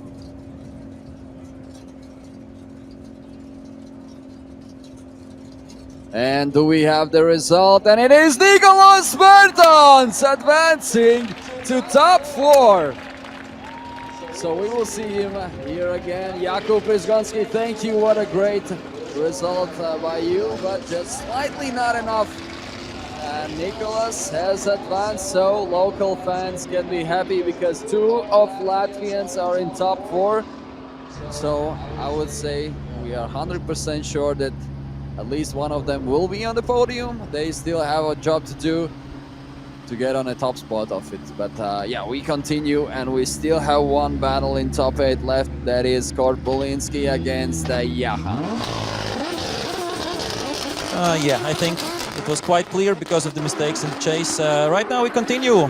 Korpolinski out front, Jahan will be chasing. Korpolinski, of course, I would say the favorite in this battle, but everything can happen. And drifting really wide line in the first corner. Jahan keeping up the pace and coming really close to the Polish driver. So really wide there, big angle to save that by Korpolinski, but he is keeping the pace up and Jahan is keeping the pressure up as they come really close before this transition. What a great run. I didn't expect maybe that, but right now we see how close they can come at the end of the wall. We see Korpolinski close to the wall, Jahan close to Korpolinski, and amazing run in the end by these two drivers, and it shouldn't be a surprise for me because they are top level drivers. Exactly. Yeah. But I somehow like the style of how Korpolinski is driving. I don't know why and what makes it so great, but he's all over the track in a good way. He's so wide, getting all the outer zones. So I personally enjoy watching Korpolinski dropping a wheel almost on the initiation part. That's a tricky place to be there, but yeah, taking a look again, just he's filling out the whole track. Yeah, a bit of a correction here. And of course, Jahan is right there chasing Korpolinski throughout the whole course. But yeah, solid job by both drivers. They have their second run, and soon enough we'll find out the final four. Yes, exactly, the final four, and just a few moments as they will switch positions, and Abdul Karim Jahan from Switzerland will go in the lead position. Pavel Korpolinski from Poland will be on the chase, and let's see how this will play out. We can't count out Jahan. As you said, Korpolinski doing a great job during the whole weekend. Yesterday he was P3 in qualifying with a really quality run there. And right now he has to keep it up in the chase position, as right now Jahan will be in the lead. By the way, I just realized, I think it was Jahan's tent that flew away. So the guys are paying attention to the track. No time to fix the tent, of course. So best of luck to Jahan as well. And Jahan now leading, and Korpolinski chasing. Let's see how they do on the second run. What a nice job by Jahan there on the first turn, and then Korpolinski is right at the tail of Jahan. So close chase by Korpolinski. Nice job on the lead run as well. Jahan not getting that outer zone, slightly not getting that one, but Korpolinski is right there behind Jahan. Jahan doing a nice job there on the transition as well. Final transition, and of course Korpolinski will try to get closer to Jahan. A lot of smoke there, a lot of angle there, and they finish their run. Jahan and Korpolinski. Yeah, I think this was a pretty close one. Maybe before the battle we thought Korpolinski will be the favorite 100%, but I'm really impressed by what Abdul Karim Jahan did show us in his chase run and in his lead run. So that's great to see. Yeah, really wide line in the first corner, and I don't think he made any big mistakes there, the Swiss driver, and it was really close as well there. Of course, the chase by Korpolinski. Yeah, give a big applause. Pavel Korpolinski, Abdul Karim Jahan, Poland and Switzerland represented in this battle. And yeah, in the end, quite close there, of course, by Korpolinski. And I'm sure we will get the results also quite soon.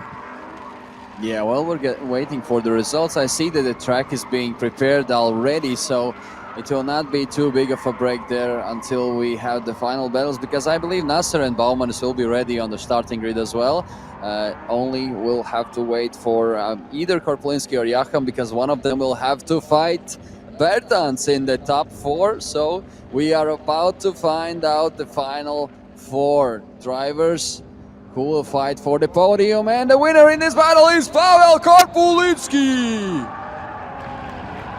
Yeah, congrats to Korpolinski, but great job by Abdul Karim Jahan making it to top 8 and almost making it to top 4 as well.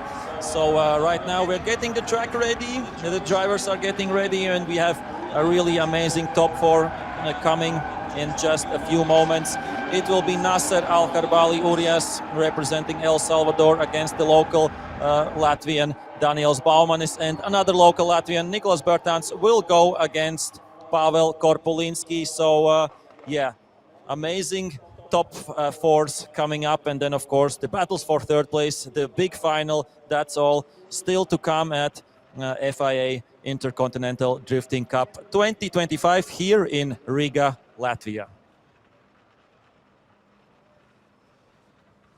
Yeah, so you have, I would say, not more than 5 minutes to get something to drink, something to eat. And we will start with the top four. As we just said, Nasser against Bauman, Korpulinski against Bertans. Locals can be proud and happy. 2 Latvians, 3 Latvians were there at the start. Edgar Skrojer sadly dropped out in a battle, by the way, with the Latvian as well. So Bauman is pushed Krojers out of the competition, and here they are, 2 Latvians there fighting against others in the top 4. So not much left here until we will find out what is the podium here in the FIA Intercontinental Drifting Cup here in Riga, Bigerneki racetrack, Latvia. So see you soon, stay tuned, don't go too far away. We are about to start the semi-final top fours.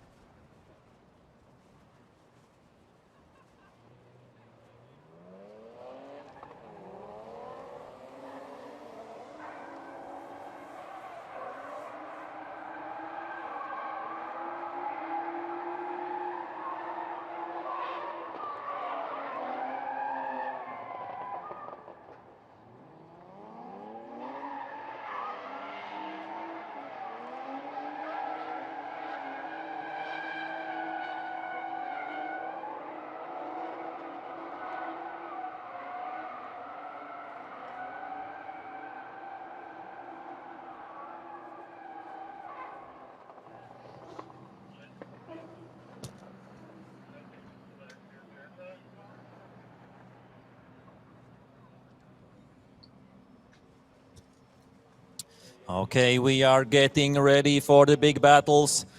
The track is up to speed again. We have all the zones painted out. Thank you once again to the marshals for the quick and quality job there. As we see that Nasser Al-Kharbali Urias is right now warming up his tires, and Daniels Baumans is doing that as well. The winner of qualifying yesterday, Nasser, he says, yeah, I have gotten a bit lucky, and he said always as well in the opening ceremony that his qualifying run was lucky. I don't think that was luck. His car is going really great, and he is doing a nice job. Nasser Al-Kharbali Urias, and yeah, of course, it was unlucky for Chirba in the top 8 that his car shut down. And up until that, I think it was really equal there between the two drivers. And in the end, Nasser making it into the top 4. And Daniels Baumann is making it into the top 4 as well. Nasser will be out front, of course, because of the great qualifying yesterday. And Baumans will be in the chase position for the first run. So yeah, please get everybody back in their seats here in Viternieki circuit, and of course at home as well, who is watching this beautiful and great and high level competition, FIA IDC 2025.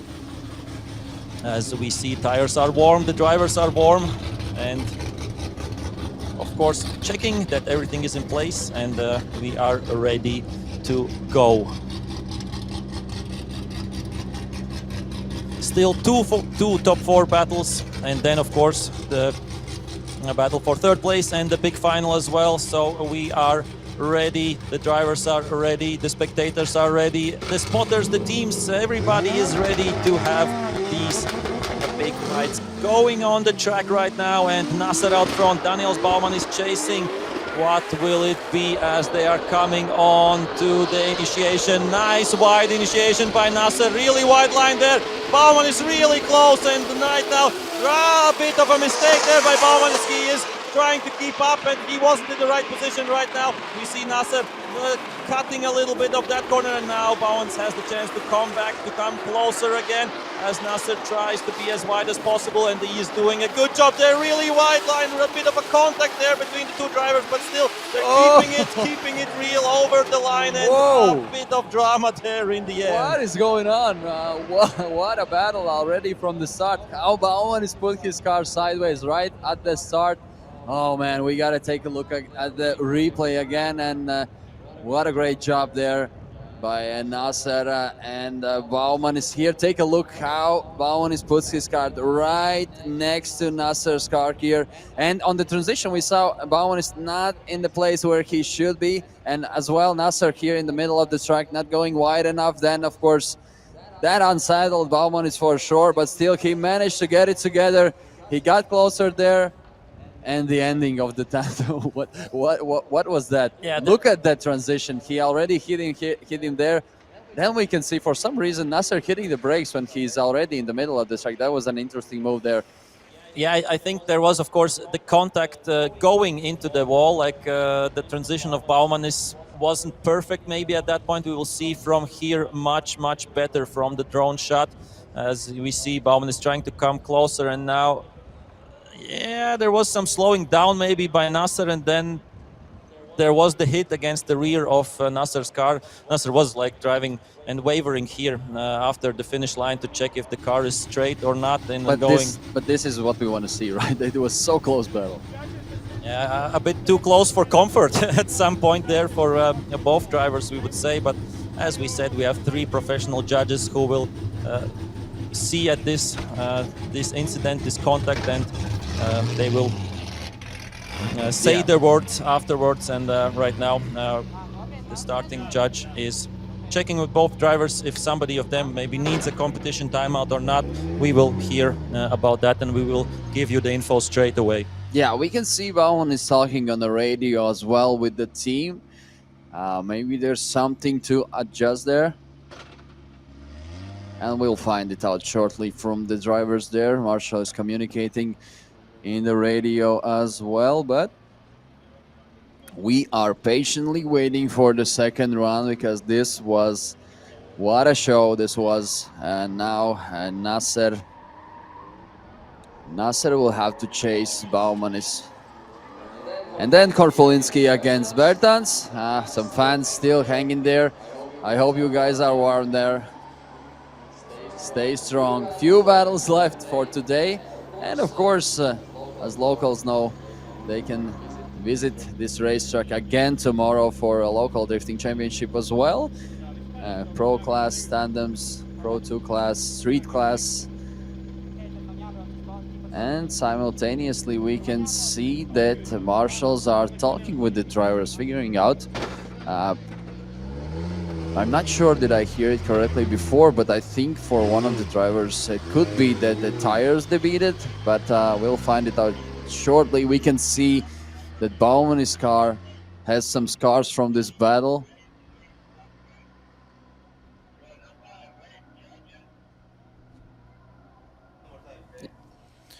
So now we can look into the contact which we saw in the last corner between both cars. In that area there is deceleration zone, and transition of Nasser was already finished when he started to deceleration.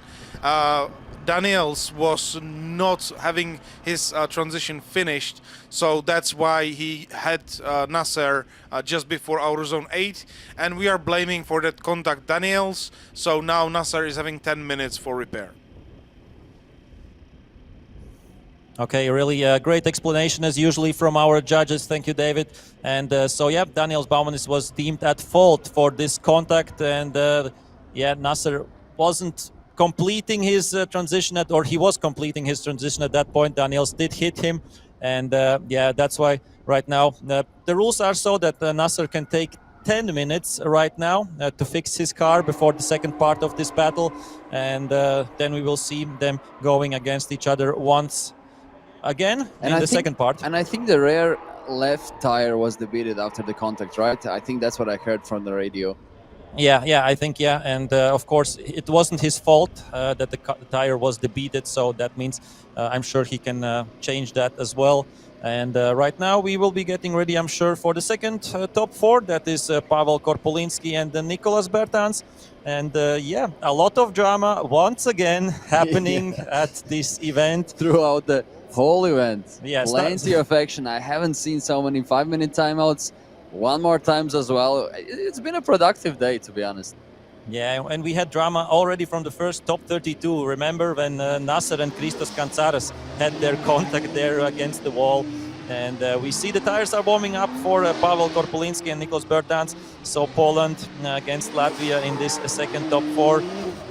Right now, of course, after the first run, it seems like a bit of advantage for Nasser against Baumanis. But yeah, we have still the second run to come. But 2 runs to come for Korpolinski against Bertans. And wow, this will be a joy to watch, as has been a lot of these battles today. Both drivers really fast, both drivers with big angle, with really wide lines. And yeah, this will be a close one, that's for sure.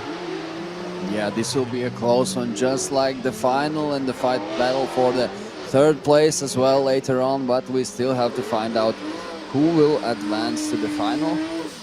And we will find it out really soon. There's plenty of tire warming up happening there by Korpolinski and Bertans.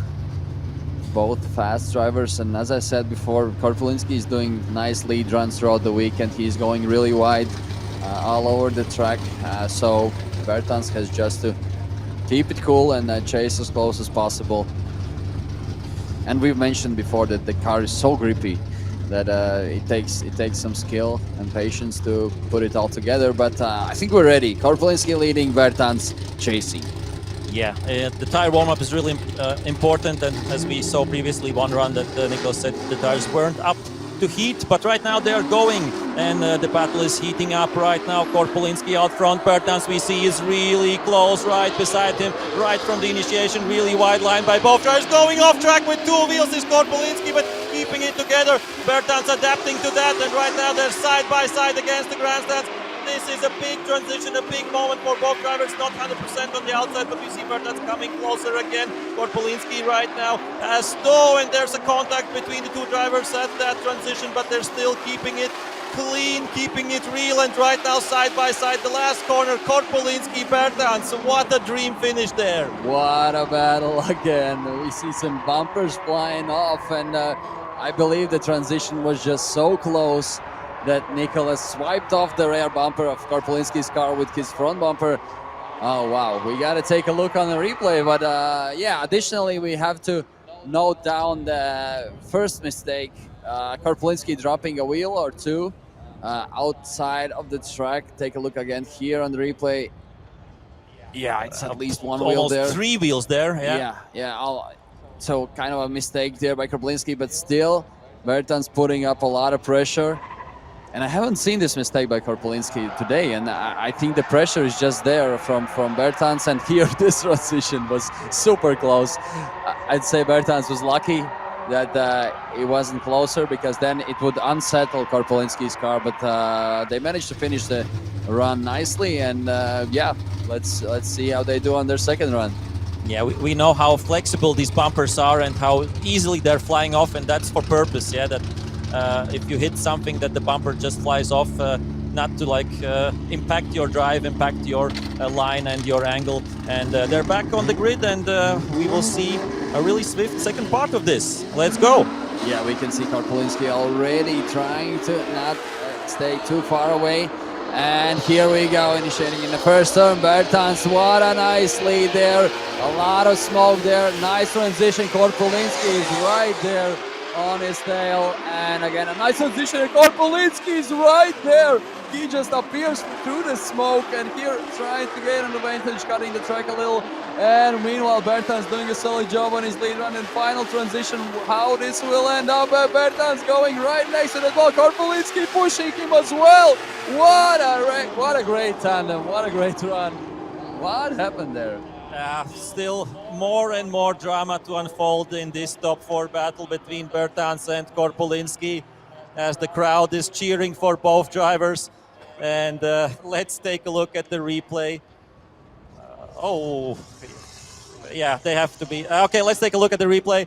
Bertans on the perfect outside line, right on the edge, right on the edge. So here we see a really beautiful outside line, and then that transition by Korpolinski was crazy. Yeah. I thought there will be 100% contact, and this was a mistake there, going too much to the inside. Korpolinski at that moment, as they were trying to beat each other, and here we see the wall ride was amazing as well, side by side.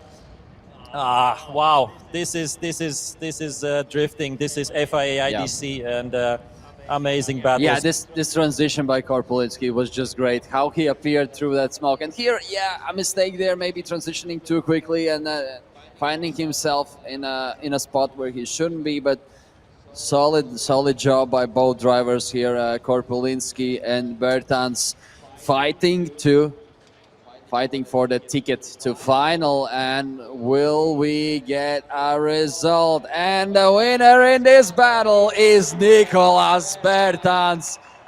Latvian local hero is advancing to final, so he'll be fighting for the top spot on the podium.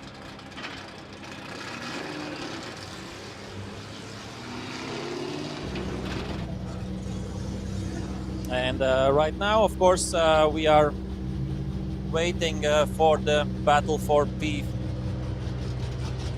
top 4, second part, of course, and we have them on the grid already, Nasser and Baumanis. So I thought we have some time to kill still, but no, it's ready to go right now. Nasser chasing, Baumanis in front. Nasser has fixed his car, and right now they are on to the second part of this battle right now. Baumanis with a great initiation on the outside line. Nasser side by side. What an amazing drive by both drivers. We see Nasser is really pushing. Baumanis is on the edge there against the curb. Nasser is with a great transition side by side. There's so much smoke coming from both cars right now as they are to the tricky, twisty part on the Peternik layout right now. Nasser is not giving up. He's so close to Baumanis through the whole run. He's coming closer again. He's coming closer again, and they are over the line. Amazing stuff. Speechless. That lead run, Daniels was sending it. It's either now or never. I think that was the thought in his mind, because what lead run by Daniels Baumann is, of course, Nasser. Nasser doing a great job as well on the chase there. Oh, there's a fire. There's fire on Daniels Baumann's car. Oh, that's the reason why he stopped there. That's the reason why he stopped, and that's really unfortunate. Let's hope that we can put it out quickly. We have, Oh, of what course, a shame. extinguishers there. Nasser helping there as well, of course, his opponent. Yeah, shout out to Nasser, of course, helping out there. Let's see if the fire's put out. I think the guys, the guys should check out the car first. And hopefully there's not too much of an oil on the truck or something similar. Guys still have to check what's going on there, but hopefully it's all good there. But fire doesn't mean like anything good. But anyways, let's take a look again on the replay. I think Daniels maybe just squeezed the final juice out of the car. Hopefully not, but looking at the lead run, just what an angle, filling out the track nicely. And look at Nasser. He's on the tail of Baumann throughout the whole course, and again, similar as previously, Korpelinski just appearing through the smoke. And then another transition here, and Nasser on the tail of Baumann. What a close battle, and again, a perfect transition there by Nasser as well. And Baumann is just riding that wall. And here we can see fire. He barely finished the run, actually. Yeah, let's hope that not too much damage is done there, because either way of the result of this battle, both drivers have to go again, and one in the final, one for the fight and for third place. And we see something, maybe some oil spill or something like that. And Baumann is good that he managed to see that already and stop the car. And yes, really great sportsmanship, Nasser, with his fire extinguisher helping out. We'll need to set up a prize for him separately, I believe, for helping out there. But yeah, of course, thanks for both drivers. I think it's all sorted out now. The question is the car still drivable or not? But yeah, of course, we are still waiting for the result. Of course, we don't know how this ended up in the eyes of judges. But yeah, I see Daniels there next to the car, Nasser as well.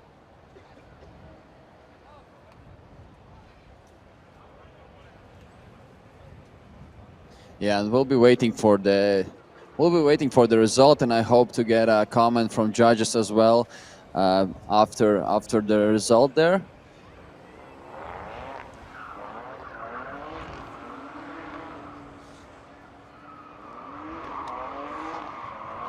And at the moment we have Bertans who advanced to final. So one of these guys you see here on the track or in front of your screens, one of them will advance and fight against Bertans in the final.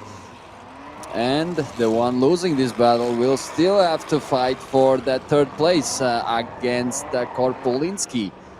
And now we can take a look at both runs side by side.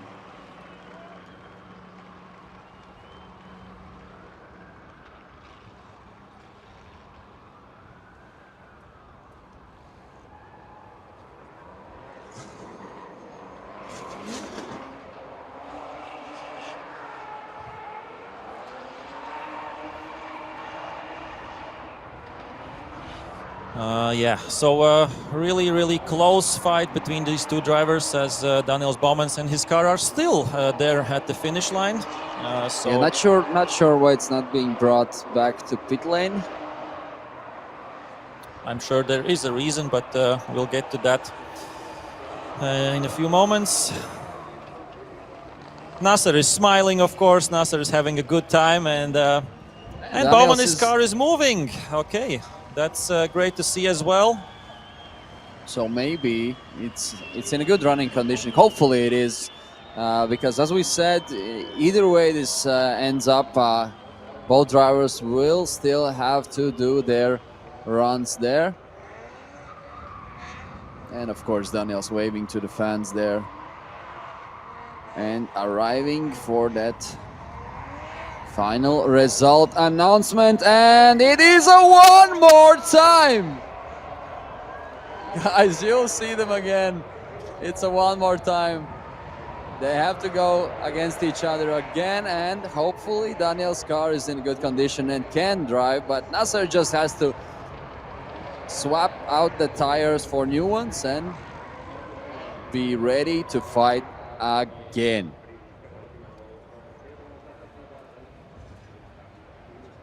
Yeah, I think the first good thing is that the car of Daniels Baumans is moving, so the fire didn't break anything major on his car, and Nasser is going back to the starting line, as nobody right now is coming down, because of course we right now don't know who goes into the final. We don't know who goes for third place, as we have Nicholas Bertans already in the final, and Pavel Korpolinski will be fighting for third place a little bit later. So yeah, a quick pause, a quick break right now till we'll get both drivers back for their one more time.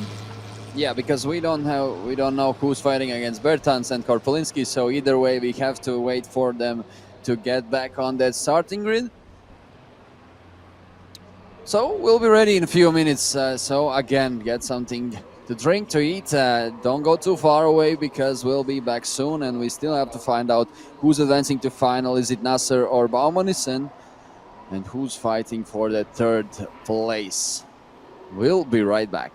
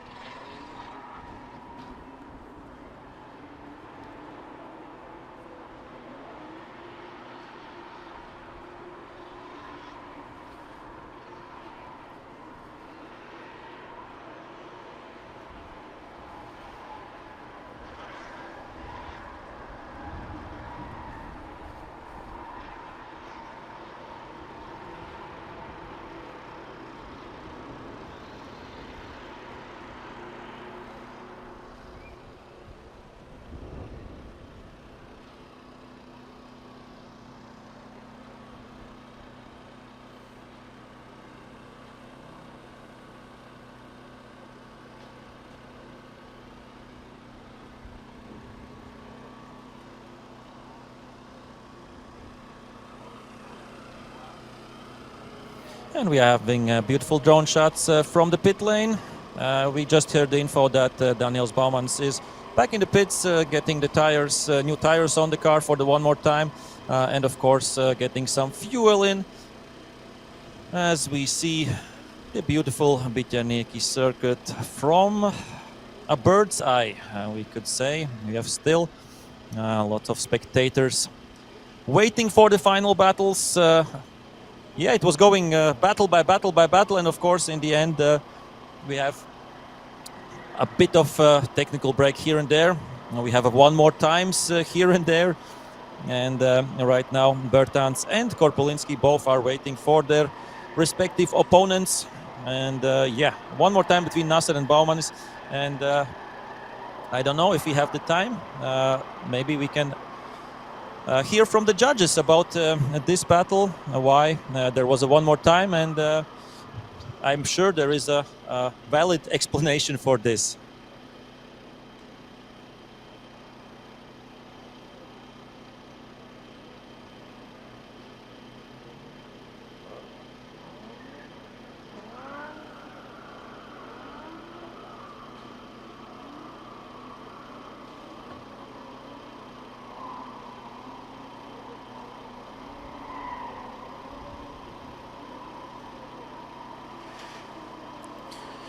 So why we are having the one more time between Nasser and Daniels?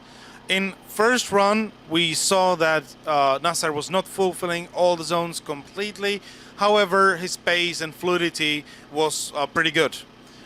So then we look on Daniels, and he had two significant mistakes. He went on the curb at outer zone 2, and when he was trying to attack just before outer zone 8, he hit the leader in front of him, and we blamed for that contact Daniels, not Nasser, and also that caused that Nasser was not able to fulfill the outer zone 8, so we were not counting that as a big mistake. Then we're looking on the second run. in which Daniel's mistake, the only mistake which we are pointing down, is that he was not fulfilling completely outer zone 1, and the fluidity in some places was missing a little bit of pace. On other hand, on Nasser, he was cutting just before outer zone 5 and also outer zone 8. So as you can see, there were mistakes from both drivers on each side. So we decided we would rather see that one more time and have a clear decision. Thank you, David. Great explanation. And now I think for everybody it's clear why it went one more time. And we can't wait for this one more time to happen. I think Nasser is already there somewhere on the starting grid. Daniels Baumans, I'm sure, will be going to that soon as well.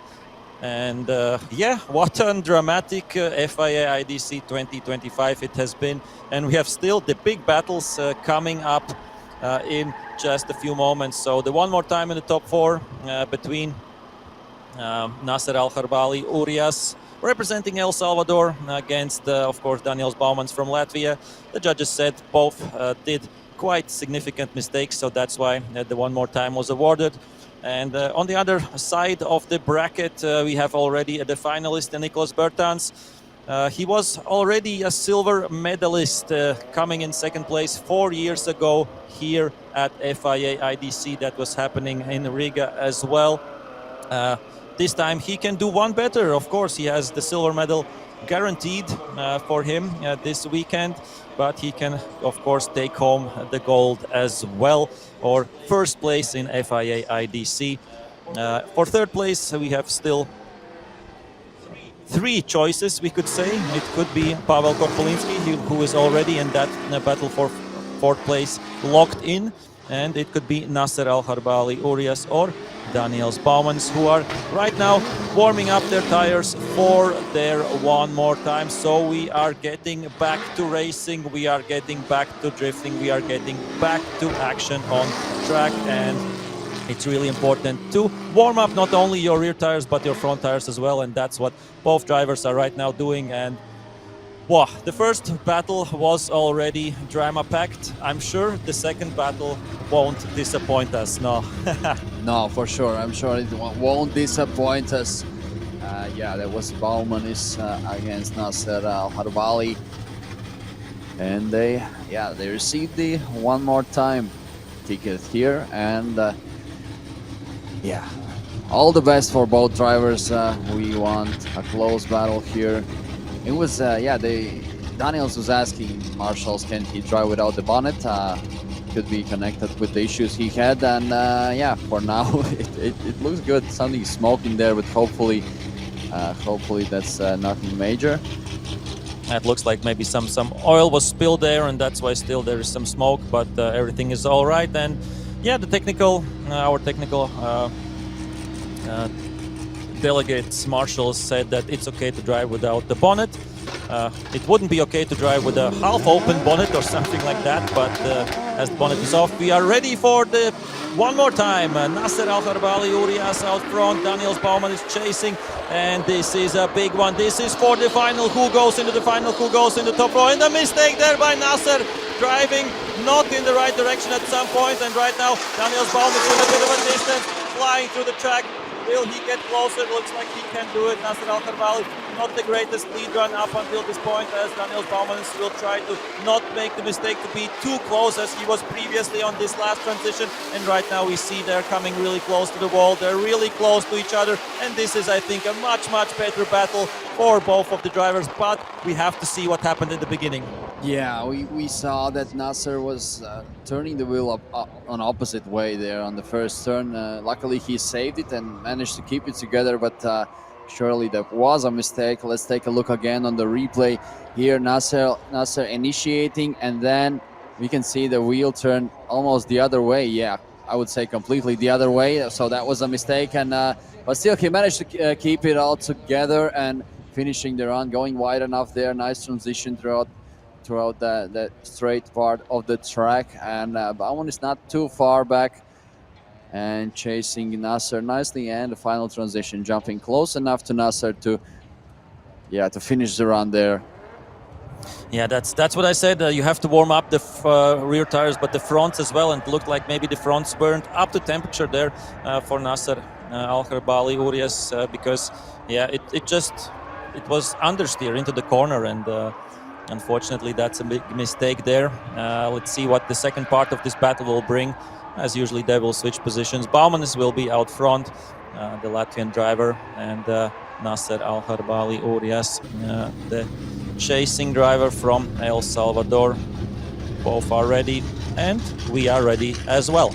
Yeah, both are ready. Seems most likely happy as well. And now luckily Baumanis' car is performing itself good there on the technical side after the small fire he had. But drivers are there.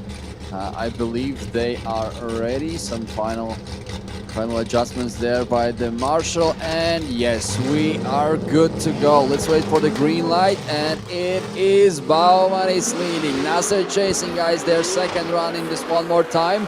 And here we go, Baumanis initiating in the first turn. Nasser is chasing him really close. Transition there. Nasser is almost on the bumper there for Baumanis. Another transition there. Nasser is right at the toes there. And another transition. Nasser is keeping really close to Baumanis' car. Baumanis is doing a solid job on his lead run. Another great transition by Nasser. What a close proximity there, and finishing the run. That is Nasser Al-Kharbali Urias and Daniels Baumanis. Oh, a lot to unpack there in this run once again. We have to go, I would say, corner by corner to check what really happened during this second part. And yeah, Nasser is happy. He was going all in. Let's see what happened there on the first corner. That's the first, of course.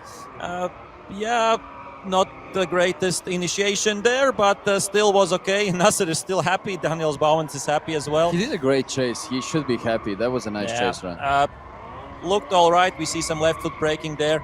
Nasser coming really close at that point. Here we had a good transition, and at this point, Nasser with a really close transition. This was amazing to see the transition there and the closeness at the end. Both really close to each other at the last meters of the track. So, yeah, great stuff by both drivers, as this is, of course, a one more time, and it doesn't get easier. It's more stressful the one more time. You know you can do better, and both drivers, I think, did better at some points, not maybe, but still, let's see how this will play out, and we for sure will get a result after these two drives. Yeah, I'll remind you guys that winner is advancing to final to fight against Bertans, and let's see the result. The winner is Daniels Baumanis, gets the win, advances on to the final, and he is so happy, and we are happy for Nasser Al-Kharbali Urias, who will go for third place against Pavel Korpulinski. Great stuff from both drivers. And what do we have in final? In Riga, Latvia, two Latvians meeting. It is Nicolas Bertans against Daniels Baumanis. Even though we saw amazing chase in driving of Nasser, it was really nice to watch. The mistake from his first run in Outer Zone 1, when he immediately after initiation understeered heavily, we needed to take that in account, and that was the decision factor for that battle.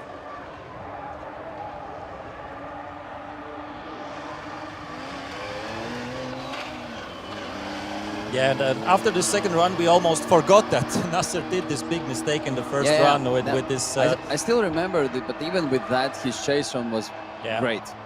Yeah, so of course a big mistake with that opposite lock there for Nasser Al-Kharbali, but he understood that, and he will fight for third place against Pavel Korpulinski. And yeah, the two Latvian youngsters, both still youngsters. Nicolas only 19 years old, Daniels only 17 or something like that. So yeah, this will be amazing, and I would say it's a dream come true for Daniels as well, because lots of the youngsters we have in Latvian drifting and in Baltic drifting as well have looked up to Nicolas as an example how you can start from a young age, and get so much success during your early years and still getting so much success as he's still 19 years old. So yeah, a dream story. Here we have at first, of course, the battle for third place, and a dream story for Nasser Al-Kharbali Urias as well. He said he was so lucky with some of his runs this weekend, but he is putting up a show. He is going all in all runs. And Pavel Korpulinski, as you said, with, I would say, the most or one of the most sophisticated styles in drifting today at FIA IDC, and he's one of the best in Europe for sure. Yeah, and you have to believe in the luck, right? It's part of drifting.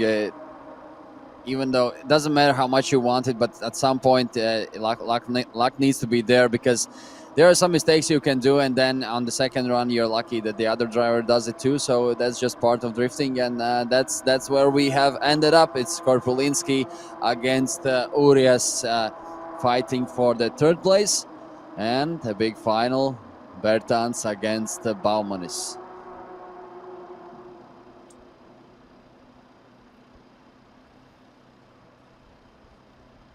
So the drivers will just change out their tires, and I believe we'll be ready soon. Korpulinski should be there already, and Urias changing his tires, I think, right next to the starting grid. So we should be ready in not even minutes, I would say in seconds. So I think the drivers will be ready really, really soon, and I hope all of the spectators and marshals are ready as well for that battle for third place, and then of course the big final. Yeah, what I wanted to say day, what 3 days it have been here in Riga at Bitjaniki circuit. We had practice on Thursday, we had of course practice on Friday morning, we had qualifying yesterday of course in the afternoon, and yeah, 44 drivers went into qualifying, only 32 made it into the finals today, and yeah, yesterday 44 drivers, 32 countries. Amazing to have so much drivers, so much talent here at the FIA IDC. And of course, today we still had 32 drivers from 23 countries going for the Nations Cup. And yeah, I'm pretty sure there are no questions anymore about the Nations Cup, because we have 2 Latvians in the final, and you can't beat that in the points, that's for sure. But yeah, up until I would say top 8, it was a really close fight between Latvia and Poland. And the big battle was when Nicholas Bertans did get the win against Jakub Przygonski. Przygonski with some mistakes in the chase run. Up until that moment, I think he was flawless all day long. So yeah, amazing stuff during the whole day. Yeah, and you can say that the luck was there for other drivers as well. You know, Bertans was not happy about his battle with I think it was Jakub. He was not happy with the performance against Lipski as well, and and Nicholas wasn't happy all day long, I would say. That's what I'm saying, and there's this luck with what you need, and other drivers make mistakes as well, and that's where we have ended up. So just part of drifting. Yeah, let's see who will have the luck in the battle for third place and in the final. We will see. Interesting, yeah, in the fight for third place, we will have the qualifying winner of yesterday, Nasser Al-Kharbali Urias, against Pavel Korpulinski, who was third in qualifying yesterday. So great job by them as well. Daniels Baumans was P4 yesterday in qualifying. He's in the final. And Nicholas Bertans, after being 10th in qualifying yesterday, is in the final as well. And I'm sure we will get the cars pretty soon on the starting line. And I'm sure we will get going in just a few moments, and that's usually how it goes when the last battles arrive. So yeah, let's wait. And here we have already, as we are speaking about that, the drivers are warming up their tires. Nasser Al-Kharbali Urias out front.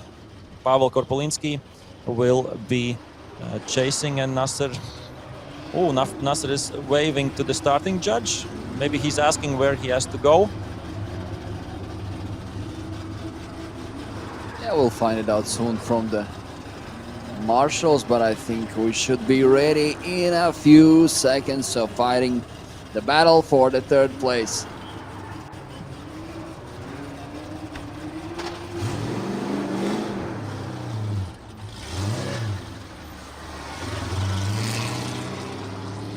Oh, it looks like there might be an issue with Nasser's car.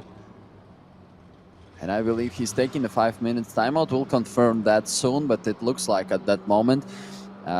So we'll still be waiting for him to get back on the starting grid. So you'll still have a bit of time. Yeah, a bit of time to wait for the battle for the third place. Okay, so yeah, while he was warming up his tires, Nasser felt that something is not right with the car, and he did choose to get his 5-minute competition timeout. So that means Pavel Korpulinski has to wait as well, and we have to wait as well. So yeah, I don't know if we can do the final battle instead. I don't know. We will see that. I'm sure we have some protocols.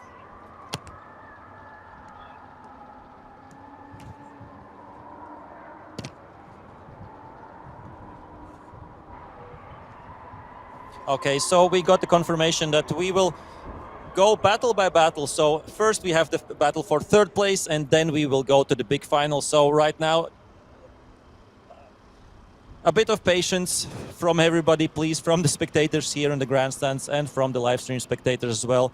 I'm sure we will get back precisely in 5 minutes when the competition timeout for Nasser Al-Harbali Urias will be over. So stay tuned, 5 minutes, and the two big battles will be upon us.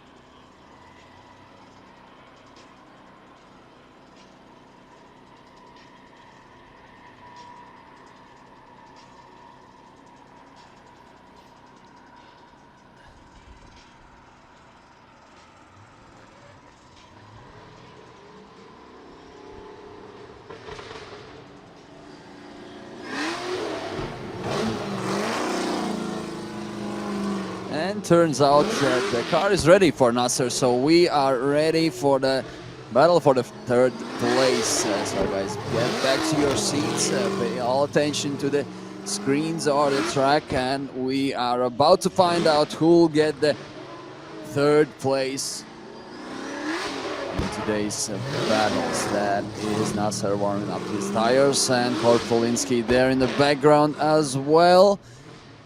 So probably a minor issue there for Nasser, or just wanted to have his car checked, and looks like he's back on the grid, pumped up, positive as he's been throughout the whole weekend, and ready for the battle. And of course, Pavel Korpulinski as well has done a solid job throughout the weekend, patiently waiting. He's been waiting for a while. There were some breaks when he finished there, when he dropped out of the top 4.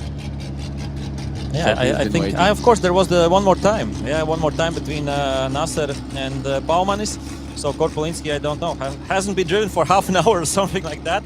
I'm sure he's still in the competition mood, in the groove, and we are ready. The fight for third place at FIA IDC 2025 is go! Nasser Al-Harbali out front, Pavel Korpulinski chasing really close to each other right before the initiation, and they're side by side during the first corner, really wide line by both drivers. That's what we want to see. This is a big battle for the third place, for the podium. Nasser Al-Harbali giving his best all the way in, all the way up right now. And we see Korpulinski coming closer. And now we have the closest part, of course, as usually on the track. We are right onto the wall. Nasser is there, Pavel is there. They are side by side, almost touching there. What a drive by both drivers. Yeah, another great battle. At this moment, it's surely not clear who's going to get the third place, because both of them did great job in this run. Nice lead run, and Korpulinski chasing chasing Nasser so close throughout the whole course. Let's take a look again on the replay. Nasser is the one leading and Korpolinski chasing. A nice initiation there, putting the car where it should be, and Korpolinski right at the door of Nasser's car. Nice transition there. Again, back at it there. Another transition, and just like before, Korpolinski just appears through the cloud of smoke, so doing a great job there on chase runs as well. And another transition. And of course, the ending we love throughout the whole day, this long 180-degree turn there. Yeah, nice job there. Yeah. Let's see what the second part of this battle will bring to us. I'm sure Korpolinski will drive us beautifully as previously with this wide line, with his big angles, smooth transitions. And Nasser will have only one job to do, to copy that in front.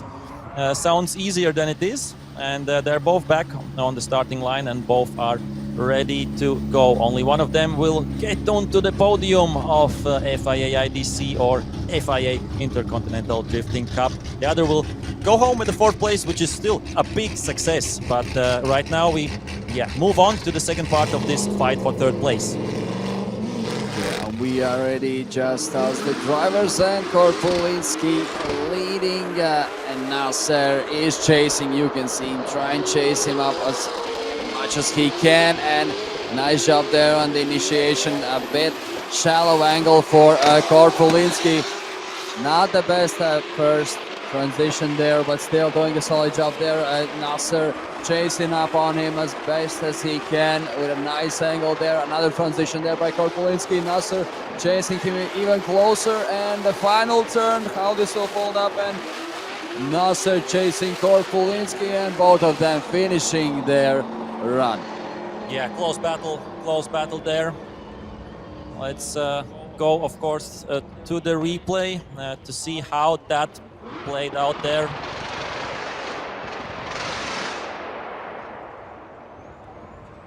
And I think the first corner was a bit more safer from Korpolinski. We have seen him a bit more wider there, but I think still a great job by both drivers as they are close to each other through the whole course. Here we see Korpolinski going to that outside line, not maybe 100% to that curve, but still a great job by both of them, and Nasser Al-Harbali being as close as possible through the whole course. And of course, in the end, when they went to the wall, they were side by side, and that's what we want to see. So great job by both drivers, as we of course will wait for the results coming in, and of course we will have a few words with the drivers this time, because they deserve it. You deserve to hear as well what they think about this event, what they think about their respective drives. And here we see still the end of this replay between Korpolinski and Nasser Al-Harbali, and I'm sure we will get the result in just a few moments.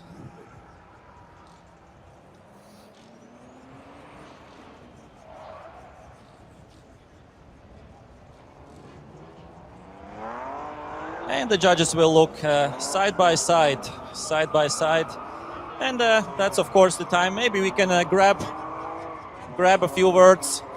Pavel, really intense battles there. Maybe we can go a little bit in the front. Really intense battles. What do you think about this day? It was a tough one. It was a challenging day, of course, but it was a great pleasure to be here and to drive at that amazing track in front of this crowd and all the people. So I'm overall very happy with the day. Okay, and now just wait for the result. Yeah. Nasser, you are still very happy now. Yeah, of course I'm happy, with considering all the issues we went through getting all the way here. I mean, it's incredible that we managed to get here, honestly. Okay, let's wait for the result. Both drivers patiently waiting for that. And third place at FIA IDC is one more time. We go once again. And still we move on, and still we get going, and both drivers, I hope they have still tires left and we will see them going against each other. And let's hope to hear from the judges as well why this decision was made. Yeah, never-ending story, I would say. But well, guys, you get to enjoy top class of drifting. Another tandem here. What a battle. That was really amazing show to watch. If we assess both runs, one of the drivers were slightly more precise in the zones, especially our zone 1, and the other was more precise on the transitions and attacks after the transitions on the chase position. So we need to say that Pavel was having a stronger chase, Nasser was having a stronger lead. So now we would like to see it once more and see who can put a level up.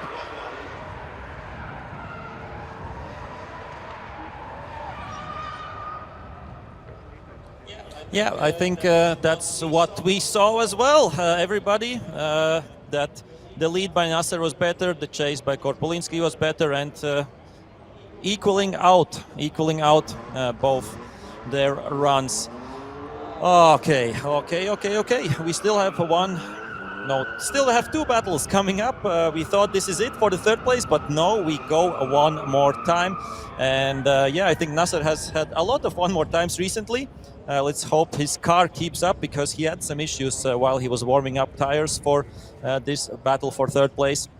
And yeah, lots of action still to come, and we can't wait as well for the final battle between Nicolas Bertans and Daniels Baumanis that we will be having after this run for 3rd place. So stay tuned, don't go anywhere. We'll be back in just a few moments with the one more time of the 3rd place battle.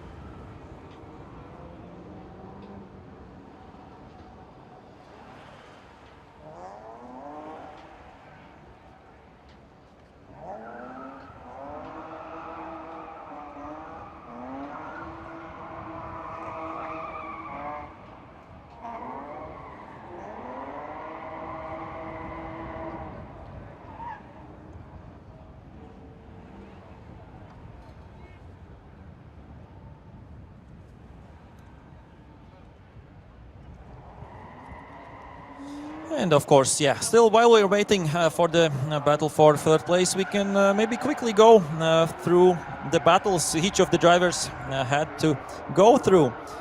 So yeah, top 32 for Nasser Al-Harbali Urias was against Christos Kantsaras. There was, against the wall for Nasser, but Christos Kantsaras was deemed at fault in that battle. After that, in top 16, Nasser had a really close fight with the Italian driver, Mariano Lavinia. Was really close there as well. Then we had, of course, Nasser against Chirba. A bit unlucky for Benedictas Chirba there, because his car shut down, and that was it. That was it, unfortunately, for Chirba, and Nasser went through. Then a really close one more time battle between Nasser and Baumanis, and then Baumanis through the one more time, advanced on to the final. Nasser right now fighting against Korpulinski with another one more time there. On the other hand, Pavel Korpulinski had a really close battle in the top 32 against Clint Van Noort. Clint Van Noort did make one mistake, the driver from the Netherlands, but yeah, that was it. Then another close battle between Korpulinski and the Lithuanian Vasiliauskas. So that was really close as well, with only a few details here and there making the difference. In the top 8, Korpulinski against Abdul Karim Yahan from Switzerland. And Yahan put up a great show, and he was close on the chase. He was on the outside zones in the lead runs as well. So not an easy task for Korpulinski. Then against Bertans, Korpulinski with a mistake on I think it was the lead run, yeah, where he went out of the track with almost all wheels and mistake there. That's why Bertans advanced on to the final. And right now, as I said, Korpolinski and Nasser meeting in the battle for third place. As we saw quite briefly previously, the two finalists, Baumans and Bertans, the two local Latvian drivers. So yeah, top level job by all four I mentioned, and a lot of other drivers with a great spirit and a great driving today. So I'm sure the drivers are coming back to the starting line. Pavel Korpolinski and Nasser Al-Harbali Urias. El Salvador against Poland in this battle for third place. And I'm pretty sure, yeah, the Nations Cup is decided with two Latvians in the final, Baumans and Bertans. And the drivers are back to warm up their tires. So here they go again. Nasser Al-Harbali Urias against Pavel Korpolinski.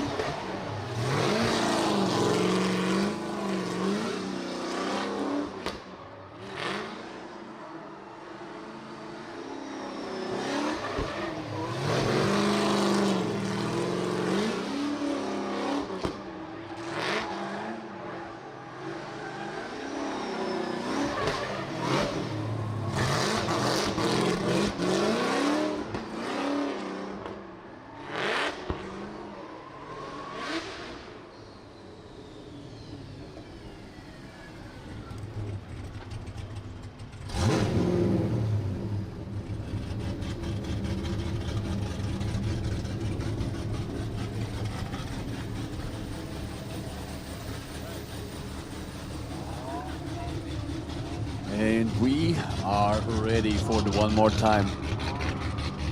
It's been a while. It's been a while until we're still back here, and the guys for the final are patiently waiting.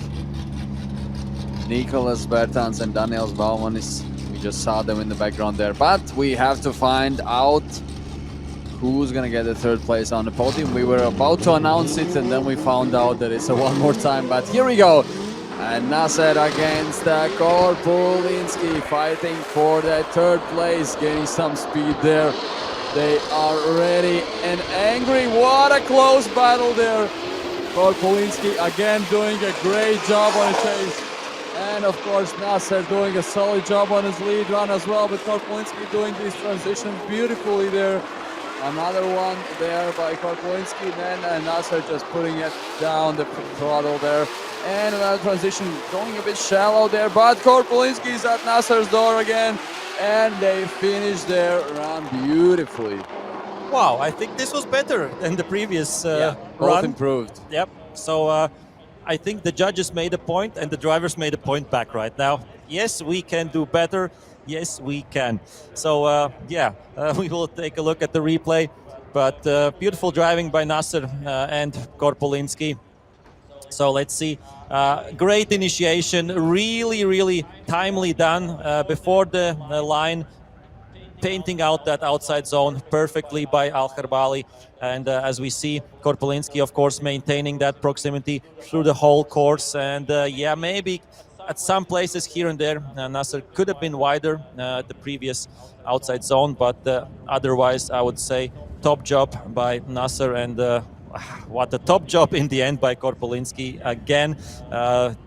Did lose a bit of the distance before the last corner, but gained it beautifully back in the end against the wall. So let's see what they can do on the second run, or it's the fourth run for them, between them, but on the second part of this one more time, as we will see Korpolinski out front. And let's remember, in the previous run, it was a bit of a safe first corner for Korpolinski. We haven't seen that before from him, so it will be interesting to see right now. And he should go all in, I think, Korpolinski, because Nasser was doing a good job on the lead. So drivers are ready, track is ready, fans are ready, and everybody is ready for this tandem run. Let's go. Korpolinski out front, Nasser chasing. Let's see how close Nasser can be. Korpolinski should be on the outside zone, and he is a bit better than previously. And now we see Nasser is side by side with him as they come against the grandstands. And a bit of more pace for Korpolinski. Really beautiful outside zone there, and we see Nasser is trying to keep up, and he is quite close on this transition. Really close, almost touching each other in this phase of the track, and really nicely done. The last corner, and Nasser is pushing Korpolinski against the wall and over the line.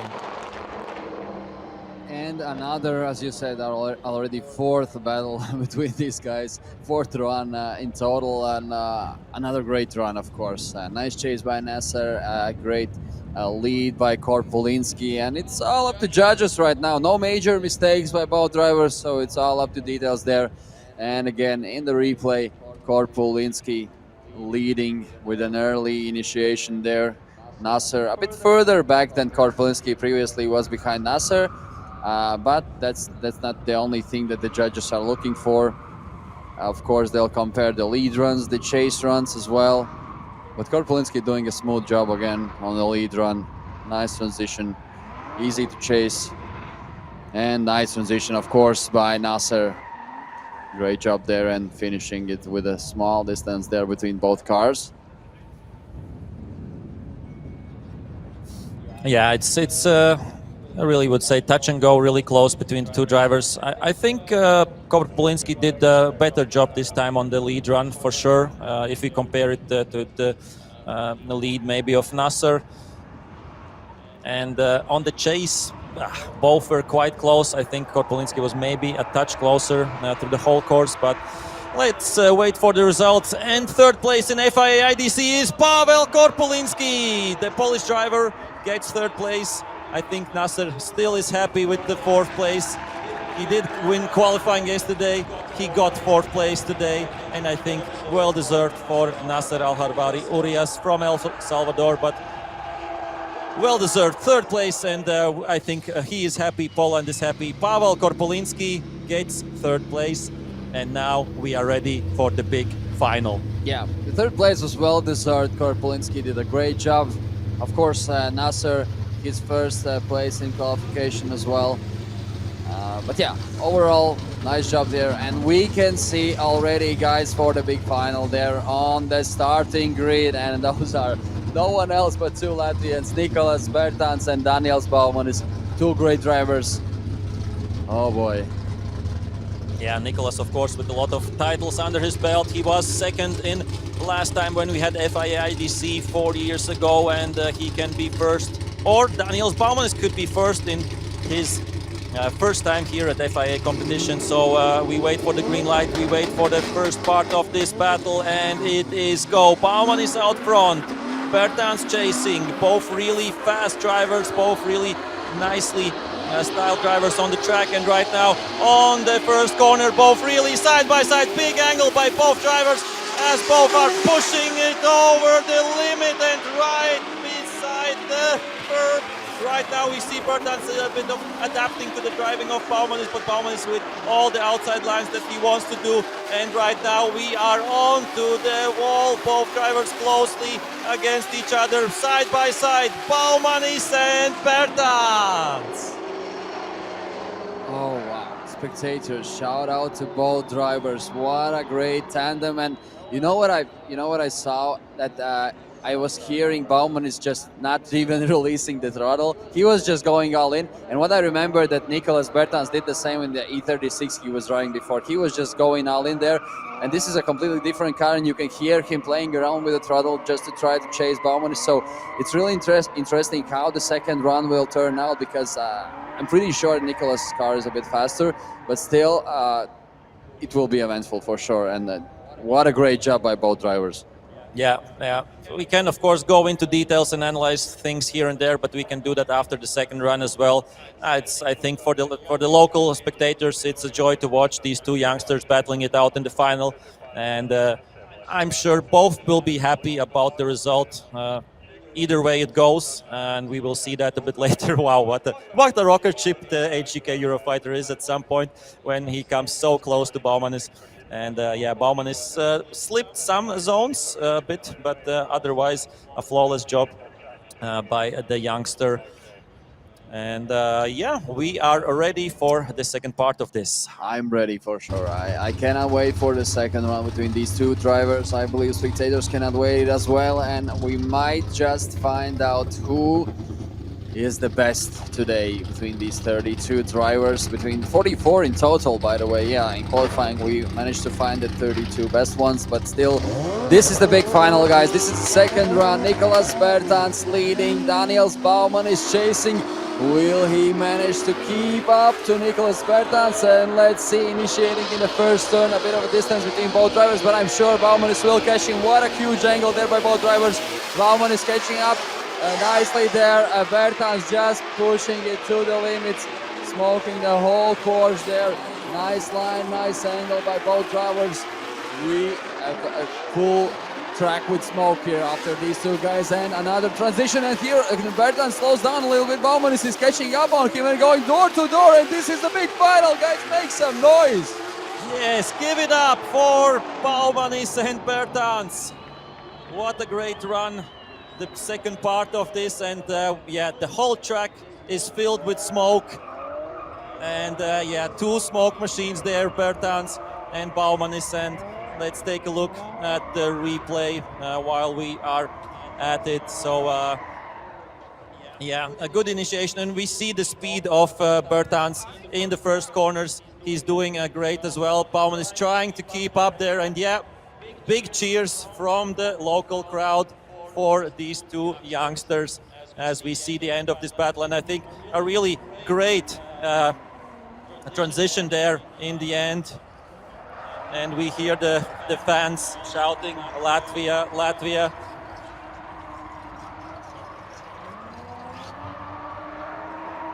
And we will still see the drone shot as well, as both drivers are talking with each other.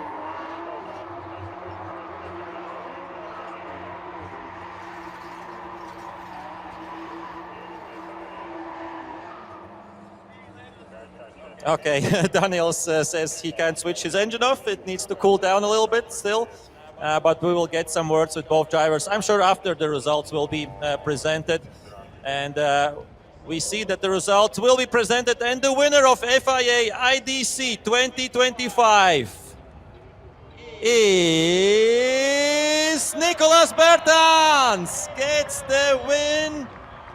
Daniels Baumanis gets second place, and I'm sure both will be pretty happy with this.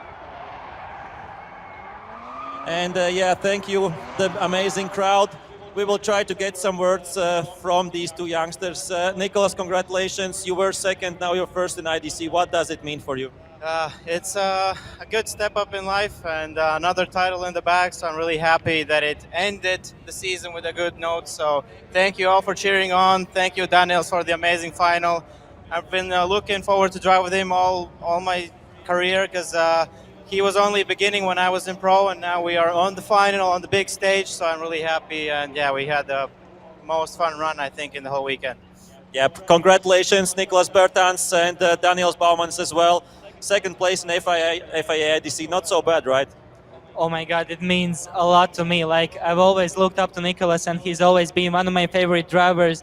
And I've always dreamed of, at one point in my career, fighting against him in the finals. So yeah, seeing right now two Latvians in the final on FIA ADC race, it's something incredible. So yeah, I'm very thankful to my family, to all my supporters, that you all made it happen. So yeah, it's emotional. It's indeed emotional. Perfect, thank you. Thank you for the big crowd, amazing support for the Latvian drivers and for all the other drivers as well. Nicolas Bertans getting the win, getting P1 in FIA IDC. Daniels Baumann is second, and in third place we have Pavel Korpolinski. So yeah, amazing day, and see you all, of course, at the prize giving ceremony as well. These two youngsters, well deserved, and we saw the emotions that the two drivers had.